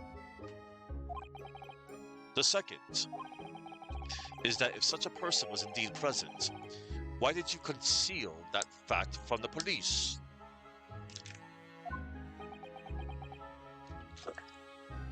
Oh boy. Begod, no. 'Tis not in my nature to hide anything at all.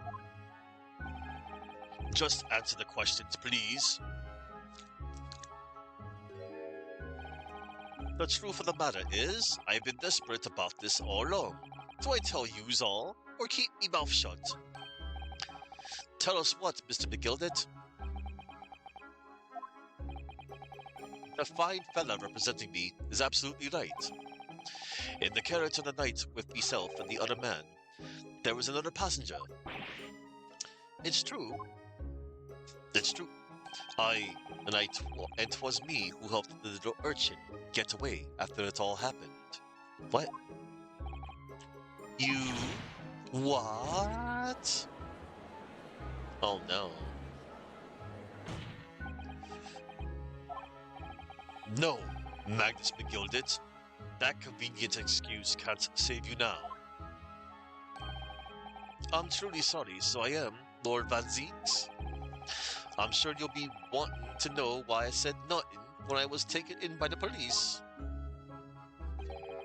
I do be having a very good reason, I assure you. Which was?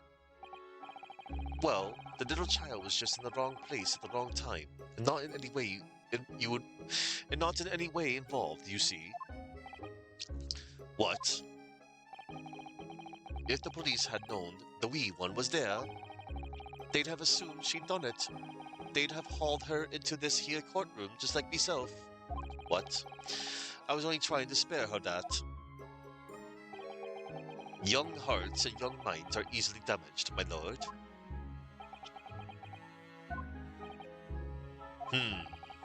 And who is this young child of whom you speak? That I don't know. You don't know? Well, the wee thing just happened to be in the carriage that night. I never saw her before or since. Objection! We have absolutely no reason to believe this man. The prosecution calls for the witness's statements to be disregarded by the court. You know, I wouldn't be surprised if the urchin isn't here in this courtroom as you speak, listening to the proceedings. What? Oh my god, bang? Ah, smoke! Ah, fires of fire? Look, someone's trying to get away. After them. It's no use. I can't see anything through all the smoke. What is going on? Oh my god. Smoke bomb? There's a fire! After them! Oh my god. What is going on? Be careful, Mr. Naruhoro. Cover your face. Bailiff, don't let the accused escape. Secure the omnibus. I hereby call an emergency. Reset. I hereby call an emergency recess. Bailiff, ensure the defendant is in custody and clear the courtroom. Oh my god. We were hurriedly removed from the smoke-filled courtroom by the bailiff. Amid scenes of chaos as people stumbled over one another in their desperation to flee the chamber. We had no idea what was happening. All we knew was that for the time being at least, the trial was suspended. Wow, I think this is a good stopping point, everybody. As much as I would really love to, like, continue, I really would like to... I want a fresh slate for tomorrow. Yeah. I'll just separate... Wait, this is the third part of the trial? Crazy! Because, the game would have told me, you know, like, well, at least the previous cases told me, which part that I was on. Man, hold on. I need a little context.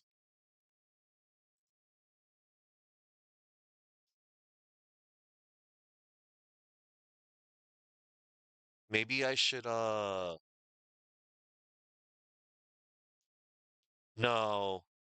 If this is the last part, maybe I should go a little bit more. Maybe? Yeah? Yeah. Yeah. Yeah, this is just, if this is the last part, yeah. Trial 3, Part 3, the Old Bailey. Hang on, everybody. Time out.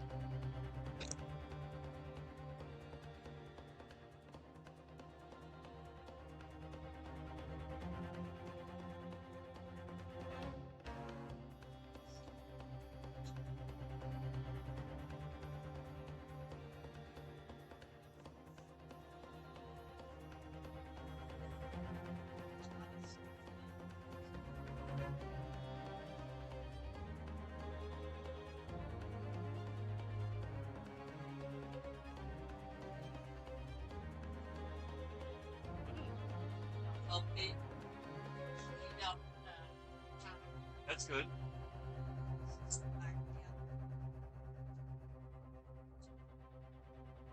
That's cool.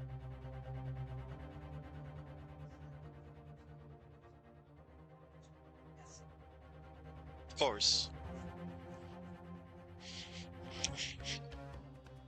Oh, great. Alright.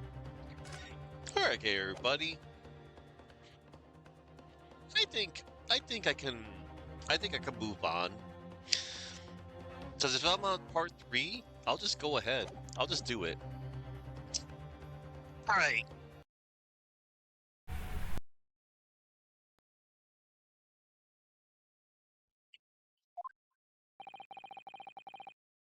Let me check the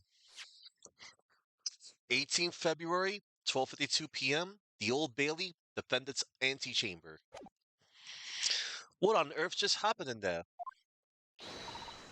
Mr. Naruhodo, I managed to find out what happened. Miss Usato, I was told it was an advanced form of smoke grenade, a type of exploding device that releases smoke. A smoke grenade?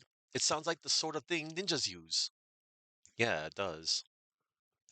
Like, what the heck? They're just making sure everything is safe now. I think the trial will start again before long. But who would have done something like that? The police managed to catch someone who was trying to flee the courtroom, apparently. Flee the courtroom? Why? Well, it's a young girl of around 15, I hear. Oh no. A young girl? Then could it be the other passenger that Mr. McGildet was just talking about? My thoughts exactly. So he wasn't lying. Oh, what's become of Mr. McGildet, actually? There are so many things I need to ask him about, but he's not here. I think he was summoned to the prosecutor's antechamber to answer questions. Uh-oh. Along with the young girl. Who is she, I wonder? And what was she even doing here at the trial? She was taking a huge risk, and for what possible benefit to herself? There's another matter that's troubling me. What's that? The 20 pence. Hmm? Oh, according to the coachman, Mr. Beppo,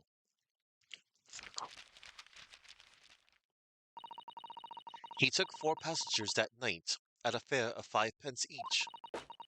That comes to a total of 20 pence exactly. But now it seems there were, in fact, 5 passengers. Which means the figures don't seem to add up again. She's right. That is strange. Counsel for the defense, kindly proceed into the courtroom. Counsel for the... Okay. The trial will recommence in 5 minutes. Oh, thank you, officer. We'll go in straight away.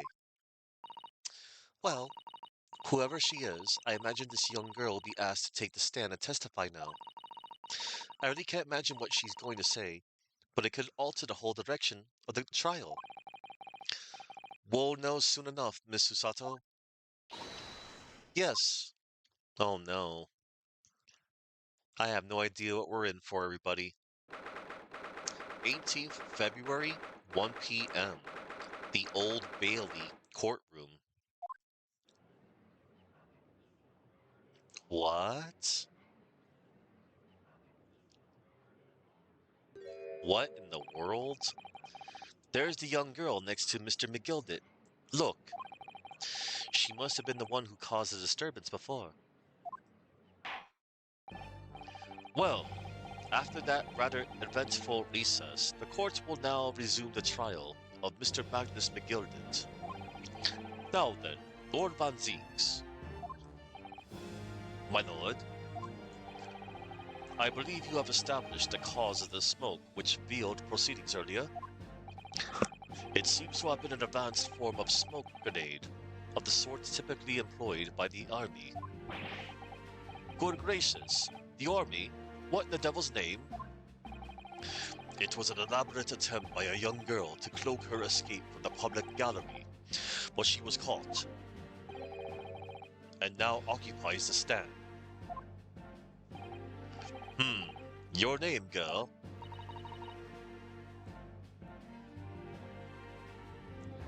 Well, if it isn't Tavern Tilly. Hello, and thank you for the raid. Thank you kindly. Guess I'm glad I did not stop at all. I was almost like going to stop, but like since I'm like on the final part of this trial, it seems. Yeah, hey, good to see ya. You gotta tell me, what were you up to? Are you responsible for the smoke grenade, which introduced some pandemonium here in my courtroom? What is the meaning of this deplorable behavior? Ahem, if I may, my lord. Yes, Mr. McGilded. I think perhaps I ought to explain here. Why is it that this wee lass was here in the first place? And why she tried to bolt like that? 'Tis all tied up with the events of that night, so it is. Hmm. Very well, Mr. McGilded. Give your testimony. You will explain to the court exactly how this young woman is involved in the case.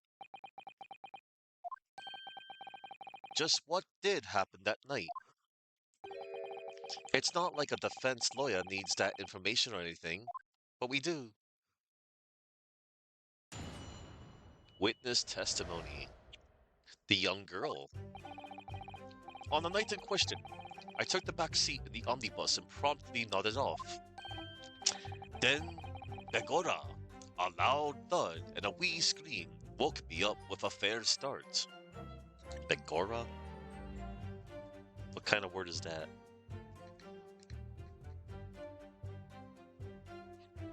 An old-fashioned stereotypical Irish exclamation of surprise or emphasis. Oh yeah, I noticed that when his words were talking, he sounded a bit Irish. Then Begorra, a loud thud and a wee scream woke me up with a fair start. There was a fella collapsed on the floor at me feet, so I sat him up on the seat across from me. Then I turned to find out where that scream had come from, and bless my soul, what did I find? There was a child in there, all curled up in a ball, hiding her wee self away.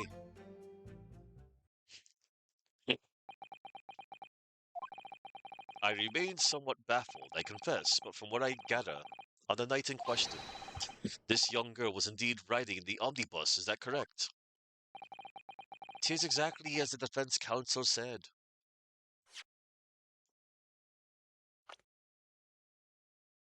Alright.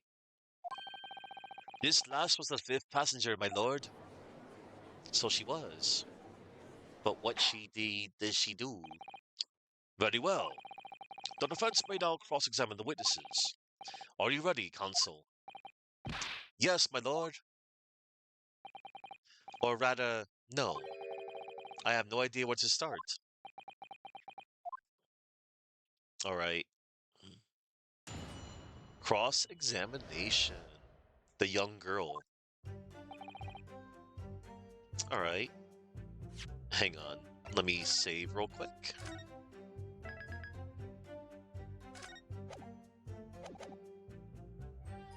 Let me, let's see. I do wonder how you must be feeling, Mr. Naruhodo. Being the defendant's lawyer, and yet finding myself as stunned as everyone else at his testimony. Let's just say it's trying. We certainly had precious little time to talk to Mr. McGilded before the trial. But we mustn't be dispirited. We must just try to learn all the facts we can. Ha! When we arrived in London this morning, I didn't see my day panning out like this. Mr. Naruhodo, no grumbling, even in your head. Ugh, how did you know? Alright, on the night in question, I took the back seat in the omnibus and promptly nodded off. Hold it! And when you first got onto the omnibus, were there any other passengers already on board? There were not. The cabin was empty, and there was no one on the roof deck either. You were the first passenger, as it were, I see.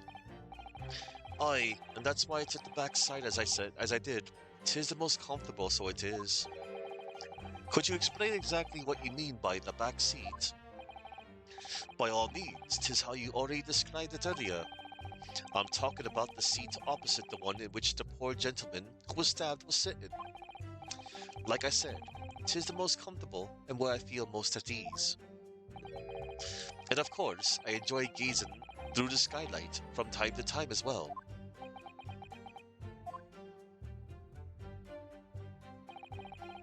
Then, begorra, a loud thud and a wee scream woke me up with a fair start. Hold it! A loud thud, you say? And a scream? Aye, that's right. How can I explain it? 'Twas like the sound of someone falling to the ground. That sort of noise. So you think it was the sound of Mr. Mason falling to the floor, having been stabbed? Well now, you'll remember I was asleep at the time, so I wouldn't like to say. And when the sound woke me, and I opened my eyes, there wasn't a soul to be seen in the carriage but the fella on the floor. You didn't see anyone. But at the same moment, you did hear a scream. Ah, from the seat above you on the roof deck, I presume. Not above me, no, my lord. 'Twas from inside the cabin, where I wasn't altogether thinking about the scream. No, I was too stunned by the desperate sight before me eyes.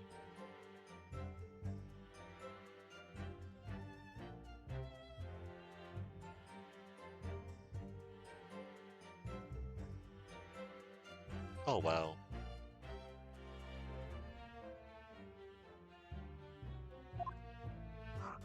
Alright. There was a fella collapsed on the floor at me feet, so I sat him up on the seat across from me. Hold it! You sat him up? The victim, you mean? That I did, on the seat across from me. As I said, I could plainly see the poor devil was already gone. And you wouldn't have a dead man just lying on the floor now, would you? 'Tis common courtesy, so it is. I find that a little hard to believe. Ada, Lord Van Zeeks. Now, why would that be? You wake to find a man lying dead at your feet in a carriage. Any normal person would hail the cabman. Any upstanding member of London society, that is. Well, now, as you know, I'm in something of a special line of business. The business of lending money at exorbitant rates of interest. Unfortunately, my lord, not everyone is thankful for the help I offer them, and some would even see me dead. So I do try, where all the possible, to avoid getting myself in a tangle of trouble. Are you suggesting you were just going to leave the man there? Heavens alive, no. I was always intended to report it. So I was. Only I had a mind to find out the whys and wherefores first. The whys and wherefores? Right you are. There were some details I wanted to understand before anyone else got to meddle in. That wee scream I heard, for example. Wouldn't your good self do just the same? Yes. The scream he says he heard at the same time as the thud of the victim collapsing.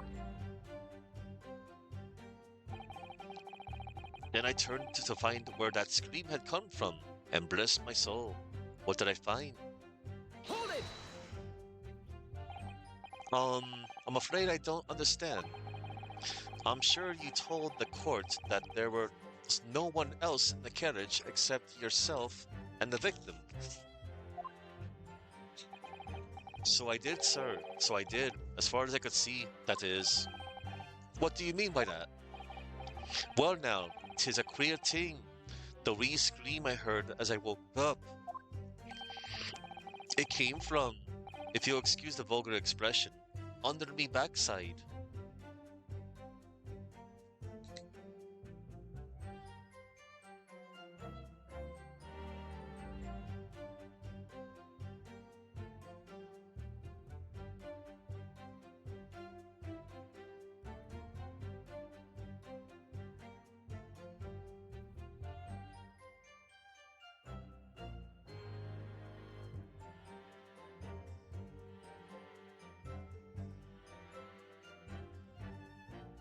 Strange, odd, peculiar, eccentric. That's like the old way of the word queer. Right. That's what I thought. It came from, if you'll excuse the vulgar expression, under me backside. Good gracious. Under your backside? And when I lifted the seat on which I had been sitting, I found there was a wee cubbyhole there for storage. Mr. Naruhodo, we can examine the omnibus ourselves, remember? Yes, of course. The whole bus was submitted as evidence. This would be a very good time to have a thorough look around inside. And that's when I found her. Cubbyhole, you say? One moment. Let us observe the omnibus.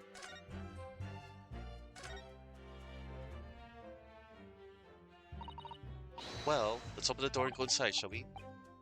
The scene of murder. It's horrible. Oh, hello, bloodstain. That's blood, isn't it? Is something wrong? Oh, it's just, well, this bloodstain is so obvious, that's all. And yet Van Zieks has made no mention of it. I suppose it does seem a little strange. Why do I have such a bad feeling about this? And there it is. Is this the cubbyhole? This seat has a handle, it seems. Boom. Let's look in there. This is a storage compartment, but there's nothing in here. It's totally empty. Something doesn't seem right here, but I can't put my finger on what it is. Alright.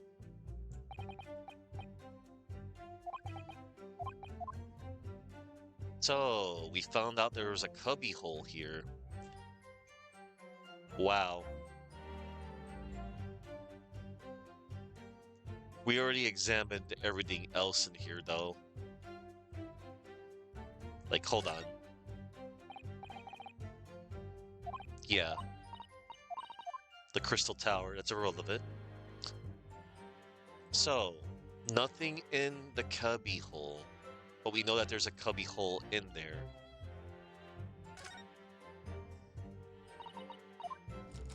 Alright. Let's get on out of there. And that's when I found her. There was a child in there, all curled up in the ball, hiding her wee self away. Hold it! Hold it. You say she was hiding herself? Aye, that's right. 'Twas hard to see in the dim, damp light, but she was all curled up in the wee ball, with her eyes met well. Me heart nearly stopped beating in me chest. Ugh, you're really overreacting this. Still and all, I pulled her out from under there, and sat her on the seat opposite so I could have a wee chin wag with her. The seat opposite. That's right, just next to the dead gentleman there. You sat this young girl next to a corpse, sir. Well, as I'm sure I mentioned, a gentleman in my position can all too often find himself in mortal danger. So I needed to find out just who this urchin was, you see.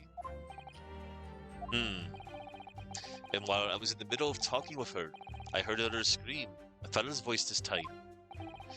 Presumably that scream was Mr. First, who was sitting on the roof deck seats. Right you are again, I would say, sir. Looking down through the skylight, he must have seen this young girl, the gentleman with the knife in his belly. In other words, the previous witnesses did not, in fact, see you at all, Mr. McGill did. What they believed to be yourself and the victim was in fact this girl and the late Mr. Mason. Aye, my lad, my lord. I was, as I think everyone understands now, sat at the back of the carriage out of sight.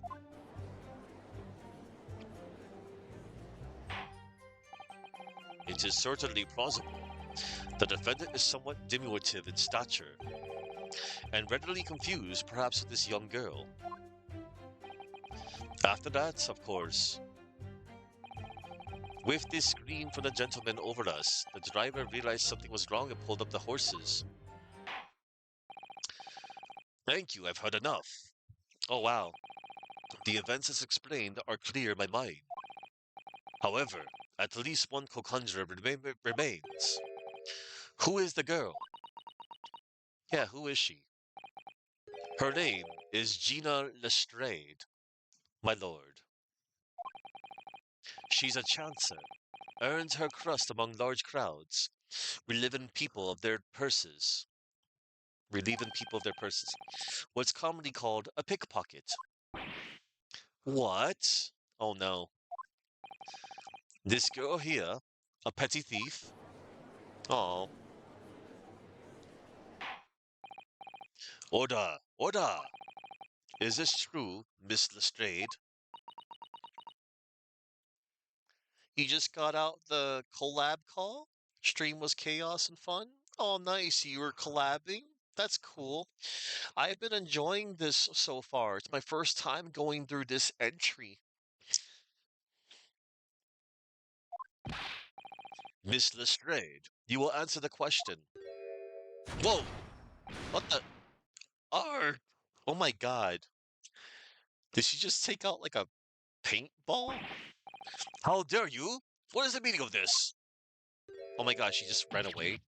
Ah, the girl. She's gone. Open your eyes. I'm over here. Good gracious, how?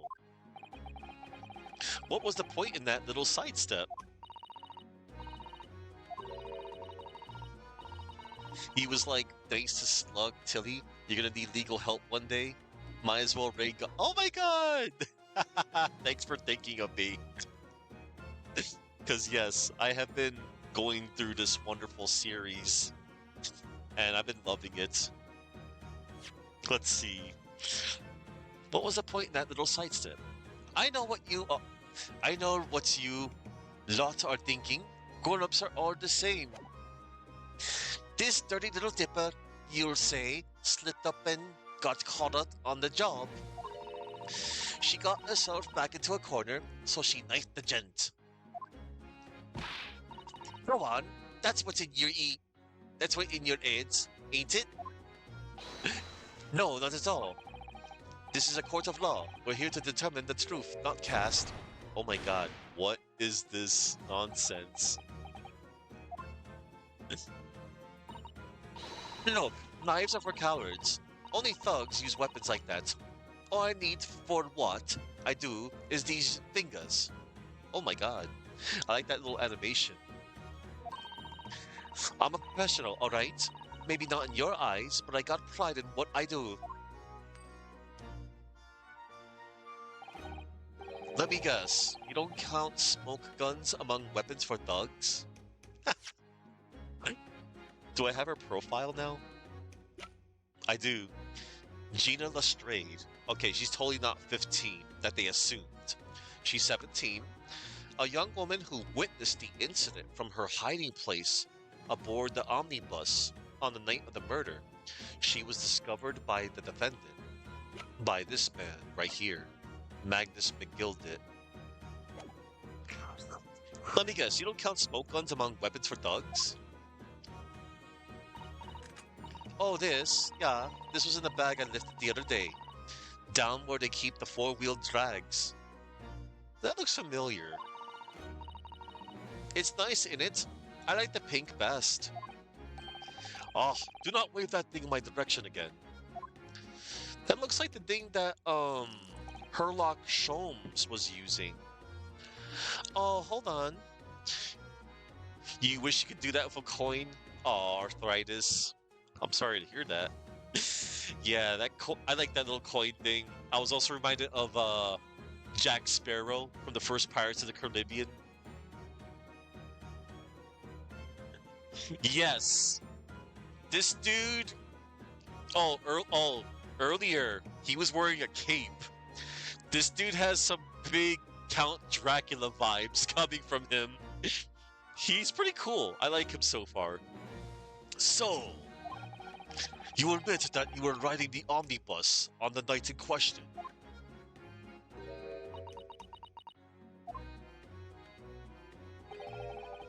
He's alright, lass. You can tell them this roof now. Alright, yeah. It's just like the Irishman said. The court accepts this girl, Miss Gina Lestrade, as a valid and significant witness in this case.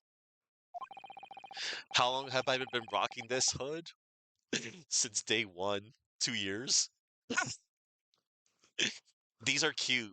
They're actually like full on wolf pajamas. I like to like wear them over my head. I have a cute little tail behind.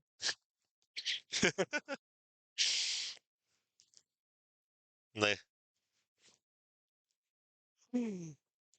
accordingly, young lady, we will now hear your testimony, if you please. Uh, you will tell the court exactly what happened in the omnibus on the night in question. All right, if I have to. Oh boy. Witness's testimony. What the girl saw. So I snuck inside the carriage before they hooked up the horses, just like always. But it was a right old waste of time. I got nothing to show for me troubles that night. I'll tell ya, you can't see a blind thing in that hiding place. It's pitch in there. Then, after a while, I hear this loud bang. Nearly jumped out me skin. I did, and the scream just came out. It's because of that this swell found me. He did help me get away, mine. Help you get away. Yes, he let you go. I fail to understand why you would let this street urchin go, Mr. McGill did. Oh, 'tis simplicity itself, my lord. You see, she couldn't possibly have killed the other passenger. I knew that for a fact. How? As I'm sure I said before, sir.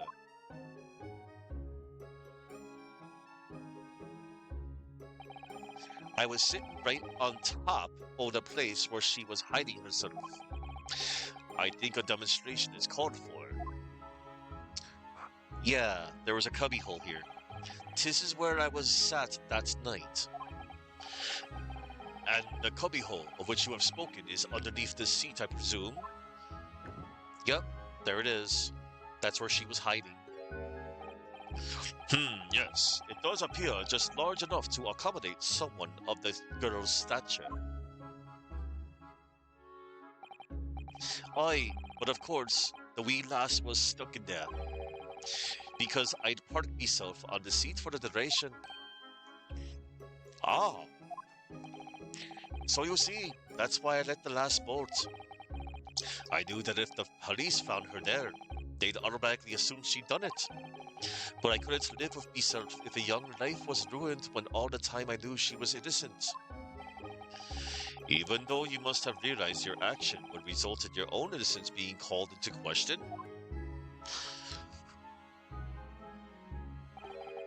Not at all, my lord. Not at all. Oh, I knew in my own heart that I was innocent. So I thought it was worth taking a punt on my own good name for the sake of this less fortunate lass. My goodness. What a perfect gentleman! My lord, 'tis this fine example of a man cannot possibly be guilty of a heinous crime like this. Suddenly he's convinced. I'm ashamed of myself for ever doubting you, sir. And he's finally putting the final flame to the white scale, meaning this dude is full on innocent. With calm, calculated reasoning, one arrives clearly at the truth every time. Oh, nice, and she's adding her own flame. So, saints alive! All six members of the jury consensual in their leaning to a verdict of not guilty? Yeah, that's what it means. That's what I was told in this very case. Mr. Naruhodo, this, well, it must mean what? That we're victorious. We've won? Are you sure? Objection! Oh, oh, oh, snap. I did see that from the trailer where he just puts his freaking leg on the table. Um, if the sight of my iron-heeled Wellington offends, pray, do forgive the discourtesy.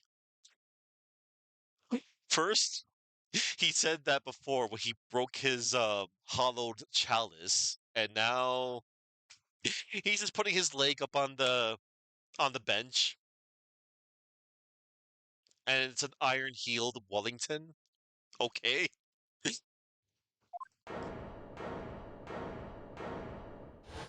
Yeah,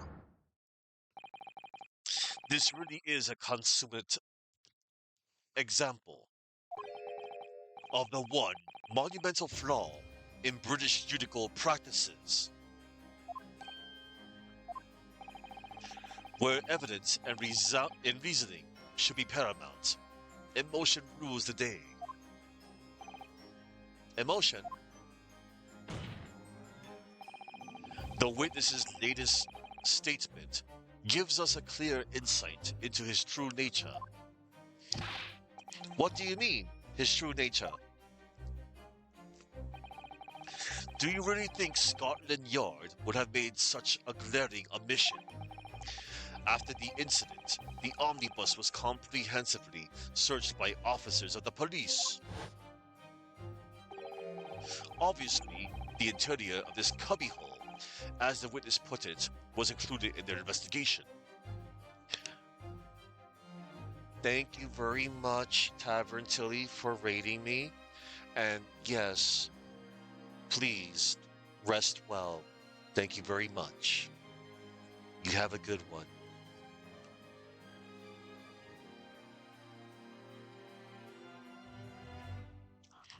Obviously, the interior of this cubbyhole, as the witness put it, was included in their investigation.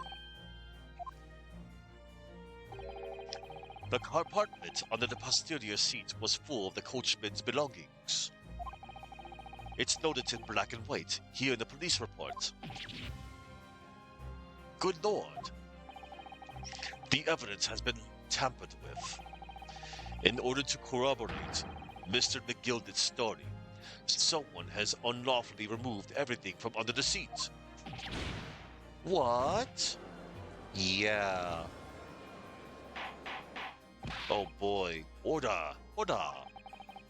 How could such a devious contrivance possibly have been affected, counsel?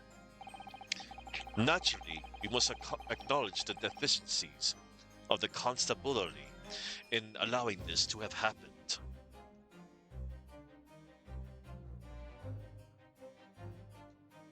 Another fancy word for me to learn.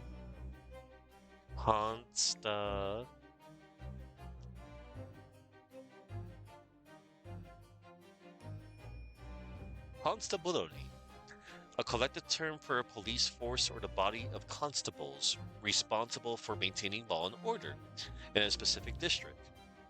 It can also refer to a police organization that is armed and organized along military lines, separate from the national military. Okay. Naturally, we must acknowledge the deficiencies of the constabulary in allowing this to have happened.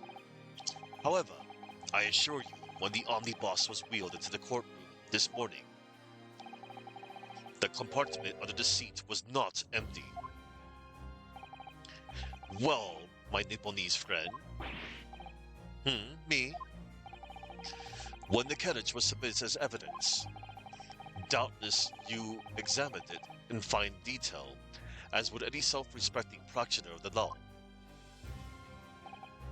Pray, What did you find the condition of the undersealed compartment to be? The underseat compartment.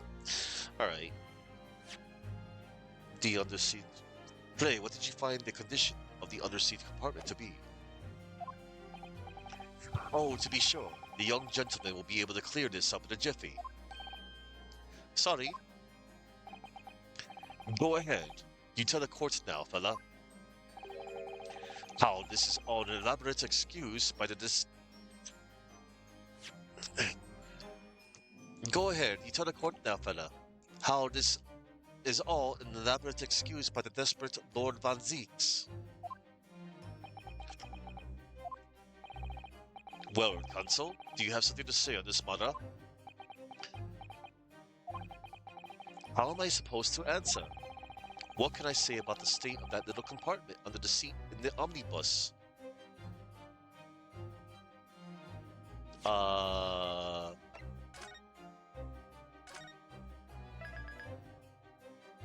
want to say... What can I say about the state of that little compartment under the seat in the omnibus? Well, when we check, it was empty. But it wasn't empty because she was in it. I really don't know if giving this answer is helping my cause as counsel for the defense. But as far as I remember, at least, when I first examined the compartment, I'm very certain that there were a number of articles inside it, yes. Are you sure, counsel? Ara, be whist. What are you saying now, you daft doll? I thought you were on my side here. Oh boy.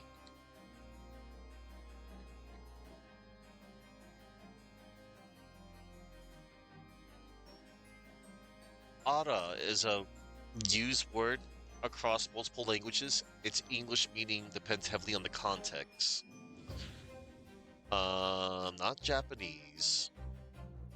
I was actually looking for...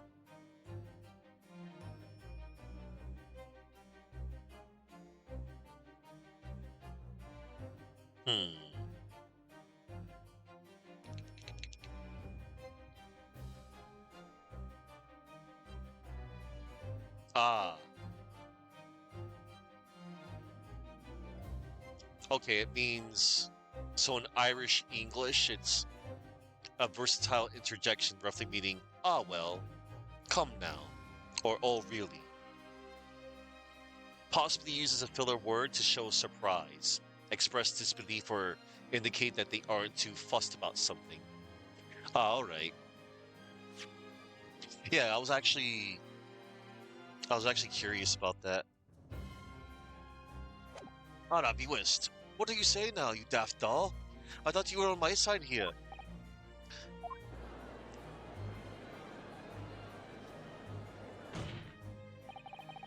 What game are you playing? Your task is to defend the man in the stand. Why would you say something to compromise his position?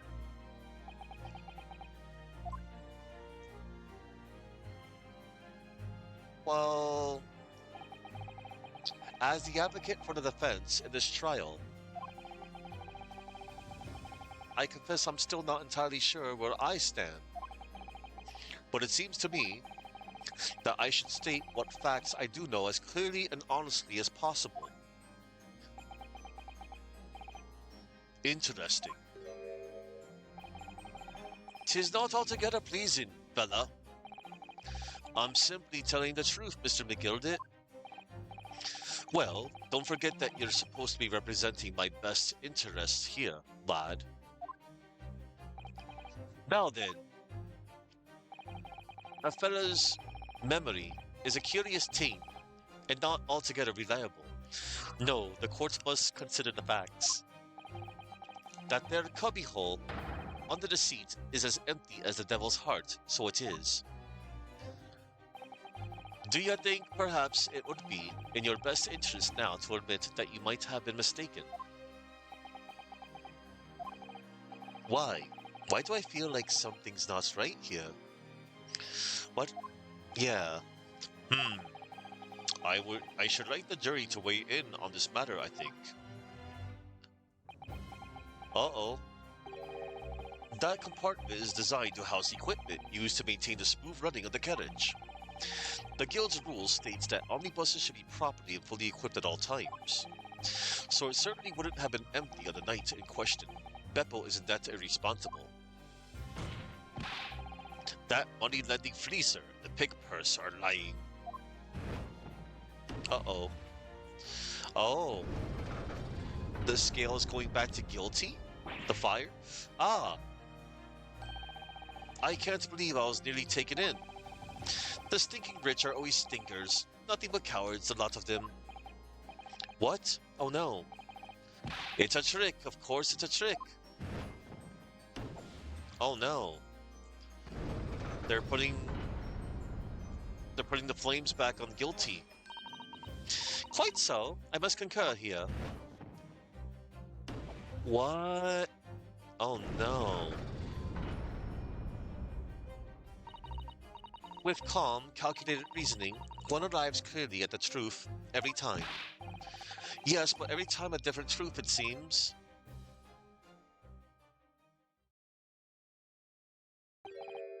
My lord, I humbly exhibit the scales of justice. Clearly, a verdict of not guilty at this time would be wholly inappropriate. Thank you, counsel. But before we proceed any further, there is the matter of the outstanding cross-examination. Counsel for the defense, begin your questioning of the witness, please. Yes, my lord. What just happened? The whole balance of the trial just shifted almost beyond recognition. The Reaper of the Bailey is at work, it would seem. Yeah. Cross-examination. Oh, snap. What the girl saw. Hang on. All 6 members of the jury had decided the defendant was innocent. For one brief shining moment, yes. It's clear that they are all still very unsure. If we could just find something conclusive, if we could just find some conclusive piece of evidence among this new testimony, I'm sure we would clinch the verdict we want. Yes, I think you're right, and I have this niggling feeling. Something's bothering me, but I just can't quite put my finger on it. Alright. So, hang on, everybody. One moment, everybody. I'm gonna be right back real quick, and then we're gonna go back to this testimony.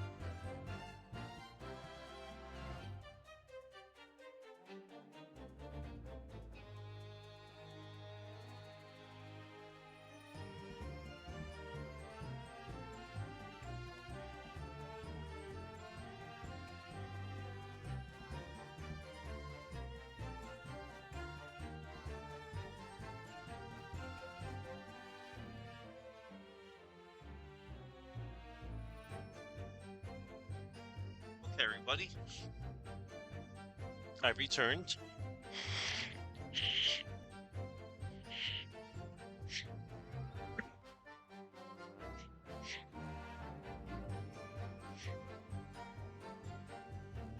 Alright, so I snuck inside the carriage before they hooked up the horses, just like always. Hold it! So, you were already in the omnibus before it even set off on its run? Well, yeah, I mean, what's the point of spending a Joey to make a new Bob, eh? That's a rum idea, innit? I suppose she means there's no point spending money to make money. It actually makes sense. Counsel, may I remind you that this girl is a petty thief, kindly refraining from entering her tenants. Well, that does clear up the little mystery of the fares and all. For paying passengers at 5 pence apiece, making the 20 to which the cabman testified. And one little scapegrace ran for free. The red conch of a driver always goes for some grub before its last run, see? So that's when I slip into the carriage and get myself hidden under the seat. Nice and easy, right? But your hiding place is a storage compartment. Full of equipment for the coach, no?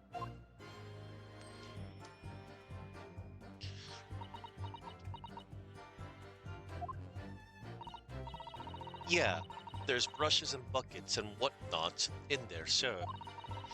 I always check all that out and cram it in the corner somewhere. No one ever seems to bother much. And yet, according to the report filed by the police officer who first arrived at the scene, the compartment was full of such paraphernalia. Paraphernalia. Well, I don't know nothing about that. Like I said, I moved all that stuff out so I could hide under the seat. That's all I can tell, yeah. It seems we've reached the end of that line of inquiry. Continue. Hang on, everybody. I'll be right back.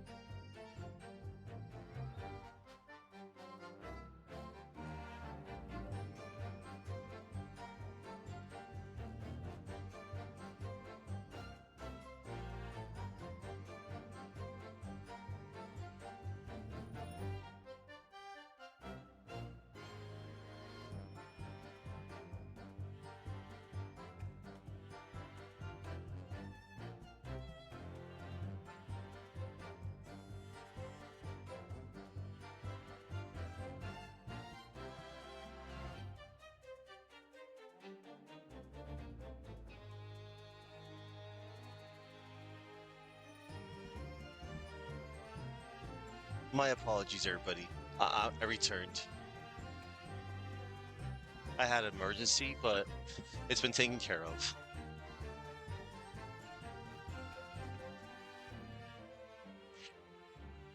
Oh man.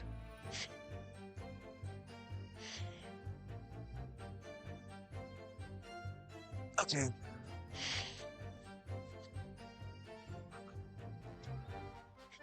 All right. Thank you all for your patience. I'm really loving this, and I want to see through this to the end. Then after a while, I heard this loud bang. Nearly jumped out me skin. I did, and the scream just came out. Oh, you're welcome, Madakesh. Yeah, I'm really loving this so far, man. This is my first time going through this entry.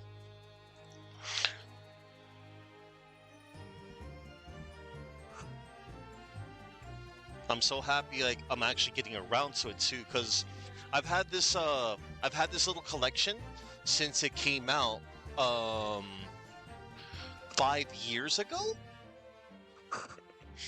and I've just been sitting on it for a good while. I brought this at full price when it came out. Yeah, you love the series, which is odd seeing as you never played it. No, it's cool, bro. Like, yeah, because like I remember for a long time, man. So this game, the Great Ace Attorney Adventures and the Great Ace Attorney um I think it's part two. I forgot what it was called. I think it's called Resolve.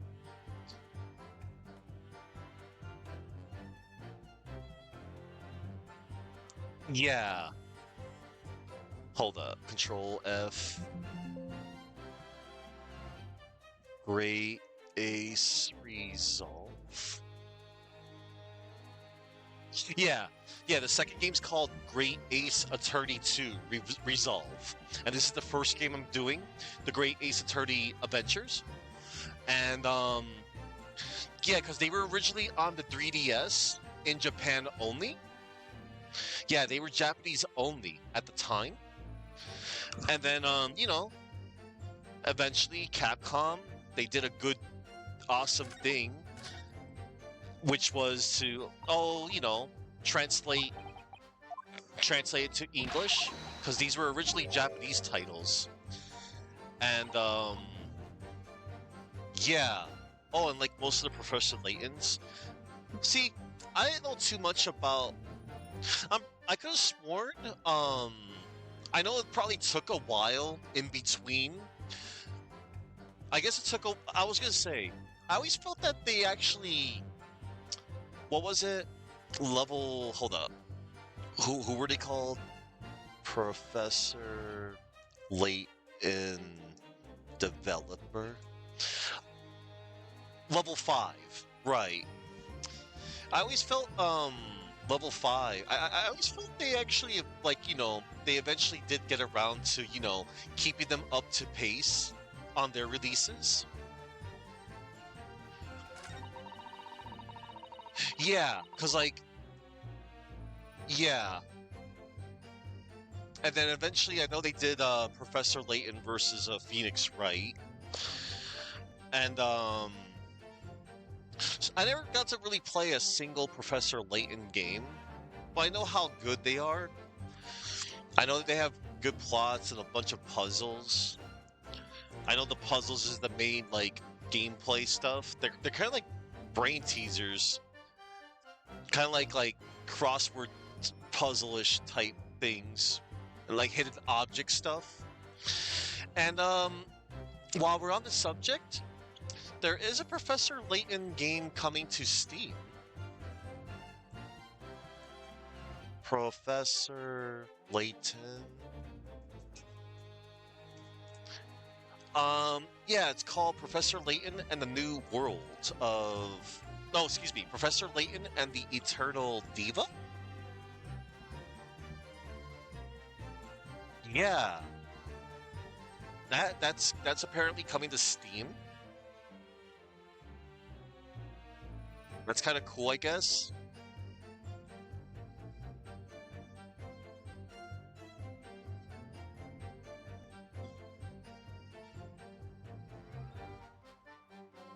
Or wait a second.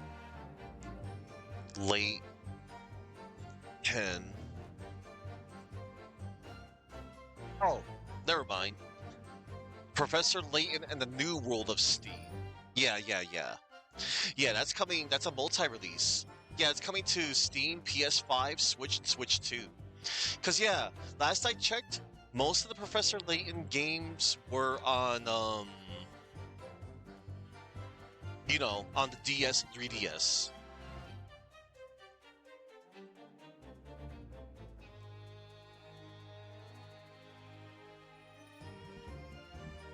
to my knowledge anyway. Right, okay, the first game was on DS and mobile phone. Second game was on DS, third game was on DS, the fourth game was on DS. And then, yeah, Miracle Mask, that's on 3DS. The other one was on 3DS. Oh, Layton's Mystery Journey, Catrio, and the Millionaire's Conspiracy, that's on Switch, 3DS, iOS, and Android. And then there's also Professor Layton Royale, which was a mobile phone. And then there it is, Professor Layton versus Phoenix Wright, Ace Attorney. Yeah. Well, yeah, I think they did a good job of at least bringing them over. But it was a right old waste of time. I got nothing to show for me troubles that night. Hold it! Hold it. A waste of time? Why is that? Well, most nights I'm on me own in the God. I'm on me own in the God permits at least some of the time. I beg your pardon? Did you say God permits? Oh yeah, well that's not my kind called it. That's not what my kind called it. You'd say the omnibus, I suppose. The point is, any normal run, the carriage ain't got no one in it for a while. And that's when you come out your hiding place and get away. That's it. Only that night. This cove was sat on me seat from the start. And he didn't budge the whole way, did he? Not 1 inch, I was totally stuck. Do you mean to tell us that you were present to the carriage for the duration? You were under the seat the entire time while the events unfolded in the enclosed cabin? Yeah, right, mister? To be sure. I was as shocked as anyone. You don't expect to lift the cushion you've been sat on and find a child now, do you? No. So this Miss Lestrade couldn't possibly be the culprit then. Well, yeah, I'm just saying, I'm glad I'm finally getting around to playing this, man. Because, yeah, it's so cool they finally, translated both of the games. And they're now on not only Steam, they're also on the modern consoles. And I've been saving this for, I guess, when I finally started streaming.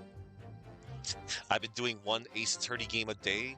A month. I've been doing it a month.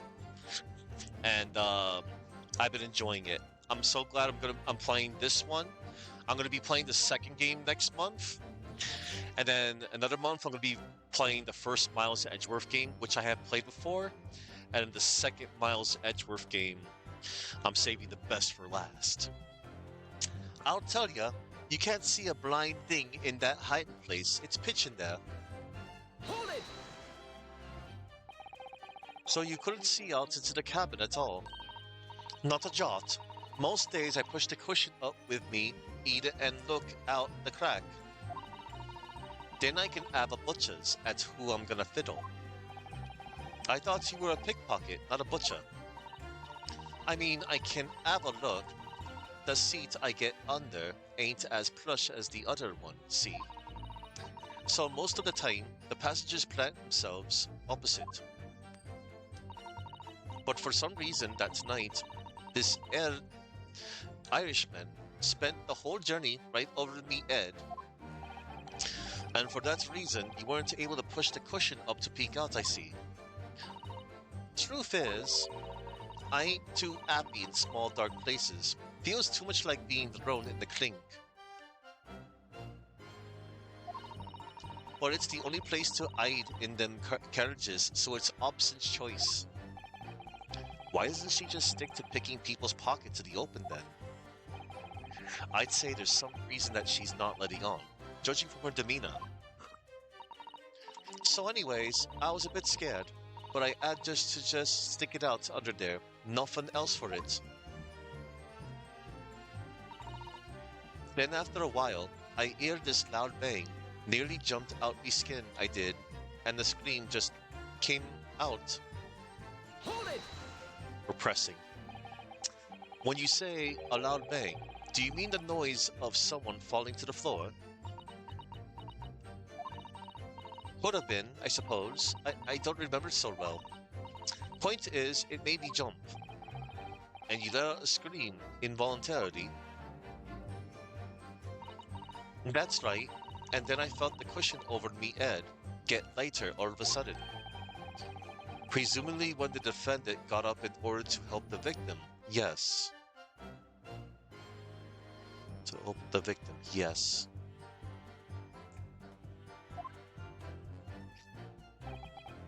Or not. It could equally have been the moment the accused stood in order to stab his victim. Could it not? Well, girl, did you see what happened at that crucial moment? Yeah, I saw it. I pushed up the cushion and add a little and add a quick butcher's while I had the chance, didn't I? I pushed up the cushion I pushed up the cushion and add a quick butcher's while I had the chance, didn't I? The Irishman was sitting up the bloke what had fallen on the floor on the seat opposite. That matches Mr. McGildett's account, of course. But then the fella suddenly turns around and looks right at me. I sunk back down again, but it was too late by then. I should never have risked looking. It's because of that this swell found me. He did help me get away, mine. Hold it! And when Mr. McGildet discovered you, he pulled you out from your hiding place. I was scared stiff. I was. He dragged me out and sat me down on the seat and all. Next to the victim, Mr. Mason? Yeah, the bloke had a knife in his guts. He was still bleeding. Then the carriage lurched a bit and ended up falling onto me. Oh, how awful. Both me both me hands got covered in blood. It made me feel sick as a dog. Both her hands covered in blood. That must be what the rooftop passenger saw. After that, I believe you talked with Mr. McGildet for a while. Is that correct? He asked me some stuff. Wanted to know me name and what I was up to and that. Then I heard something from up above. Someone screamed. Yes, Mr. First on the roof deck, one would presume. Well, I didn't want no one see me face, so I didn't look up. Then the horses were drawn up smarches, and this Irishman says to me, "Get back under the seat. I'll see that you can get away later." Hmm. All 6 members of the jury had decided the defendant was innocent. For one brief shining moment, yes. It's clear they are all still very unsure. If we could just find some conclusive piece of evidence among this new testimony, I'm sure we could clinch the verdict we want. Yes, I think you're right. I have this feeling. Something's bothering me, but I just can't quite put my finger on it. Okay, we pressed all of her statements.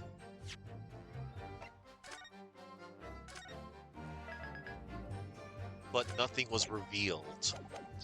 And I didn't have a chance to pursue this man. So hang on.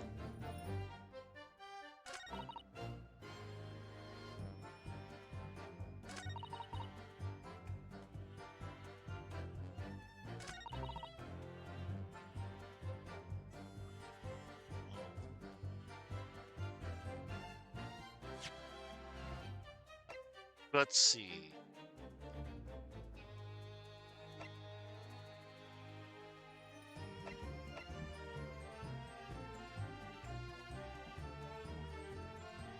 Hmm.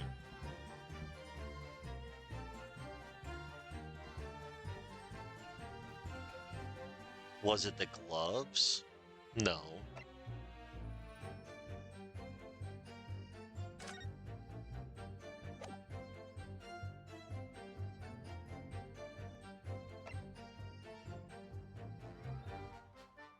Protection! Nah, that's not it.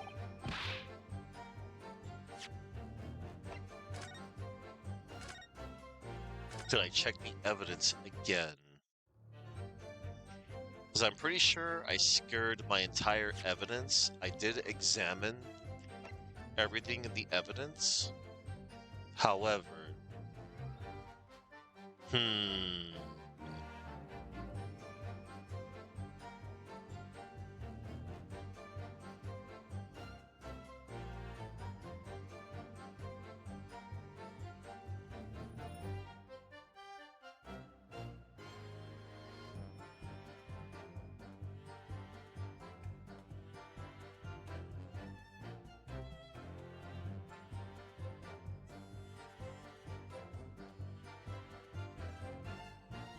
Hmm. Hang on.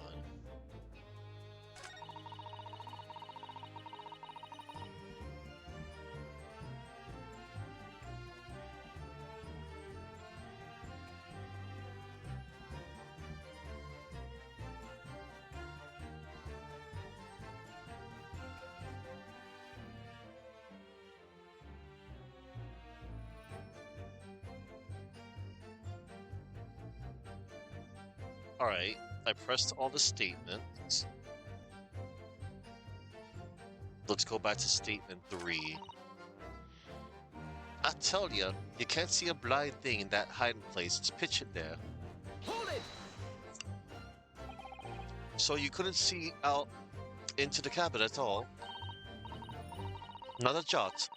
Most days I push the cushion up with me Ed and look out the crack. Then I can have a butcher's at who I'm going to fiddle. I thought you were a pickpocket, not a butcher. I mean, I can't have a look. The seat I get under ain't as plush as the other one I see. So most of the time, the passengers plant themselves opposite. But for some reason that night, this ill Irishman spent the whole journey right over the edge. And for that reason, you weren't able to push the cushion up to peek out, I see. Truth is, I... Well, now. Oh! Truth is, I ain't too happy in small dark places. Feels too much like being thrown in the clink. So, okay. Because I was gathering information right there. Because I was waiting for, you know, when to pursue this man. Like, it wasn't easy to draw out when to pursue. I ain't too happy in small dark places. Feels too much like being thrown in the clink. But it's the only place to hide in them carriages. So it's Obson's choice. Alright. Why is she just sticking to picking people's pockets in the open then? I'd say there's some reason that she's not letting on, judging from her demeanor. So anyways, I'm a bit scared, but I just stick it out under there, not nuts for it. Alright. Okay. Now we're gonna go and pursue. We're gonna pursue McGildit.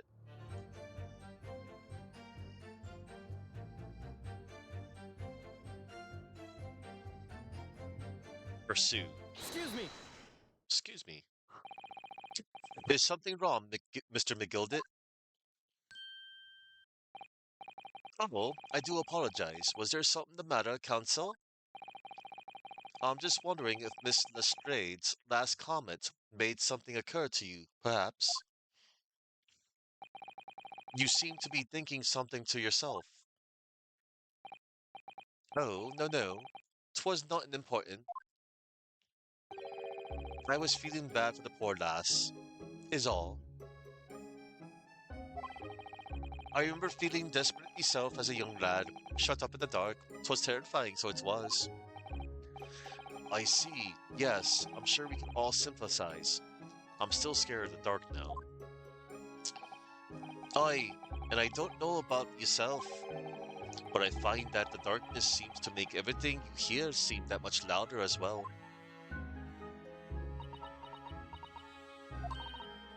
Yeah. Yeah.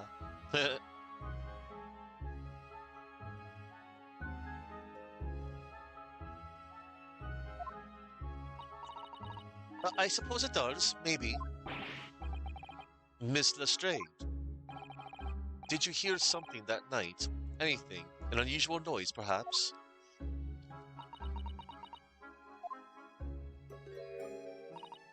Nah, not really. All I could hear was the Irishman snoring. Bijabas, there's no need to tell the whole world of me. Foibles, you little scamp. Bejabbers. Bejabbers.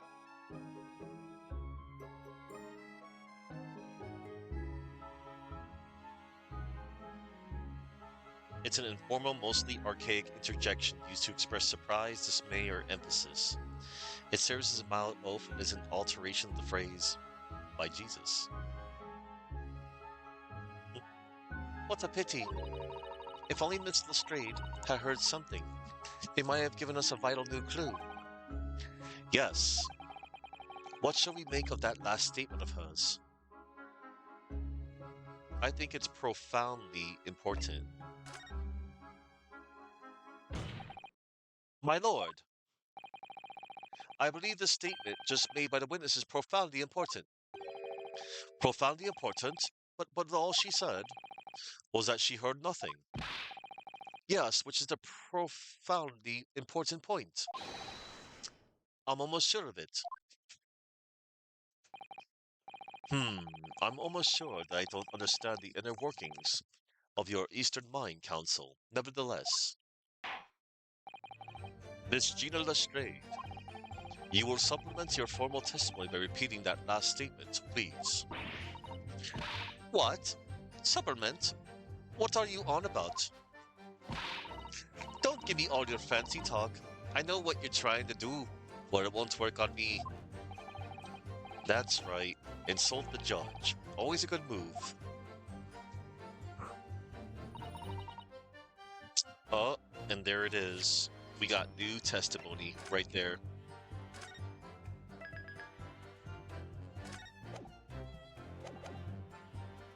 I was straining my ears to work out what was going on, but all I could hear was snorting. Hold it! So you were straining to hear what was happening the entire time, since the moment you hid yourself? Not exactly, no. Sorry. Well, there was no one in the cabin to start with. I could just push the cushion up and have a butcher's to see what was what. But then when I saw this swell getting on, I got me head down so he didn't notice me. And Mr. McGilden sat on the seat under which you were hiding, correct? Yeah, would you, Adam and Eve it, eh? What a bug. So then all I could do was listen. I was waiting to jump out. I was waiting to jump out of there as soon as I earned him leave, see? But would he? Not likely. Even though we stopped on there, I never heard the door open. So I just had to stay up and listen to I'm driving his pigs to market, snoring like an old dog he was. Hmm. Are there any conclusions we can draw from that, I wonder?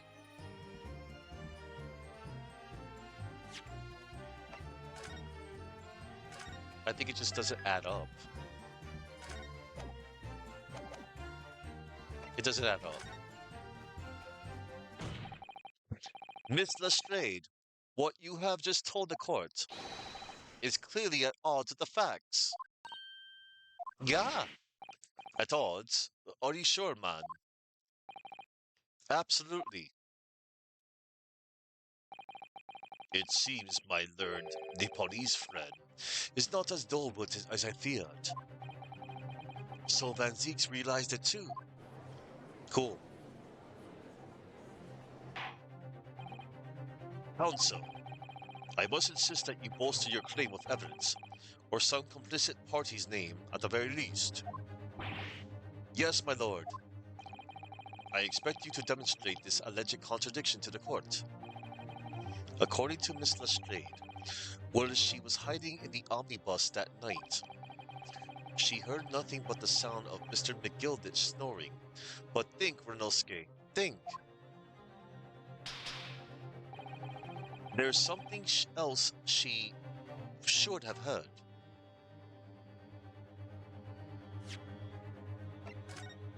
Right. I think she would have heard a person? Show a person? No, wait. Show a piece of evidence or show a person. There's something else she should have heard. Hang on. Very well, my lord. Allow me to elaborate. On a particular sound that Miss Lestrade could not have failed to hear on the night in question. The sound very clearly explained by the following piece of evidence.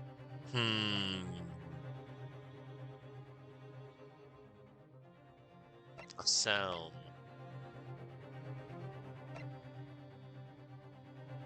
Oh, wait a minute. No, wait.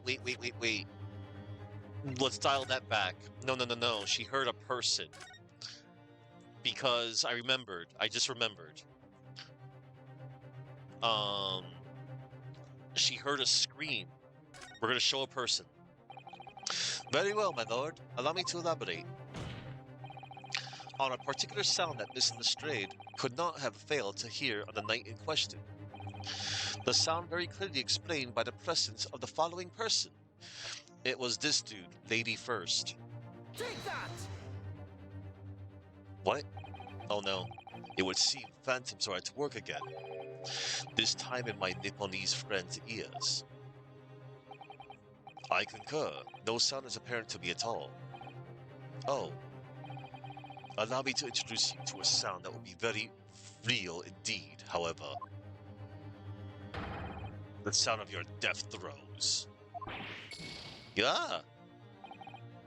Ugh, he's right. That was loud. Well then, counsel. While she was hiding in the omnibus that night, she heard nothing but the sound of Mr. McGildet snoring. There's something else she could have heard. But forget it.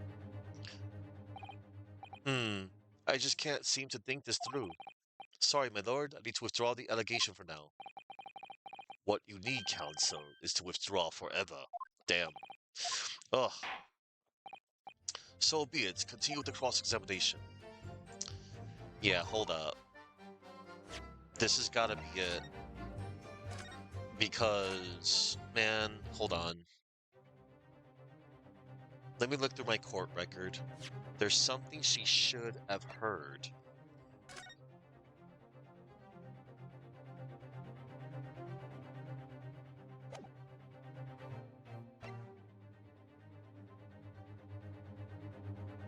I doubt you can hear anybody getting stabbed.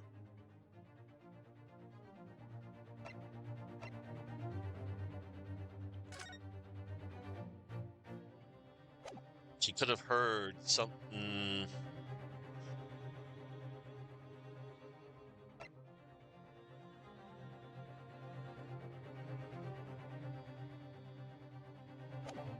I think I'll present the. Okay, hold on.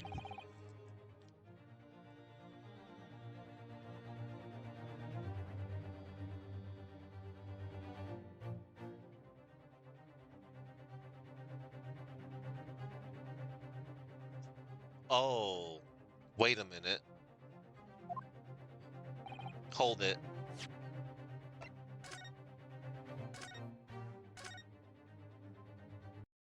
Alright. So I was on the right track by showing a person, but it was the wrong person. There's something else she could have heard. She should have heard. Very well, my lord, allow me to elaborate. On a particular sound that Miss Lestrade could not have failed to hear on the night in question. The sound very clearly explained by the presence of the following person. Right. The victim, the rice-fired mason.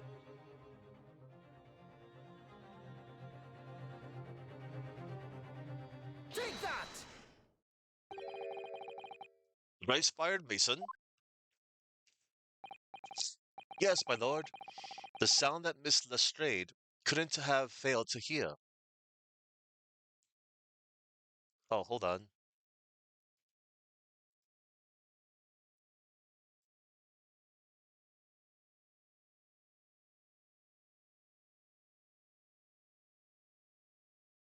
Hang on, everybody.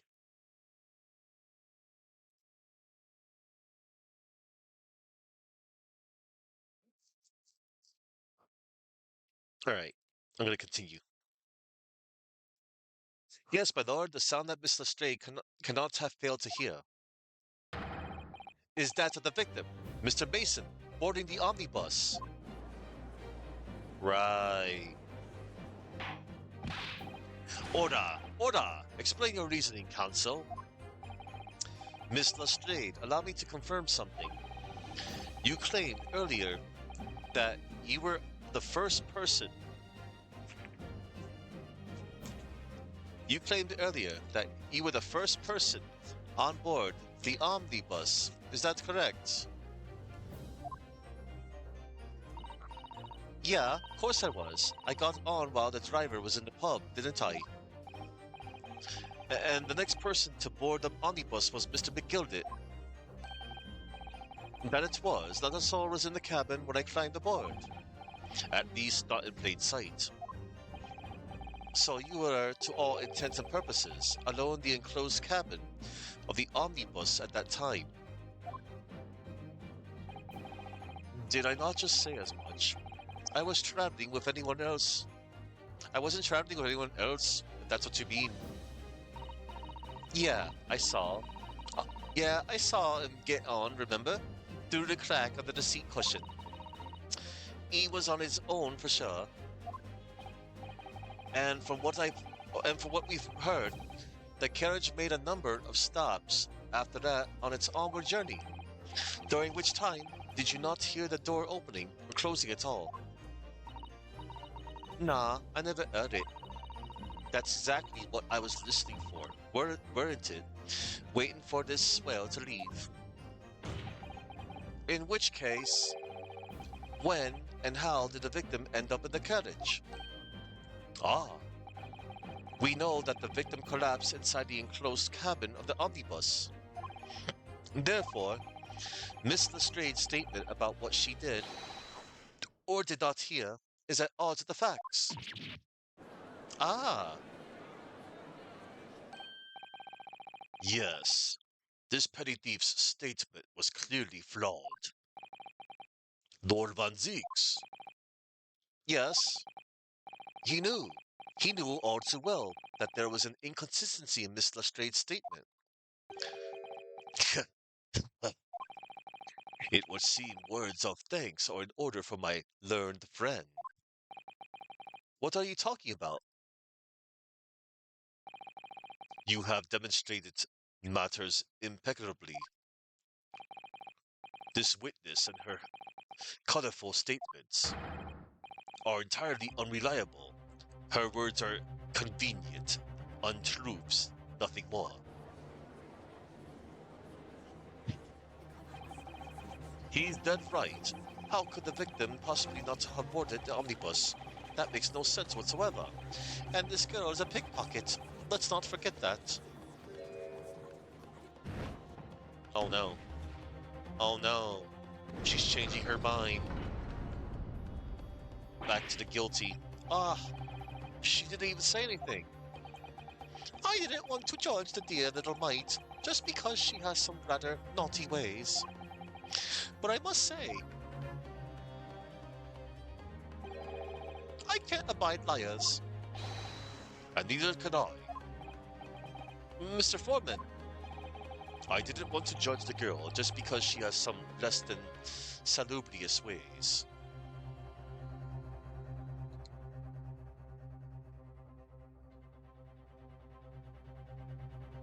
Salubrious is a formal adjective that means promoting health, well-being, or general pleasantness. Okay. But I must say, I cannot abide liars. Oh no. It's back to being guilty. Ah, Mr. Naruhodo, that's 5 jury members leaning towards guilty. Uh-oh. Well, your consideration for others is refreshing, my Nipponese friend. To the considerable troubles you have spared me.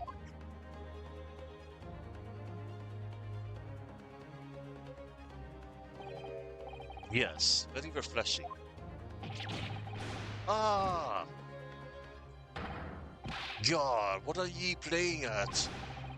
Have ye forgotten who you're working for, you useless Eastern Amadant? This is carnage. It's perfect.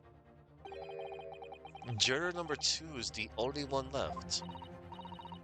Mr. Naruhodo, the way this is going, I know if we can't find some new way to convince everyone of Mr. McGilded's innocence, the judge will rule and we'll have lost. I very much wanted to believe the words of one of London's most respectable gentlemen, but those of us in service know we must accept hard truths. Hold it! Oh, snap. We're saying hold it to the jury? And in general?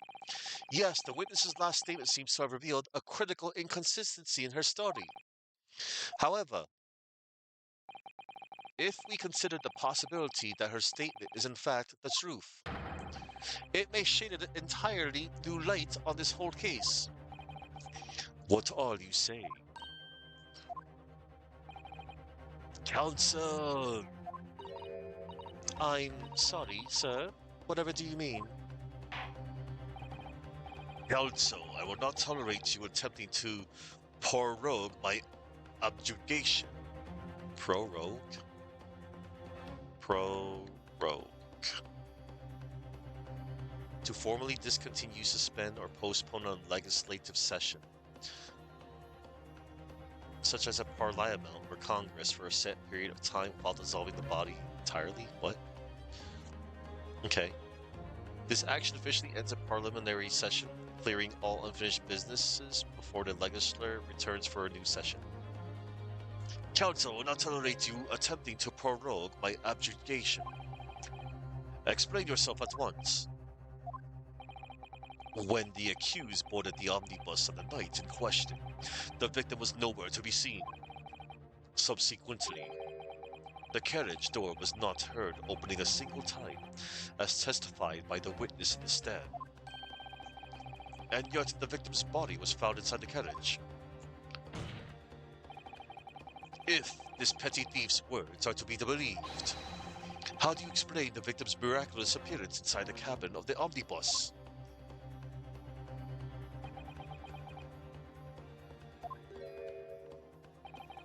There's only one way to explain how the victim came to be inside the carriage.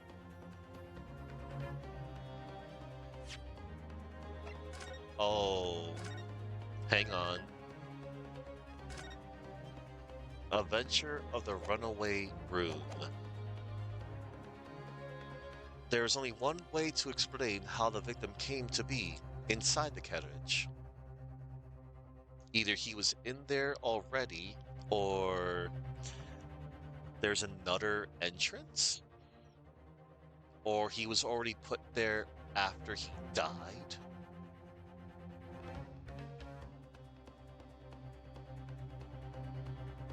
Maybe he was put there after he died.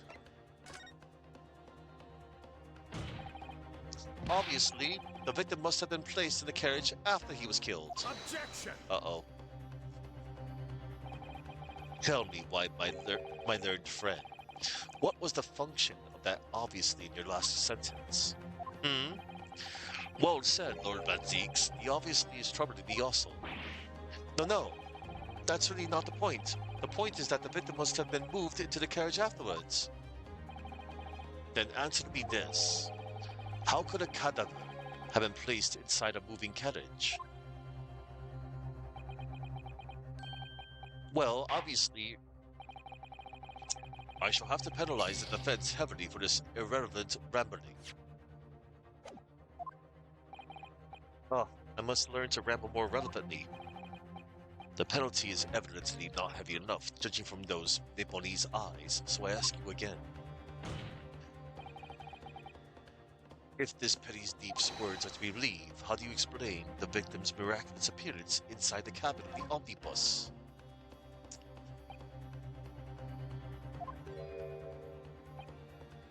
Alright. Okay, that was dumb thinking. Maybe because there could have been another entrance. There's only one entrance. He was in there already? Clearly, he was in there already beforehand. Objection! No. No, that was dumb thinking too. It was the skyline. Yeah, I should have known better. Yeah. There's another entrance. If the door wasn't open even once, the only explanation is that the victim entered the enclosed cabin some other way. Yes. There definitely was some other way.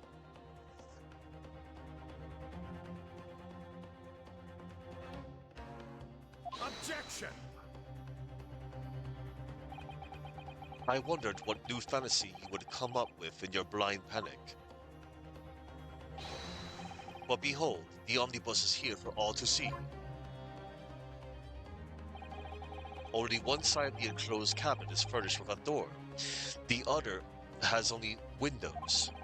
Fixed windows which cannot possibly open. In short, there is no entrance to the cabin other than the door. Objection! No. But there could be. There's one possibility you haven't considered. Oh, really? Yes, one other way inside that isn't the door. Another opening, the use of which allowed the victim to appear inside the enclosed cabin.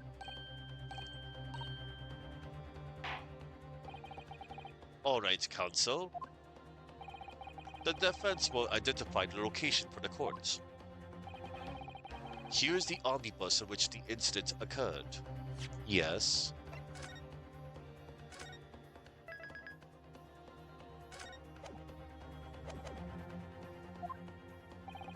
Where on earth is this entrance by which you propose the victim enter the cabin? Here, right here. It's gotta be this. Take that! The answer is obvious.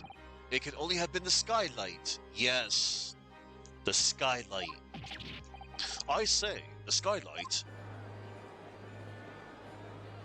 Objection! Your ludicrous proposal almost has me lost for words. However, Objection! the skylight the skylight may well be large enough for someone to pass through. Objection! So you claim. But do you have a shred of evidence to support your arrow blade theory? Both Mr. McGilded and Miss Lestrade said the same in their testimonies. They each claimed to have heard a loud thud, such as the noise made by someone falling to the floor. Yes, which has already been explained, as the sound of the victim falling from his seat having been assaulted with a dagger. Yes, it has, but would a man slipping from the seat onto the floor really have made such a loud noise as the witnesses described? A noise loud enough to cause Miss Lestrade to let out an involuntary cry, in fact. Good gracious. Perhaps, in fact, that was the moment that the victim made his entrance into the cabin. No, let me rephrase that. The victim didn't enter the cabin as such. He fell into it. Objection! You're now suggesting that the victim fell from the skylights into the cabin. That's simply impossible. How can you be so sure? Because if the victim had fallen inside through the skylights, as you say, the passengers on the roof deck would have seen it happen. And yet, not one person made mention of such events in their testimony. Well, yes, that's true, but hold it. Might a humble fella make a wee comment here? Mr. McGilded, to be sure now, the two fellas who were sat on the roof that testified afore said nothing of the victim falling through the skylight. But it seems to me, my lord, that it is not so much a case of them saying but, of them not saying but. I, 'tis a case of them being unable to say. What? I think perhaps the two fellas do be having something of a compelling reason not to mention what happened.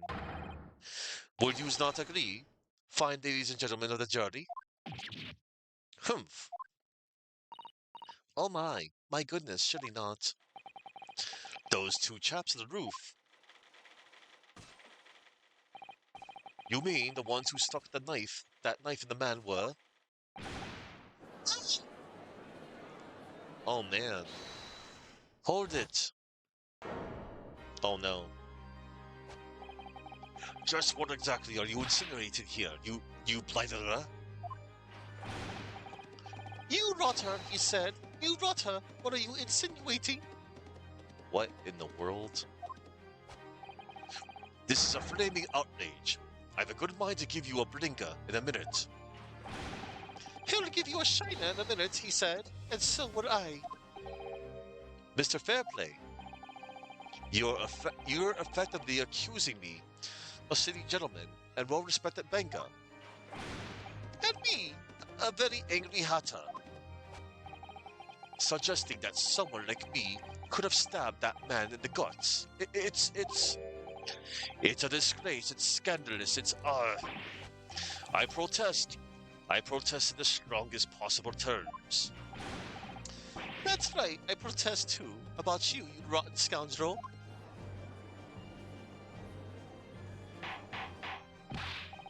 Order, order, order. This is not the time, witnesses.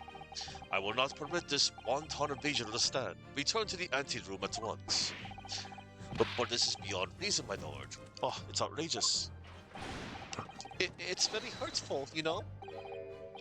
My lord, if I may comment. Oh, snap. What do we have here? Well, if it isn't Zophar. Zophar, I saw that you were doing various arcade games of the sorts. My goodness. You have all graced the presence of me, Gog Zero. Hello and welcome all. Oh, and Boosh. I must welcome you all, my other mascots. Here he is. This is Boosh, B-O-O-S-H. Boosh. And it's in caps as well. Look, Boosh, we got raided. Not once, but twice. Oh my goodness, I have a long list to take down. Hello there to Nami Demon. Hello there to Mora. And oh, a first-time chatter.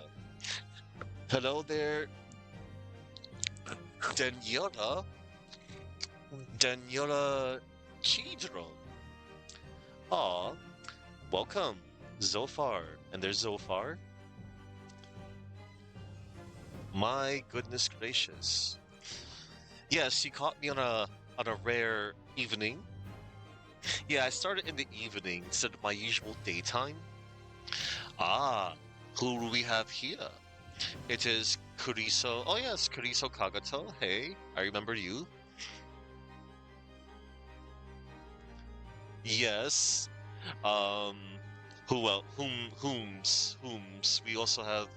Oh, hello there, Dragon Lightning 25. Oh man, Dragon Lightning, awesome.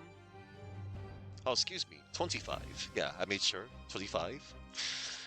I'm making sure I got you all, everybody that I see within the chat. Oh, hello there, you gotcha 77, and hello there to Rango Sal. What am I doing streaming at this time of night? Am I okay? Yes, I am okay.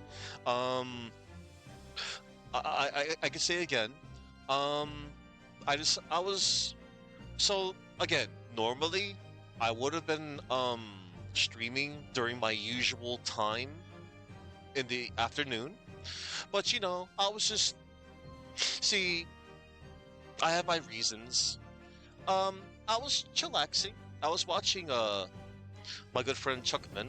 He was playing some Legend of Zelda Ancient Dungeon before, and I was waiting for a certain particular streamer to go live, and sadly, said streamer had other obligations to do, and I'm like, man, I'm just feeling a little restless because I thought about taking a day off, but like, no, I decided, yo, I'm gonna stream. It is going well, Kuriso Kagato. Thank you kindly. Oh, Ranko. It's funny you mentioned turning into a vampire. The prosecutor, this fine gentleman right here. Hold on, let me go to my court record. The first time I laid eyes upon this fine fellow, Barack Van Zeeks. He is known as the Reaper of the Bailey. I do like that title, very much so. Dude reminded me so much of freaking Dracula. He had that Dracula Rondo of Blood vibe to him too, and I like that he was drinking from his hallowed chalice. Dude is freaking awesome. I really do genuinely like this prosecutor already. Like I'm already ranking him pretty high on my prosecutor rating. And hello there. I mean, perhaps I may already be a vampire, or I don't know, a vampiric wolf, maybe. Maybe that's a thing. I mean, the only thing that I'm missing is like a coffin to sleep in, or perhaps I can, sleep standing up or upside down. One of the two. How did I like Mina Mora? I loved Mina the Hollower. Mina the Hollower was definitely one of the best games I have played of 2026. Uh, as of right now, between that and Vampire Crawlers, it's my personal, for the time being, game of the year. I'm not going to declare it as game of the year because we all have our own likes, Nothing to do with those award shows. We all know how fixed they can be. But anywho, you're not afraid of vampires, they're great. That's awesome.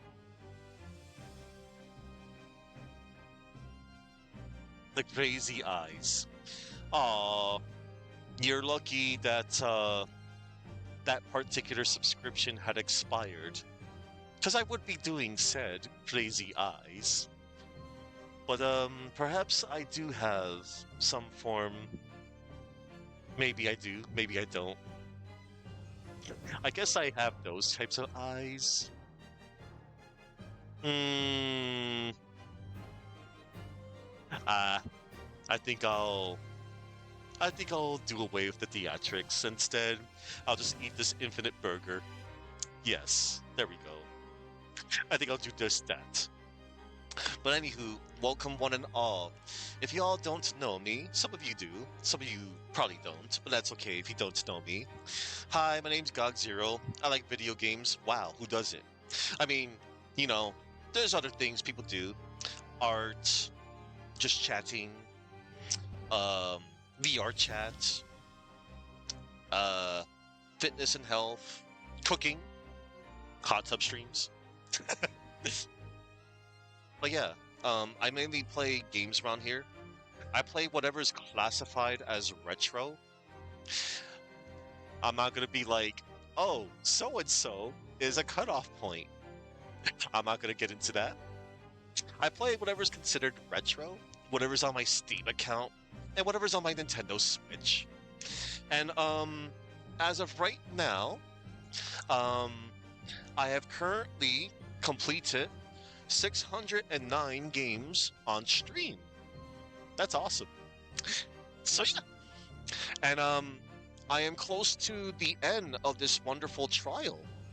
Um, I'm trying to figure out how somebody had gotten stabbed. Thank you, thank you, thank you, thank you kindly, Renko. Yeah, I've been chronicling how many games that I have beaten on my stream.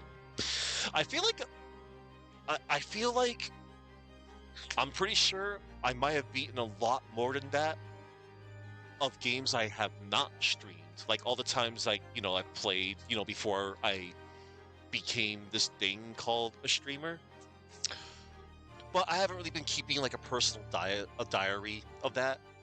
I always kind of regret not keeping a diary of sorts, but I've been chronicling my ever since then. I have been chronicling like how many games I have beaten on stream. And that's a nice thing. I might make other lists, perhaps.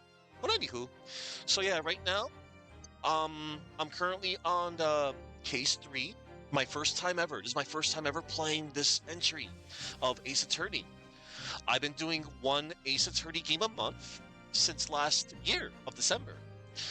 And I'm like, hey, I'll just revisit some of the games, and I'm going to get around to 3 games I have not gotten around to yet. So this is one of them. Next month, I'll be playing the second Great Ace 2. And then another month from now, I'll be playing both of the Miles Edgeworth games. I've played the first Ace Attorney Investigations, Miles Edgeworth. I've never played the second one yet, and I'm dying to play that one. In my mind, I'm kind of sort of saving the best for last, because, hey, I love me some Miles Edgeworth. He's definitely my favorite Ace Attorney character.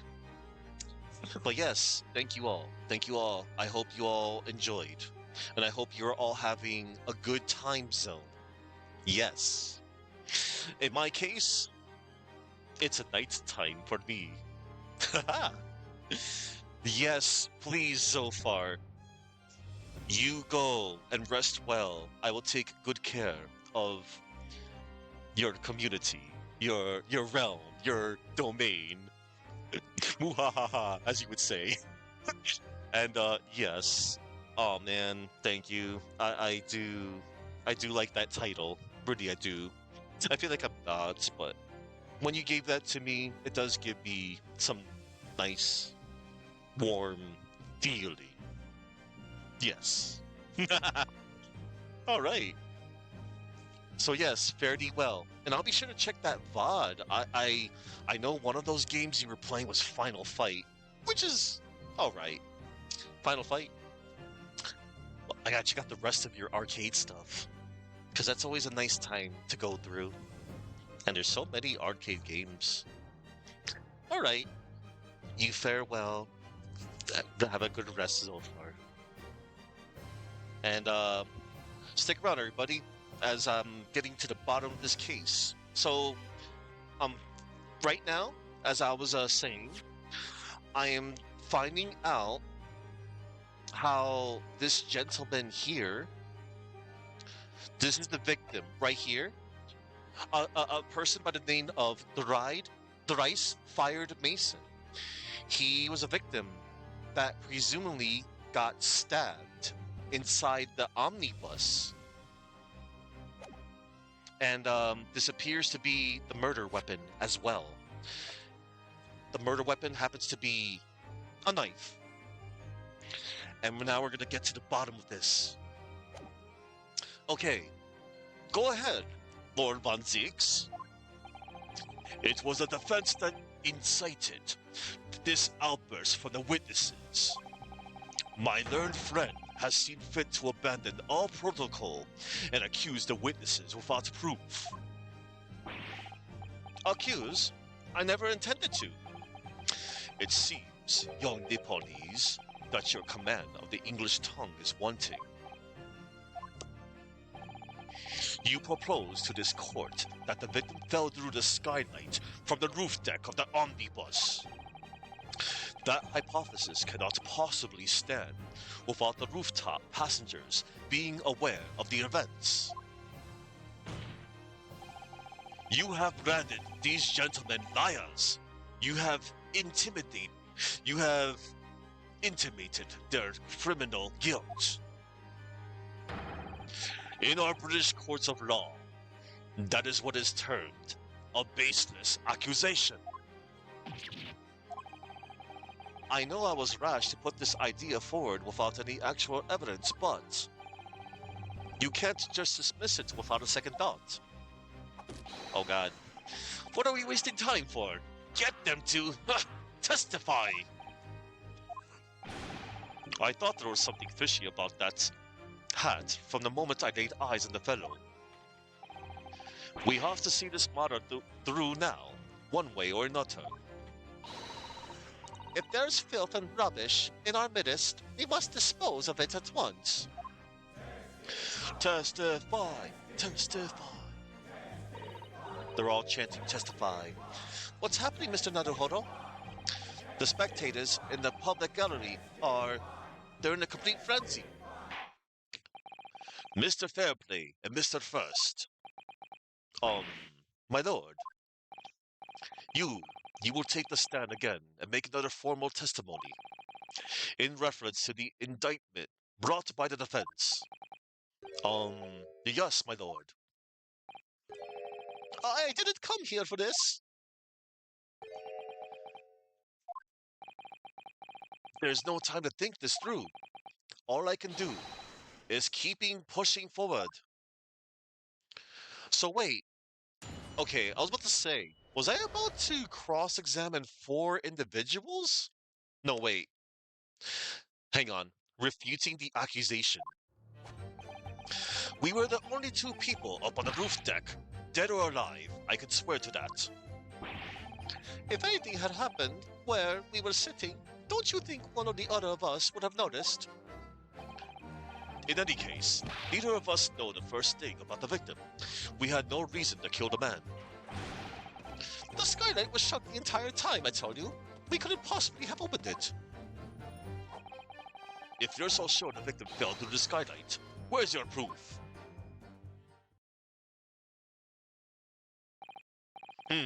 I must say that on listening to this testimony, it is somewhat hard to imagine how either witness could have performed any malevolent act on this open rooftop deck without the other noticing forthwith. That's right, you see.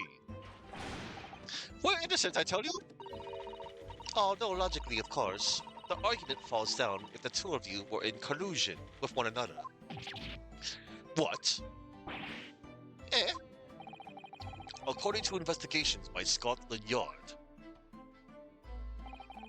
the 2 witnesses share no common dealings. Ha! Well, I don't trust coppers any more than I trust the stinking rich. Something doesn't feel right here. The trial is going in our favor, really. So why do I feel so uneasy? Counsel for the defense, over to you. Your cross-examination, please. Oh, yes, my lord. Cross-examination. Refuting the accusation. Alright. Let me do a quick save here.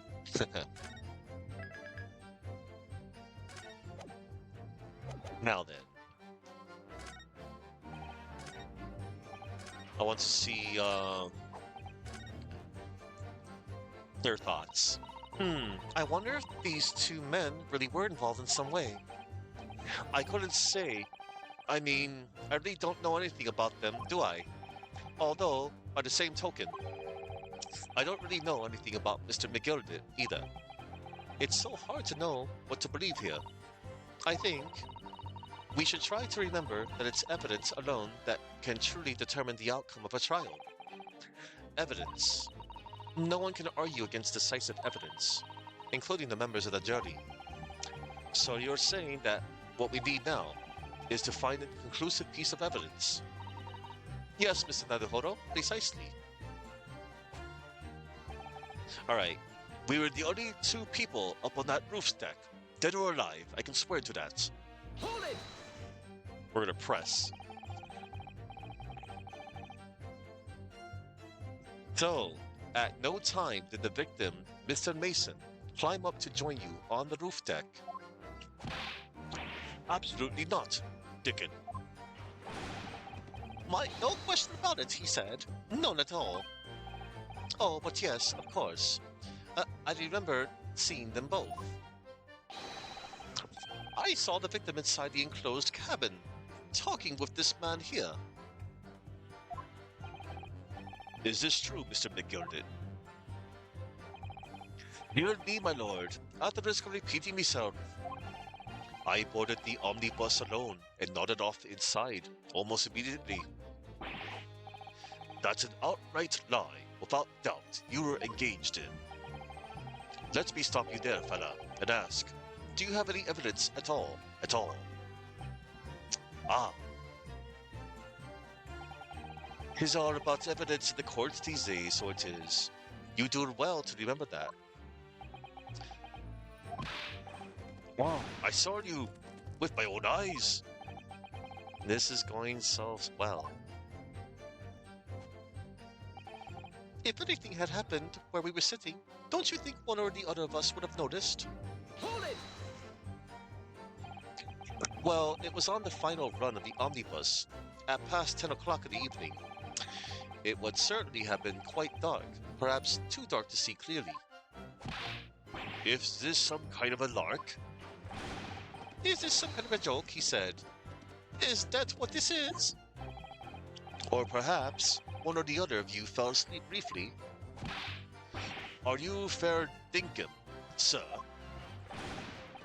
Are you serious, sir? That's what he said. It's impossible, I tell you.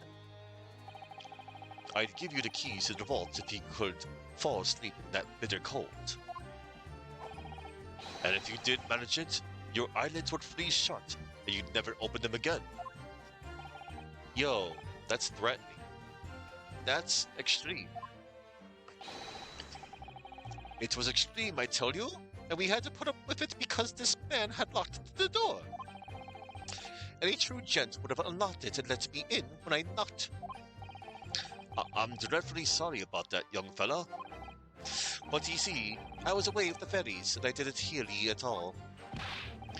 That's a lie. I saw you through the glass. You were talking to someone. Now, 'twas a cold night, so it was. People do be seeing things that aren't real in the cold. 'Tis hardly surprising. Seeing things. I believe we have reached an impasse here on this particular point. Impasse. Ah, you! Don't take it personally now, lad. If I'm a suspect in this case, then 'tis only fair that you and the others fiend are too. Open and free competition is what a capitalist society is all about. This isn't a competition I would like to be involved in.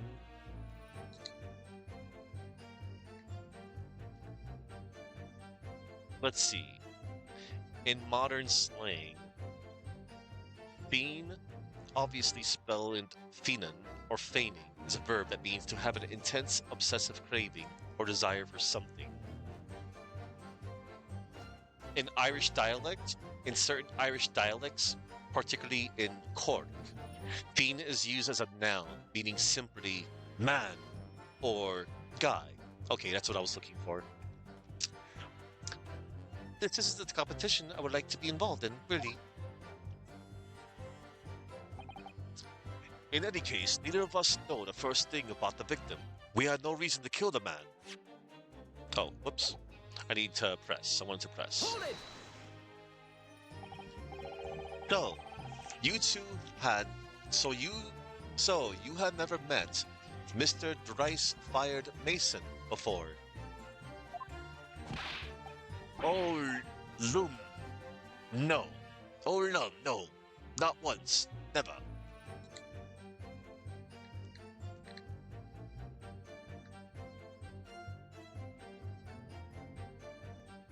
Lum or lummy is an old-fashioned informal British exclamation used to express surprise, interest, or mild dismay.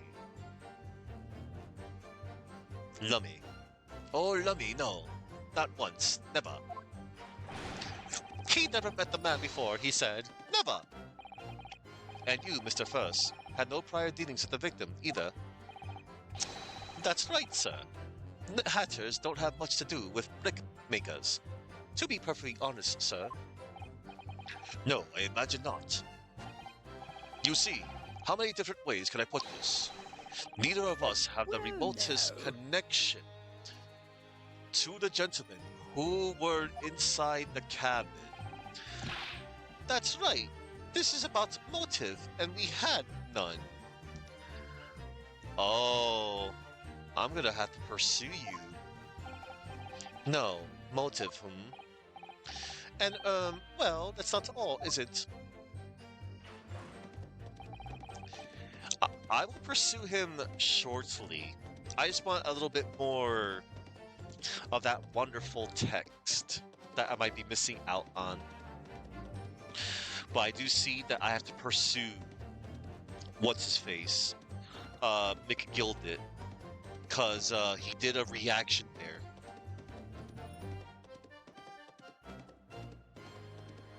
All right. Skylight was shut the entire time, I told you. We couldn't possibly have opened it. Hold it! Are you quite certain about that? That the skylight was shut the entire time? I'm going to lose my Brock with you in a minute. He's going to lose his rag with you in a minute. That's what he said.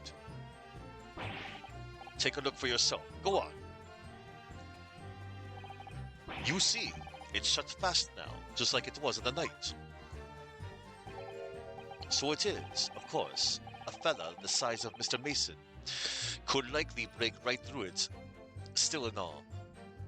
Hey, don't worry, Chuckman. You take care, and I'm going to tell you all about the case over Discord later today. You take care, man. So it is, of course, a fella the size of Mr. Mason could likely break through it, still and all. What? Just looking at the size of the thing, you understand? Now you hold on there a minute, sir.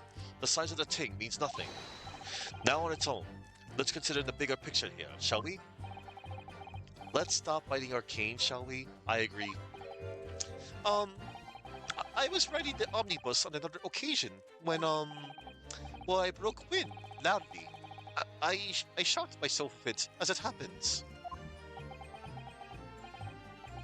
This is an unexpected confession, Mr. First. Oh, I just mean to say, well, the point is, I tried to open the skylight, you see. TMI, bro. Dude. But just my luck, I couldn't make it budge. The stench was terrible. And I was not expecting the flatulence joke of Ace Attorney or fart joke. Everyone was looking daggers at me, sir. I went as red as rouge, I did. Are you expecting me to sentence you? Oh, no, sir. The point is, the skylight can't be open. I tried and tried when I was inside that cabin of shade. What? I have to pursue you as well? I have two things I have to pursue, everybody. The skylight doesn't open, you say? So that proves it. We couldn't have kicked the victim down to the cabin below. I tell you, neither of us could. Nobody mentioned anything about kicking anyone. Like I said, these details are little nuggets at best. It's the Motherlode we should be looking for. If you're so sure the victim fell through the skylight, where's your proof? Hold it! Proof. That's right, I demand to hear it. We came here to say what we saw, I tell you, not for this. But you call us both Scheissers. Brand us as criminals.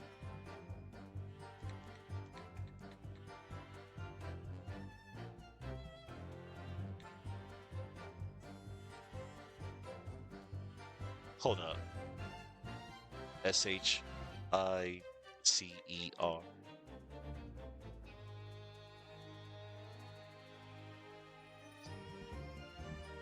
An involuntary slight shaking or trembling of the body?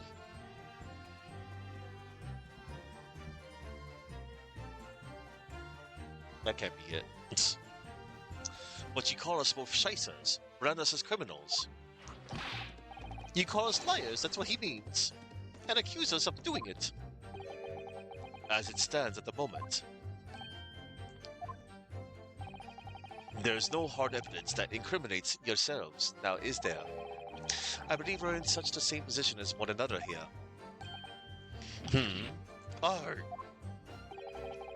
If I don't crack this case soon, he'll crack his teeth.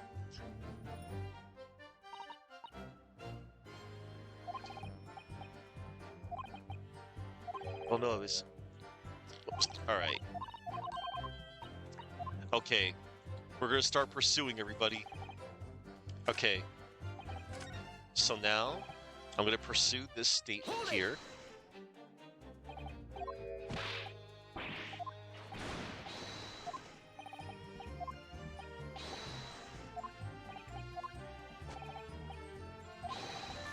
Well, now. Well now, time to pursue McGilded. Excuse me. Excuse me. Mr. McGilded? Yes, Counsel. What can I be doing for you? What? Yes, Counsel. What can I be doing you for? Did the witness's last statement give you pause for thought somehow? Not the remotest connection? Is that right now, I wonder? What are you insinuating now? Ah, Mr. Fairplay. It has been too long, so it has. Eh? If I'm not very much mistaken, I believe 'tis fast approaching, is it not? Your repayment date. I beg your pardon? You borrowed 20 guineas from me, sir. Yet at an unconscionable rate of interest. You tricked me. It's extortion. Well now, is that a touch of begrudgery, is it? The sort of begrudgery that might motivate a fella to pass his crimes off on another.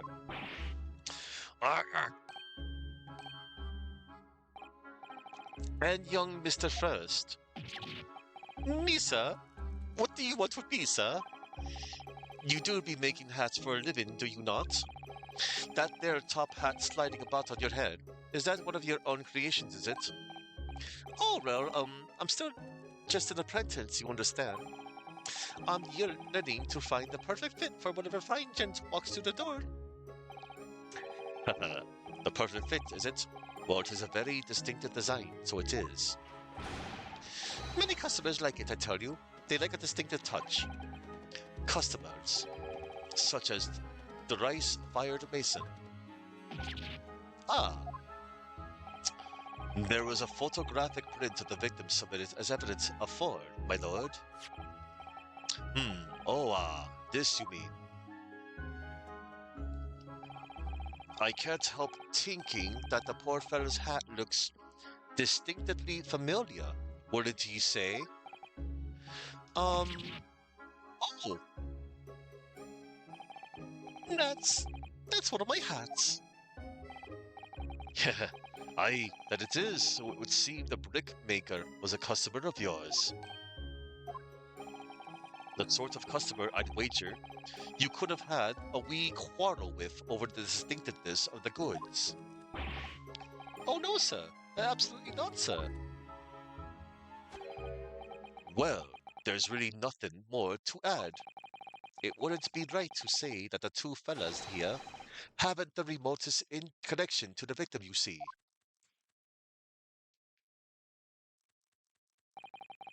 I rest my case. You little weasel. Ah, he's better at this than I am.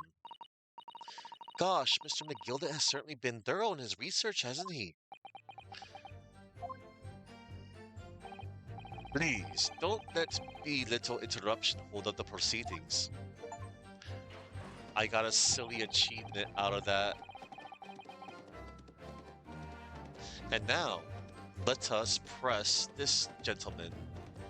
Hold it! So, we're going to pursue um, Gina.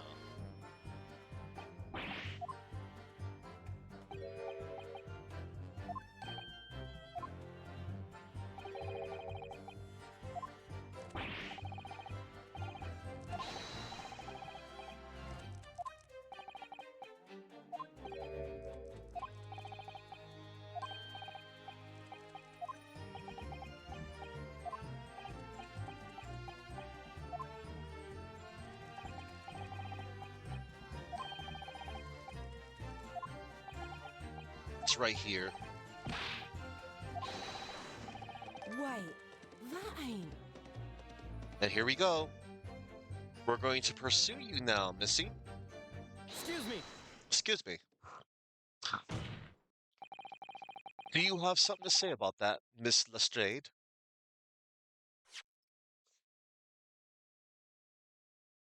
The skylight can't be open. I tried and tried when I was inside that cabin of shame.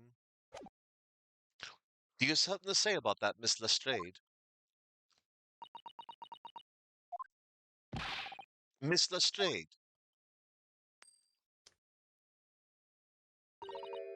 It opens. Hmm? The skylight. That is what we're talking about, right? Oh no. What are you doing? All them skylights open. Dead easy. More easily than you can load that weapon. That's a lie, I tell you. Otherwise, when I broke wind, I... You can't do it from inside, you mug. Oh? Look, a few weeks ago, I was up on the roof deck of one of them drags. And I had a great haul. I mean, I had purses coming out me ears. Miss Lestrade, this is not the form to be eulogizing on the subject of your criminal activities. Well, anyway, I had a bit of a scare. When I lifted the last bloke's purse, she got wise to me. All four of them surrounding me, so I couldn't hop off the bus and leg it. So what I did was, I used the skylight. I opened the catch and jumped right through. What? Yeah, the catch for them skylights is on the top side. That's why you can't open them from the inside, from the cabin. The skylight opens from the roof deck. Bailiff, climb up onto the roof of the omnibus at once and verify this witness's claims. Oh. Here goes. Ah, there's the latch. Ah, oh my hat! See? Wow. Order, order, order! So it appears that this street girl's statement is quite true. I don't believe it. The skylight opens, and from the roof deck, Mr. Naruhodo. This could be the clue we've been looking for. Well, counsel for the defense, please continue with your cross-examination. Yes, my lord. So, the skylight opens. Perhaps I should investigate for myself. Yeah, we shall. Hang on. Let's do a quick save right here. And then we're going to check our court record.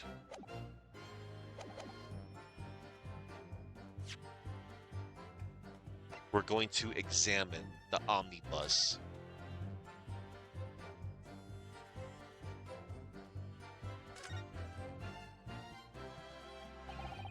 So the skylight was fastened shut before, but now the catch has been undone. We should be able to open it. Oh. So now you can certainly see inside the carriage through this opening, that's for sure. Yes, and there's a lamp in the enclosed cabin. So I'm sure the witnesses would have been able to see quite clearly. That's not good for us. All right.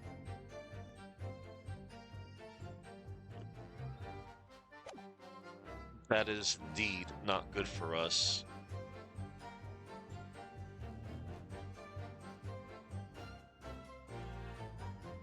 All right. Um.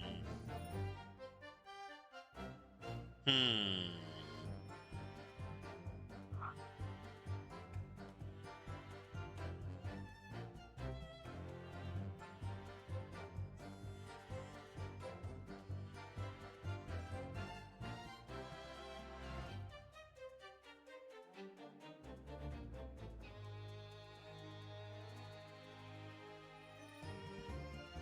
Oh, hold on.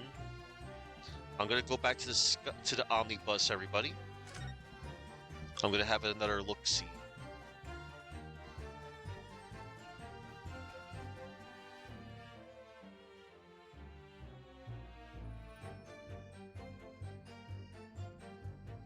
Hmm.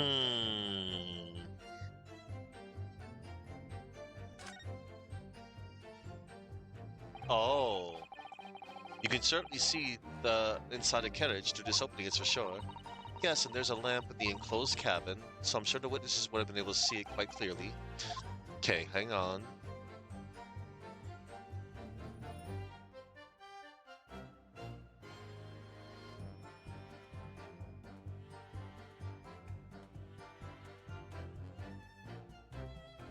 Let's go inside the omnibus now. Now that I opened the skylight.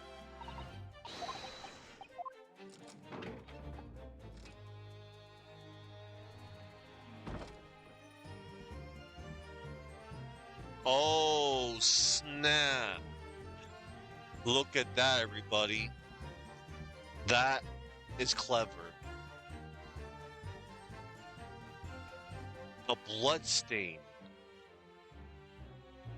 You gotta really...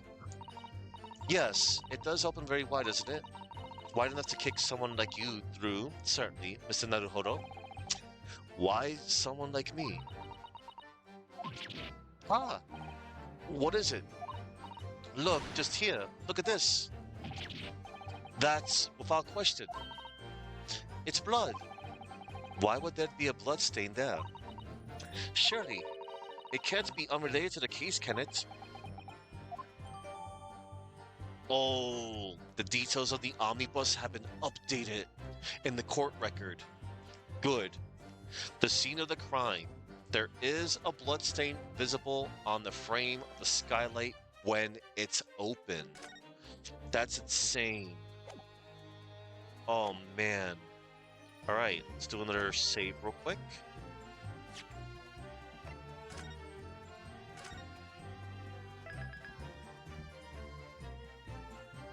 Wow. That is very intricate.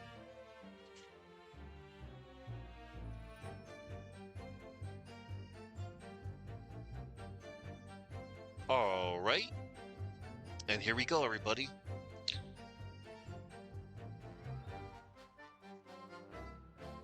If you're so sure the victim fell through the skylight, where's your proof? We just found the proof just now, everyone. The proof is right here in the omnibus. Had I not totally examined you know, all of the evidence, because that's a new thing in this game, everybody, by the way. When you examine certain pieces of evidence, the evidence gets updated with new information. And since I found that blood stain, everyone, it was really clever. So we're going to present the evidence because this is right here. This is the proof. Objection! It's the proof, everyone. On the night in question, the victim was fatally stabbed in the stomach, and immediately afterwards, the victim's body was pushed through the skylight into the cabin below. Those are the facts, and in the irrefutable proof remains clearly visible in the omnibus that stands before us today in this very courtroom. What? That's utter humbug. You can't possibly have any evidence. No, you can't. I mean, we didn't do it, I tell you. It's impossible. Irrefutable proof here in this courtroom, yes. Counsel. My lord, I believe everyone would appreciate a little clarification here, Where exactly within the omnibus is this evidence to which you allude? You will point out what it is that proves the victim fell from the roof deck through the skylight. All right.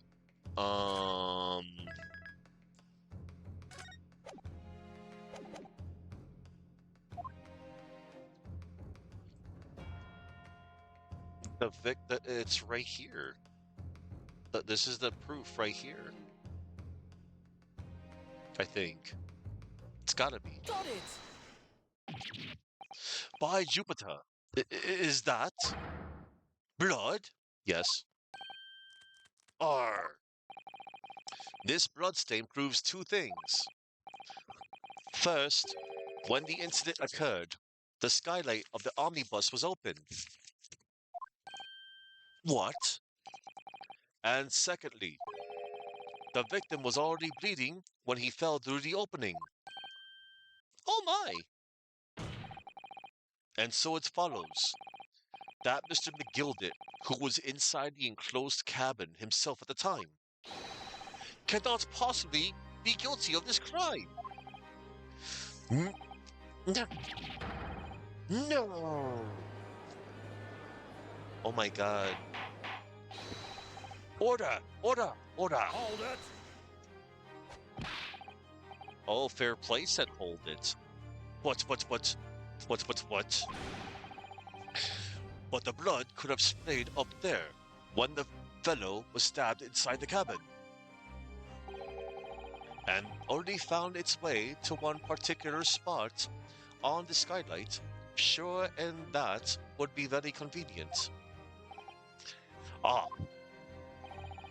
And let's keep it in mind that the skylight can only be unfastened from the roof deck. I myself wouldn't have been able to open it now, would I? What? There's no way to know for certain, is there? If the gents really fell through the skylight, I mean. Why don't ye have a good look at the floor of the cabin between the two seats, Mr. First? 'Tis all too plain, if ye see. There's the aftermath that shows the poor fella dropped from a fair height right there, so it is. What? No. But it can't be. It's all lies. Juror number one said hold it. My fellow jury members,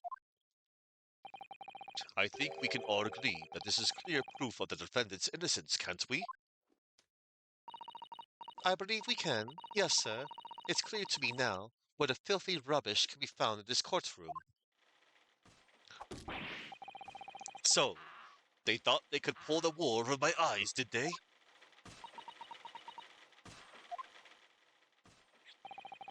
I won't tolerate any of the guild's carriages being sullied with blood. I won't tolerate it. Oh, I always knew that nice gentleman who gave us that delightful park couldn't have done such a thing.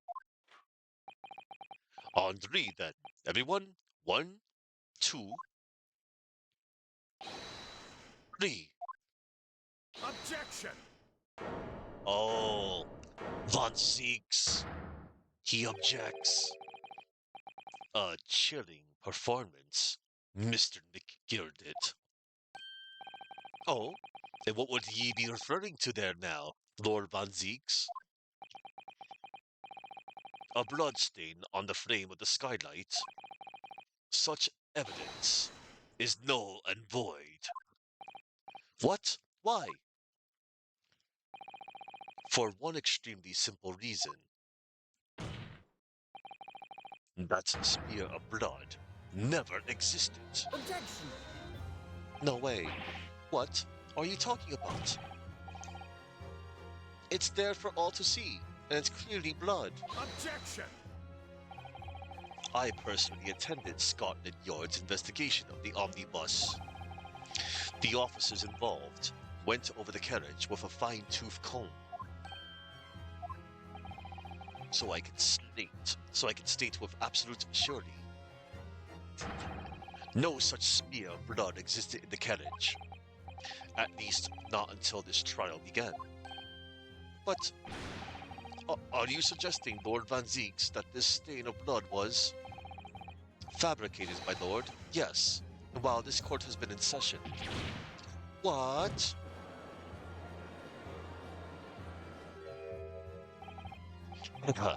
What a palaver? What a palaver?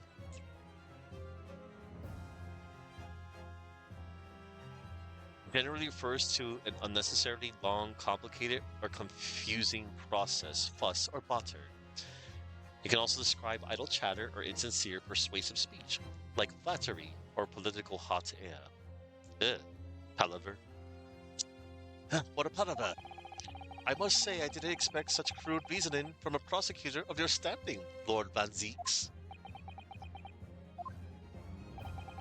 But I'm Magnus Begilded, a fella known all over the capital for his fine contributions to public life. I don't take kindly to slander, and I'll fight it to the bitter end. Even if it's rolling off the tongue of the Reaper of the Bailey. Mr. McGirdit, I realize that this is your first appearance in court as the accused. However, I am well aware of your involvement behind the scenes in a great many affairs of dubious nature. Oh my god. You're very adept when it comes to avoiding getting your own hands dirty. And each time it happens that a case you're involved in is investigated, you adapt the facts. Adapt the facts? What does that even mean? Uh-oh. He's pouring himself another drink, everybody. When you wield a fortune the size of Mr. McGilded's, however ill-gotten it may be, nothing is impossible. Tampering of evidence, manipulating the scene of a crime, bribing witnesses. I toast your ability to concoct the most convenient of stories, sir. Tut-tut, Lord Van Zeeks. This will not do, to be sure. Will it now, counsel? Huh? Oh no. I think it's fair to say this does all sound like a rather far-fetched excuse by a desperate man. The blood on the skylight didn't exist, ye say? But if yous were all cast your minds back, it is not true that the omnibus there has been in the courtroom the entire time. How could anyone possibly have put a smear of blood in it without the world and his wife seeing? Isn't that right now, counsel? It's true. The omnibus has been in full view the entire time that court has been in session. My learned friend,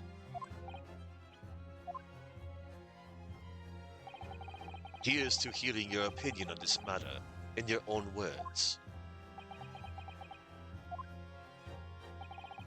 As you wish. Could someone have tampered with the omnibus during this trial? If you're asking me, I think...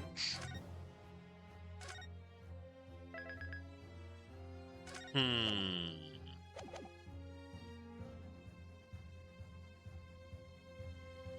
I think it could have been possible.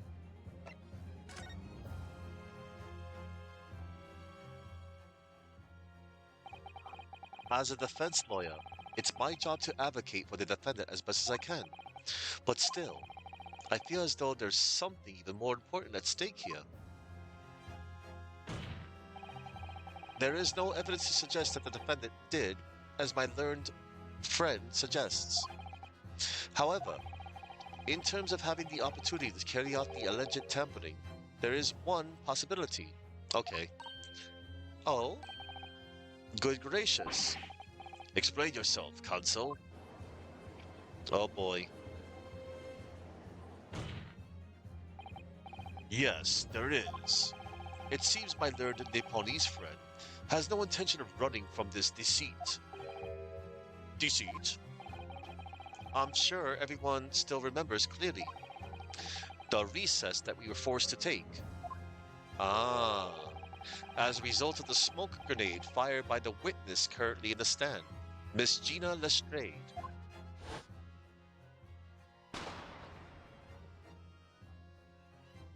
That's right.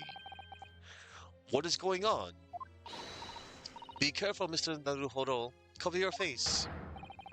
Bailiff, don't let the accused escape. Secure the omnibus. I hereby call an emergency recess. Bailiff, ensure the defendant is in custody and clear the courtroom. Yeah. The courtroom was filled with smoke, and everyone was thrown into confusion. All of us were made to leave this chamber. In that brief interval, under the veil of smoke and in all the chaos, it could have been possible to steal inside the omnibus. Oh.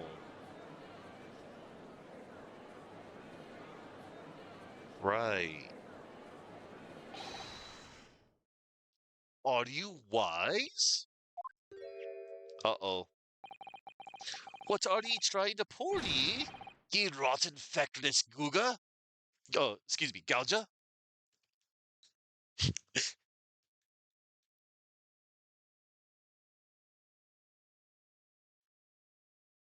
I think that sounded more funny. Yeah, a swindler, or a person who overcharges and takes unfair advantage of others. What are ye trying to pour, ye rotten feckless gouger? Feckless? Gouger? Ye're supposed to be defending me. 'Tis a wicked plot. 'Tis a plot to undermine me, so it is. Objection! Whatever you think this is, it changes nothing. The facts are the same. After this courtroom was evacuated earlier as a result of the smoke grenade, a number of inconsistencies materialized in relation to the omnibus. Inconsistencies such as, to start with, the storage compartment underneath the rear passenger seat. When the police investigated the omnibus, this compartment was full of the driver's items. Secondly, we have the smear of blood on the edge of the skylight. As I have said, that was not present at the start of the trial this morning.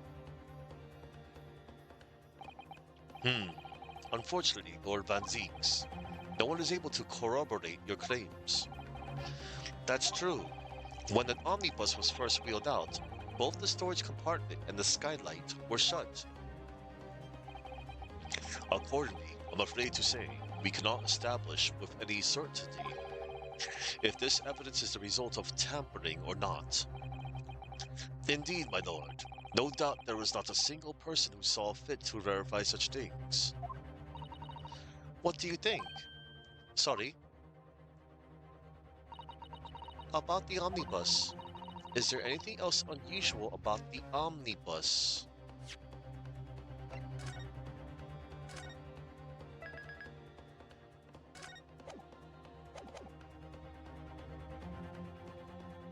I have no idea, actually.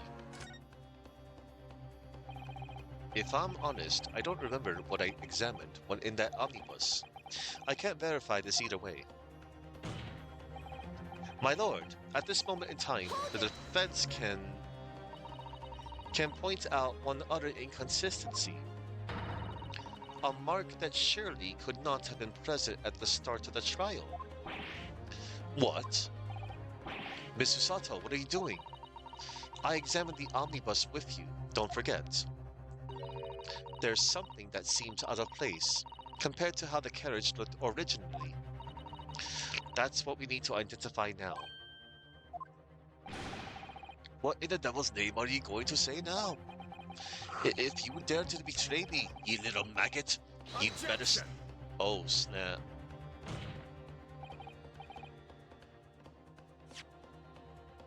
You'd better start watching your back. Silence McGilded. The court awaits the defense's clarification. Gah.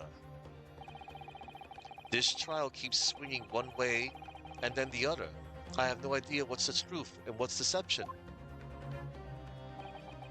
What am I supposed to believe here?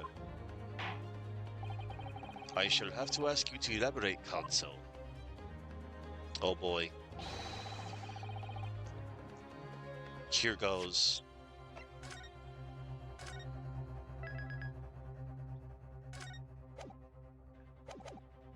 Where exactly is this alleged mark that you claim appeared at some point during the trial?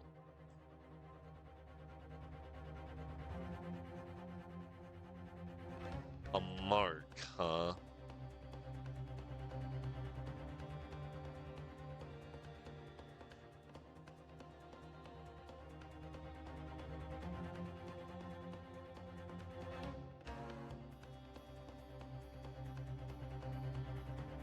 Okay.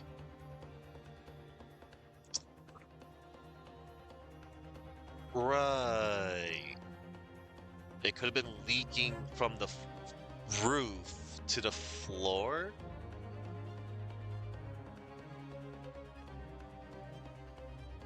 Present. Got it!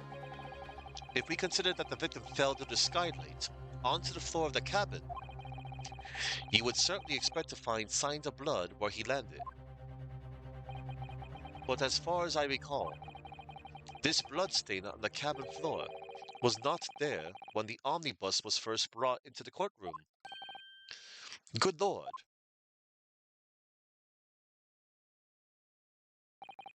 Yes, I do believe you're correct, counsel.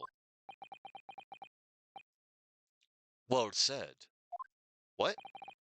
Although, as advocates for the defense, one might say that was a very careless slip of the tongue.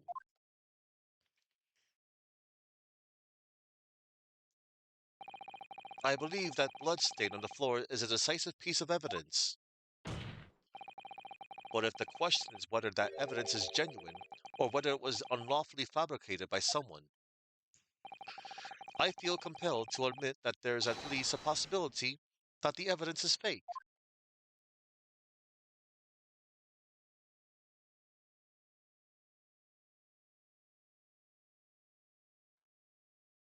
Oh, snap. Arg! This trial is over. Mr. McGilded? I've done everything I possibly can to corroborate with the court, but 'tis all over now. But you're the defendant. 'Tis over, I tell ye. Uh-oh. Memory, recollection, what people think that they saw. 'Tis all nonsense. Facts are what counts. The fact is, That bloodstain is there now. Ah, well, and over the course of this desperate trial, long and extremely drawn out as it has been, that good-for-nothing Reaper of the Barely has failed to present any decisive evidence at all. Oh, snap. He's calling out. I'm scandalized, so I am. I thought better of Lord Van Zeeks. Well, my lord? I must concur with the defendants. The unaffirmed recollections of an individual cannot stand as evidence. At this moment in time, the particular bloodstain in question is very much in existence, and in the absence of any credible method by which to prove its alleged previous non-existence, I regret to say that it would be improper for this trial to continue. Your lordship can't be serious. Lord Van Zeeks, what is your position? The prosecution, my lord, has no further witnesses or evidence to present. Very well. In that case, as I believe we have explored every possible avenue in this matter, I shall proceed to my abjugation. As a formality, I am of course obliged to confirm with the defense first. What? What formality?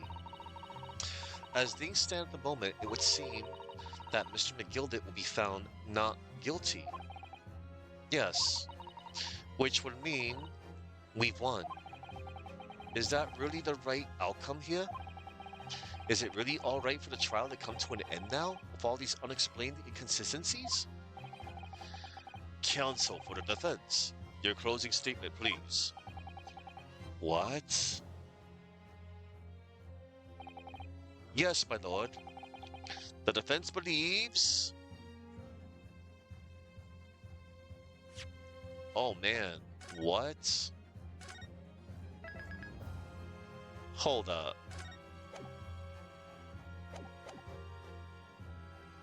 I don't know.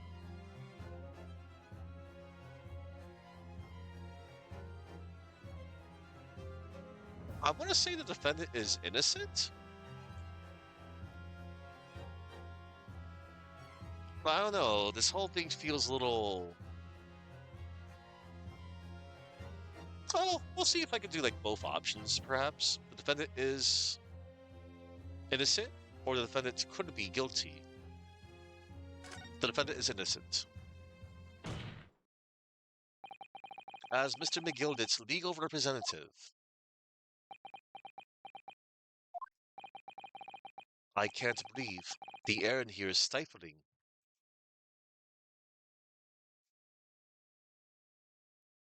Okay. Well, I'm this man's defense lawyer, but there's only one thing I can say in this situation. I believe the defendant, Magnus McGildet, to be innocent of the allegations brought against him. Thank you, counsel.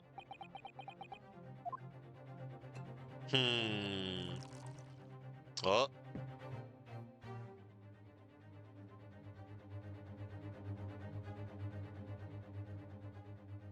he's taking a swig.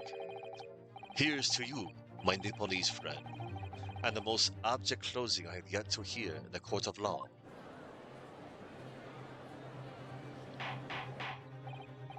Order, order! Ah, oh my god. Oh, 'twas a grand decision to appoint you as my lawyer. So it was. A grand decision. You saved one of London's most influential gentlemen, fella. Ye should be proud of yourself. What? Here, have this for your troubles. Ah, your job here is done, fella, and some fine work ye've done, so ye have. What do you mean? 'Tis just as the right honourable gentleman so succinctly put it afore. The trial can't go on any more.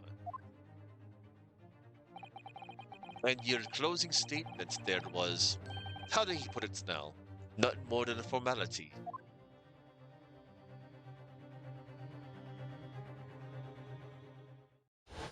Did I just... Wow. I don't know. This... I really don't know what to make out of this. Was the evidence we've seen genuine, or was it fake? His lordship will be fuming. Any unsightly rubbish should be disposed of promptly, as I said. The stinking rich are always guilty of something. You mark my words.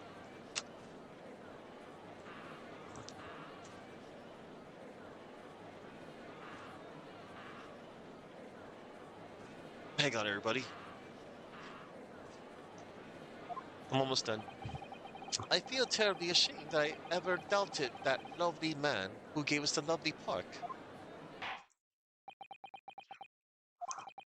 Now that proceedings have unfolded in this way, I am compelled to declare a premature end to this trial. Furthermore, the court must accept the defendant's plea. No, he's fine, Mum.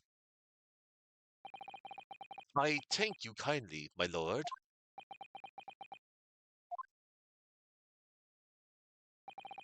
I hereby pronounce the verdict of this court. Objection! But, but, we still haven't determined if the blood stain in the omnibus is genuine or not. We don't know if these witnesses are telling the truth or a pack of lies. We have no doubt about the truth. Lord Van Zieks. My lord, the case made by the prosecution was flawed, plain and simple. Oh no. If indeed the omnibus presented as evidence was tampered with, the prosecution is at fault for allowing such a disgraceful perversion of justice to take place. My sincerest apologies, Objection. my lord. But wait! When we were evacuated from the courtroom, Lord Van Zieks ordered the evidence to be secured. I'm afraid the prosecution cannot shun responsibility in this matter. That's so unfair. The culpability of the defendants has not, at the present time, been established by this court. Consequently, the jury will not be required to proffer judgment. What? Proffer. A formal verb that means to present, offer, or hold something out for someone to accept. What?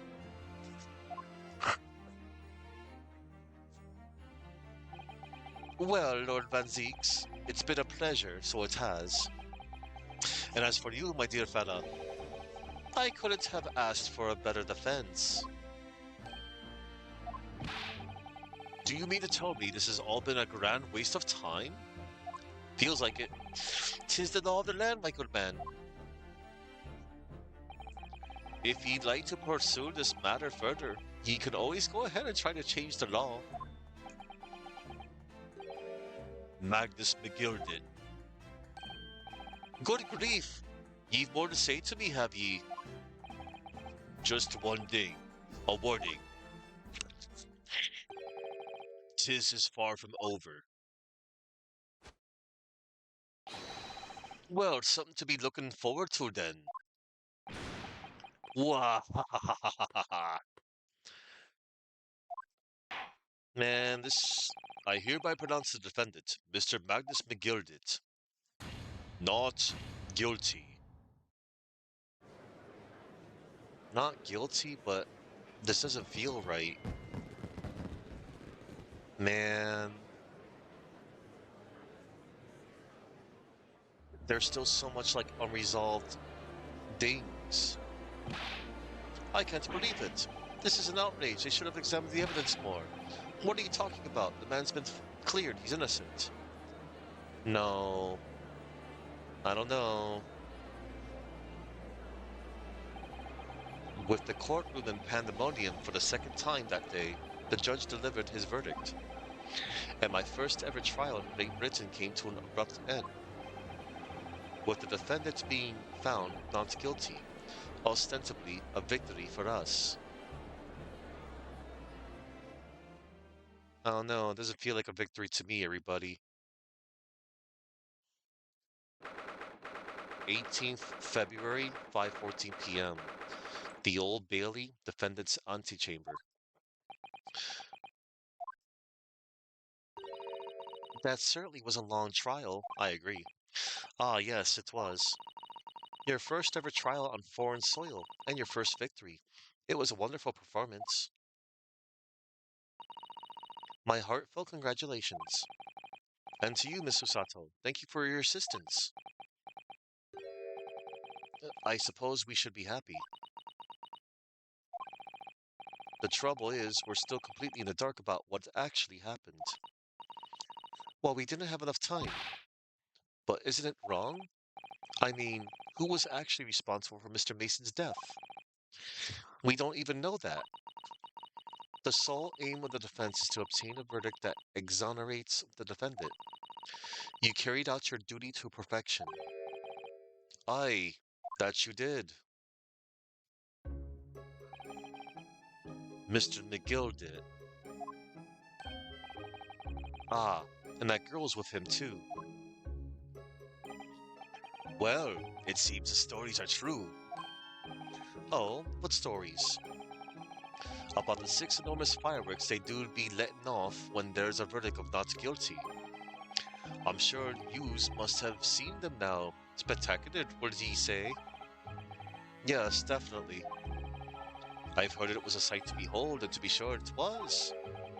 And I've told you to thank, I suppose, for having an opportunity to see it.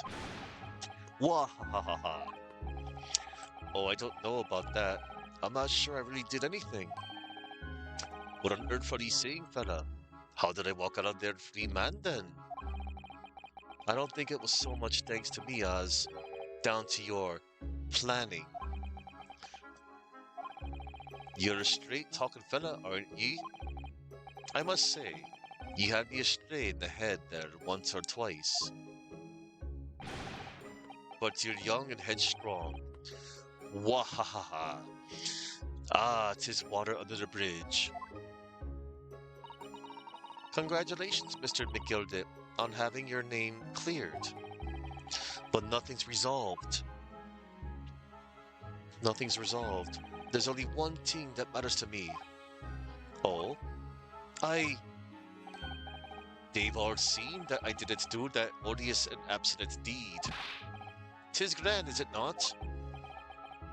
I suppose it is. Now the fine fellows of Scotland Yard can take matters in hand and sort out any wee details. They'll see it for what it is. They'll get to the truth.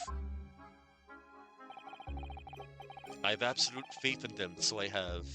After all, I do be providing a good number of their wages of all the taxes I pay. Wahahaha. It's not that funny. So then, as we agreed beforehand, 1,000 guineas for your troubles, fella. Oh, no, I couldn't possibly accept that much. Ara, be whist. You're a humble people, are ye? You from the east?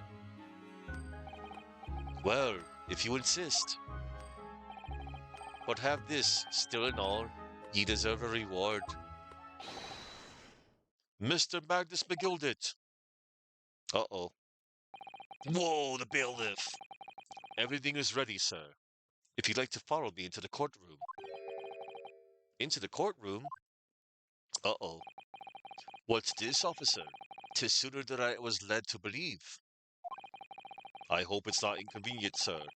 There were some changes to the schedule. Well, I must be making tracks now. 'Tis time for the inspection. Sorry? What inspection? They're going to examine the omnibus again, so I'm told. I asked if I could be present for it myself. They're going to examine it again? Now? Naturally, I'm under no obligation to take part in any more of this matter now. But as an upstanding member of London society, I do be doing me best to help where I can. Is a gentleman's duty, so it is. So then, fare thee well. 'Twas an absolute pleasure meeting yous. I hope ye have a whale of a time with your studying here in Great Britain. And there he goes, a free man. Oh, I forgot she was here too. Oh,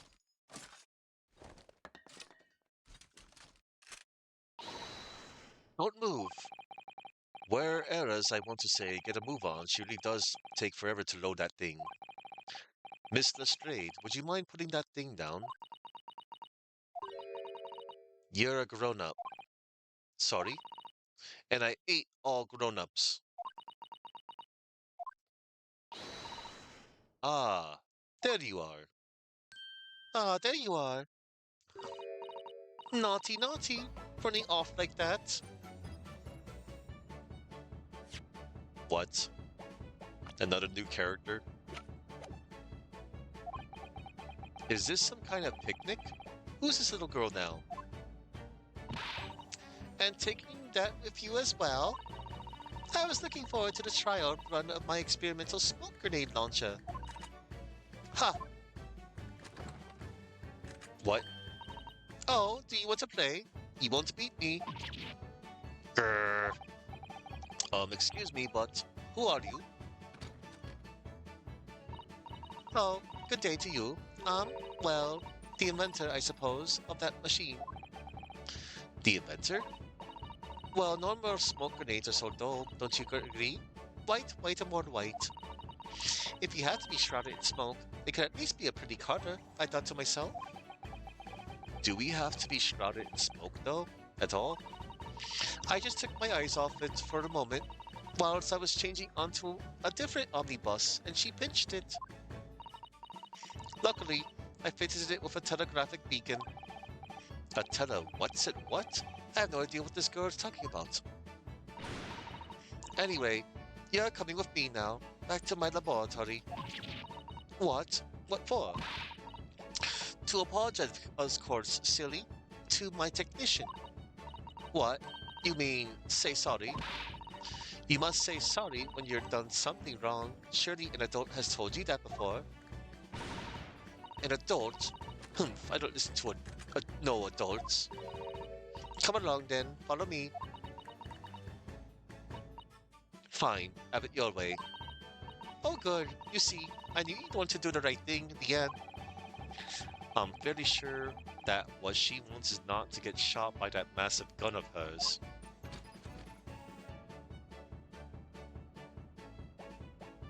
Oh my god. Well, I'll be leaving now then. Bye-bye. I'm so sorry for all the fuss. She was a lively one. Yeah. Well, do you think perhaps we ought to be on our way now too? Yes, you're right. But where to? Oh, we haven't had time to find a place to stay. No sooner had we arrived in London than we had to rush here. All our traveling cases are still with the bailiff. Hmm. I was originally planning to spend today in search of lodgings, but at this late hour of the day, I'm afraid we may be out of luck. Don't worry though, I have a plan. If the worst comes to the worst, I've heard of a lovely park where we could spend the night. Please tell me you're not thinking of McGilded Park. I know it may be a little chilly at this time of year, but our youthfulness will see us through. I'm not so sure about that. I think a midwinter London night will freeze a young person solid just as easily as an elderly one. Oh dear, that doesn't sound agreeable. Now I'm starting to regret turning Mr. McGilded down. That 1,000 guineas would have paid for a lovely warm room or mansion. Or mansion. And so, The trial to determine my worthiness for the study tour was over by the end of our first day in London. However, as we were soon to learn, there were more trying times ahead, just as the Reaper of the Bailey had warned. The case was far from over. Yeah.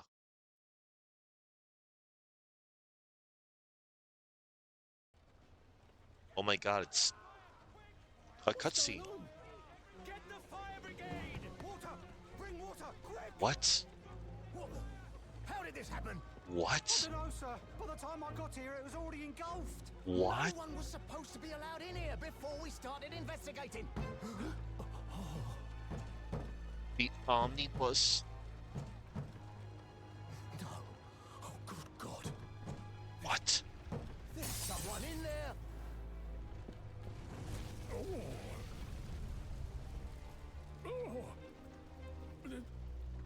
This can't be. The judge? What?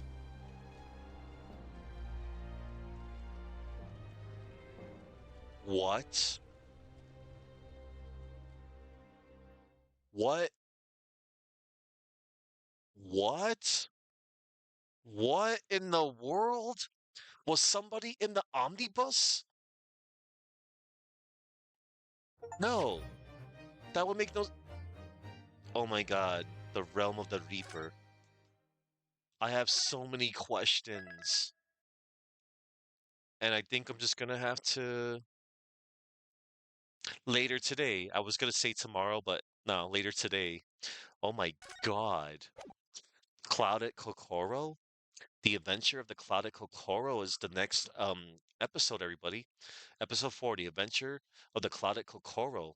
I cannot wait to do that later today. Maybe I'll try to pace myself this time. But yeah, that's gonna do it for me, everybody. My gosh. What a case. And man, that left me with so many wow. What a game. I just cannot wait. Man, that's amazing. Okay, everybody. I already have a target to go on out to. And we're gonna go out to Dymac TV, everybody. Dymac TV is like, it's another cool hangout for me. It's almost like another kind of family to me too. I met a lot of cool people over there.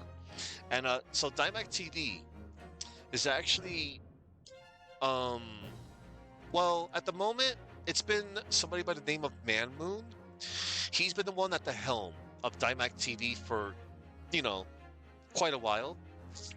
And there's other like streamers that man that channel as well. But most recently like so there was somebody there by the name of Tamario.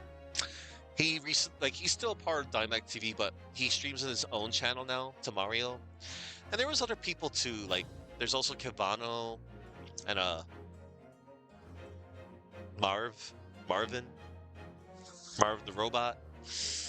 But it's mostly been Moon. Moon, he's one of my favorite, like Dymac TV in general. They're my favorite peeps to watch like after dark. It's such a nice, chill stream over there. And Moon's awesome. Man Moon, I just call him Moon. Let me tell you about Moon, man. Like he's really entertaining. He's a good streamer. He always has something to talk about too. And he's a great voice actor, and yeah, he does some good voice work too. And yeah, Dymac's awesome. I hope you all like it there. Um, right now, Moon's playing some Donkey Kong 64.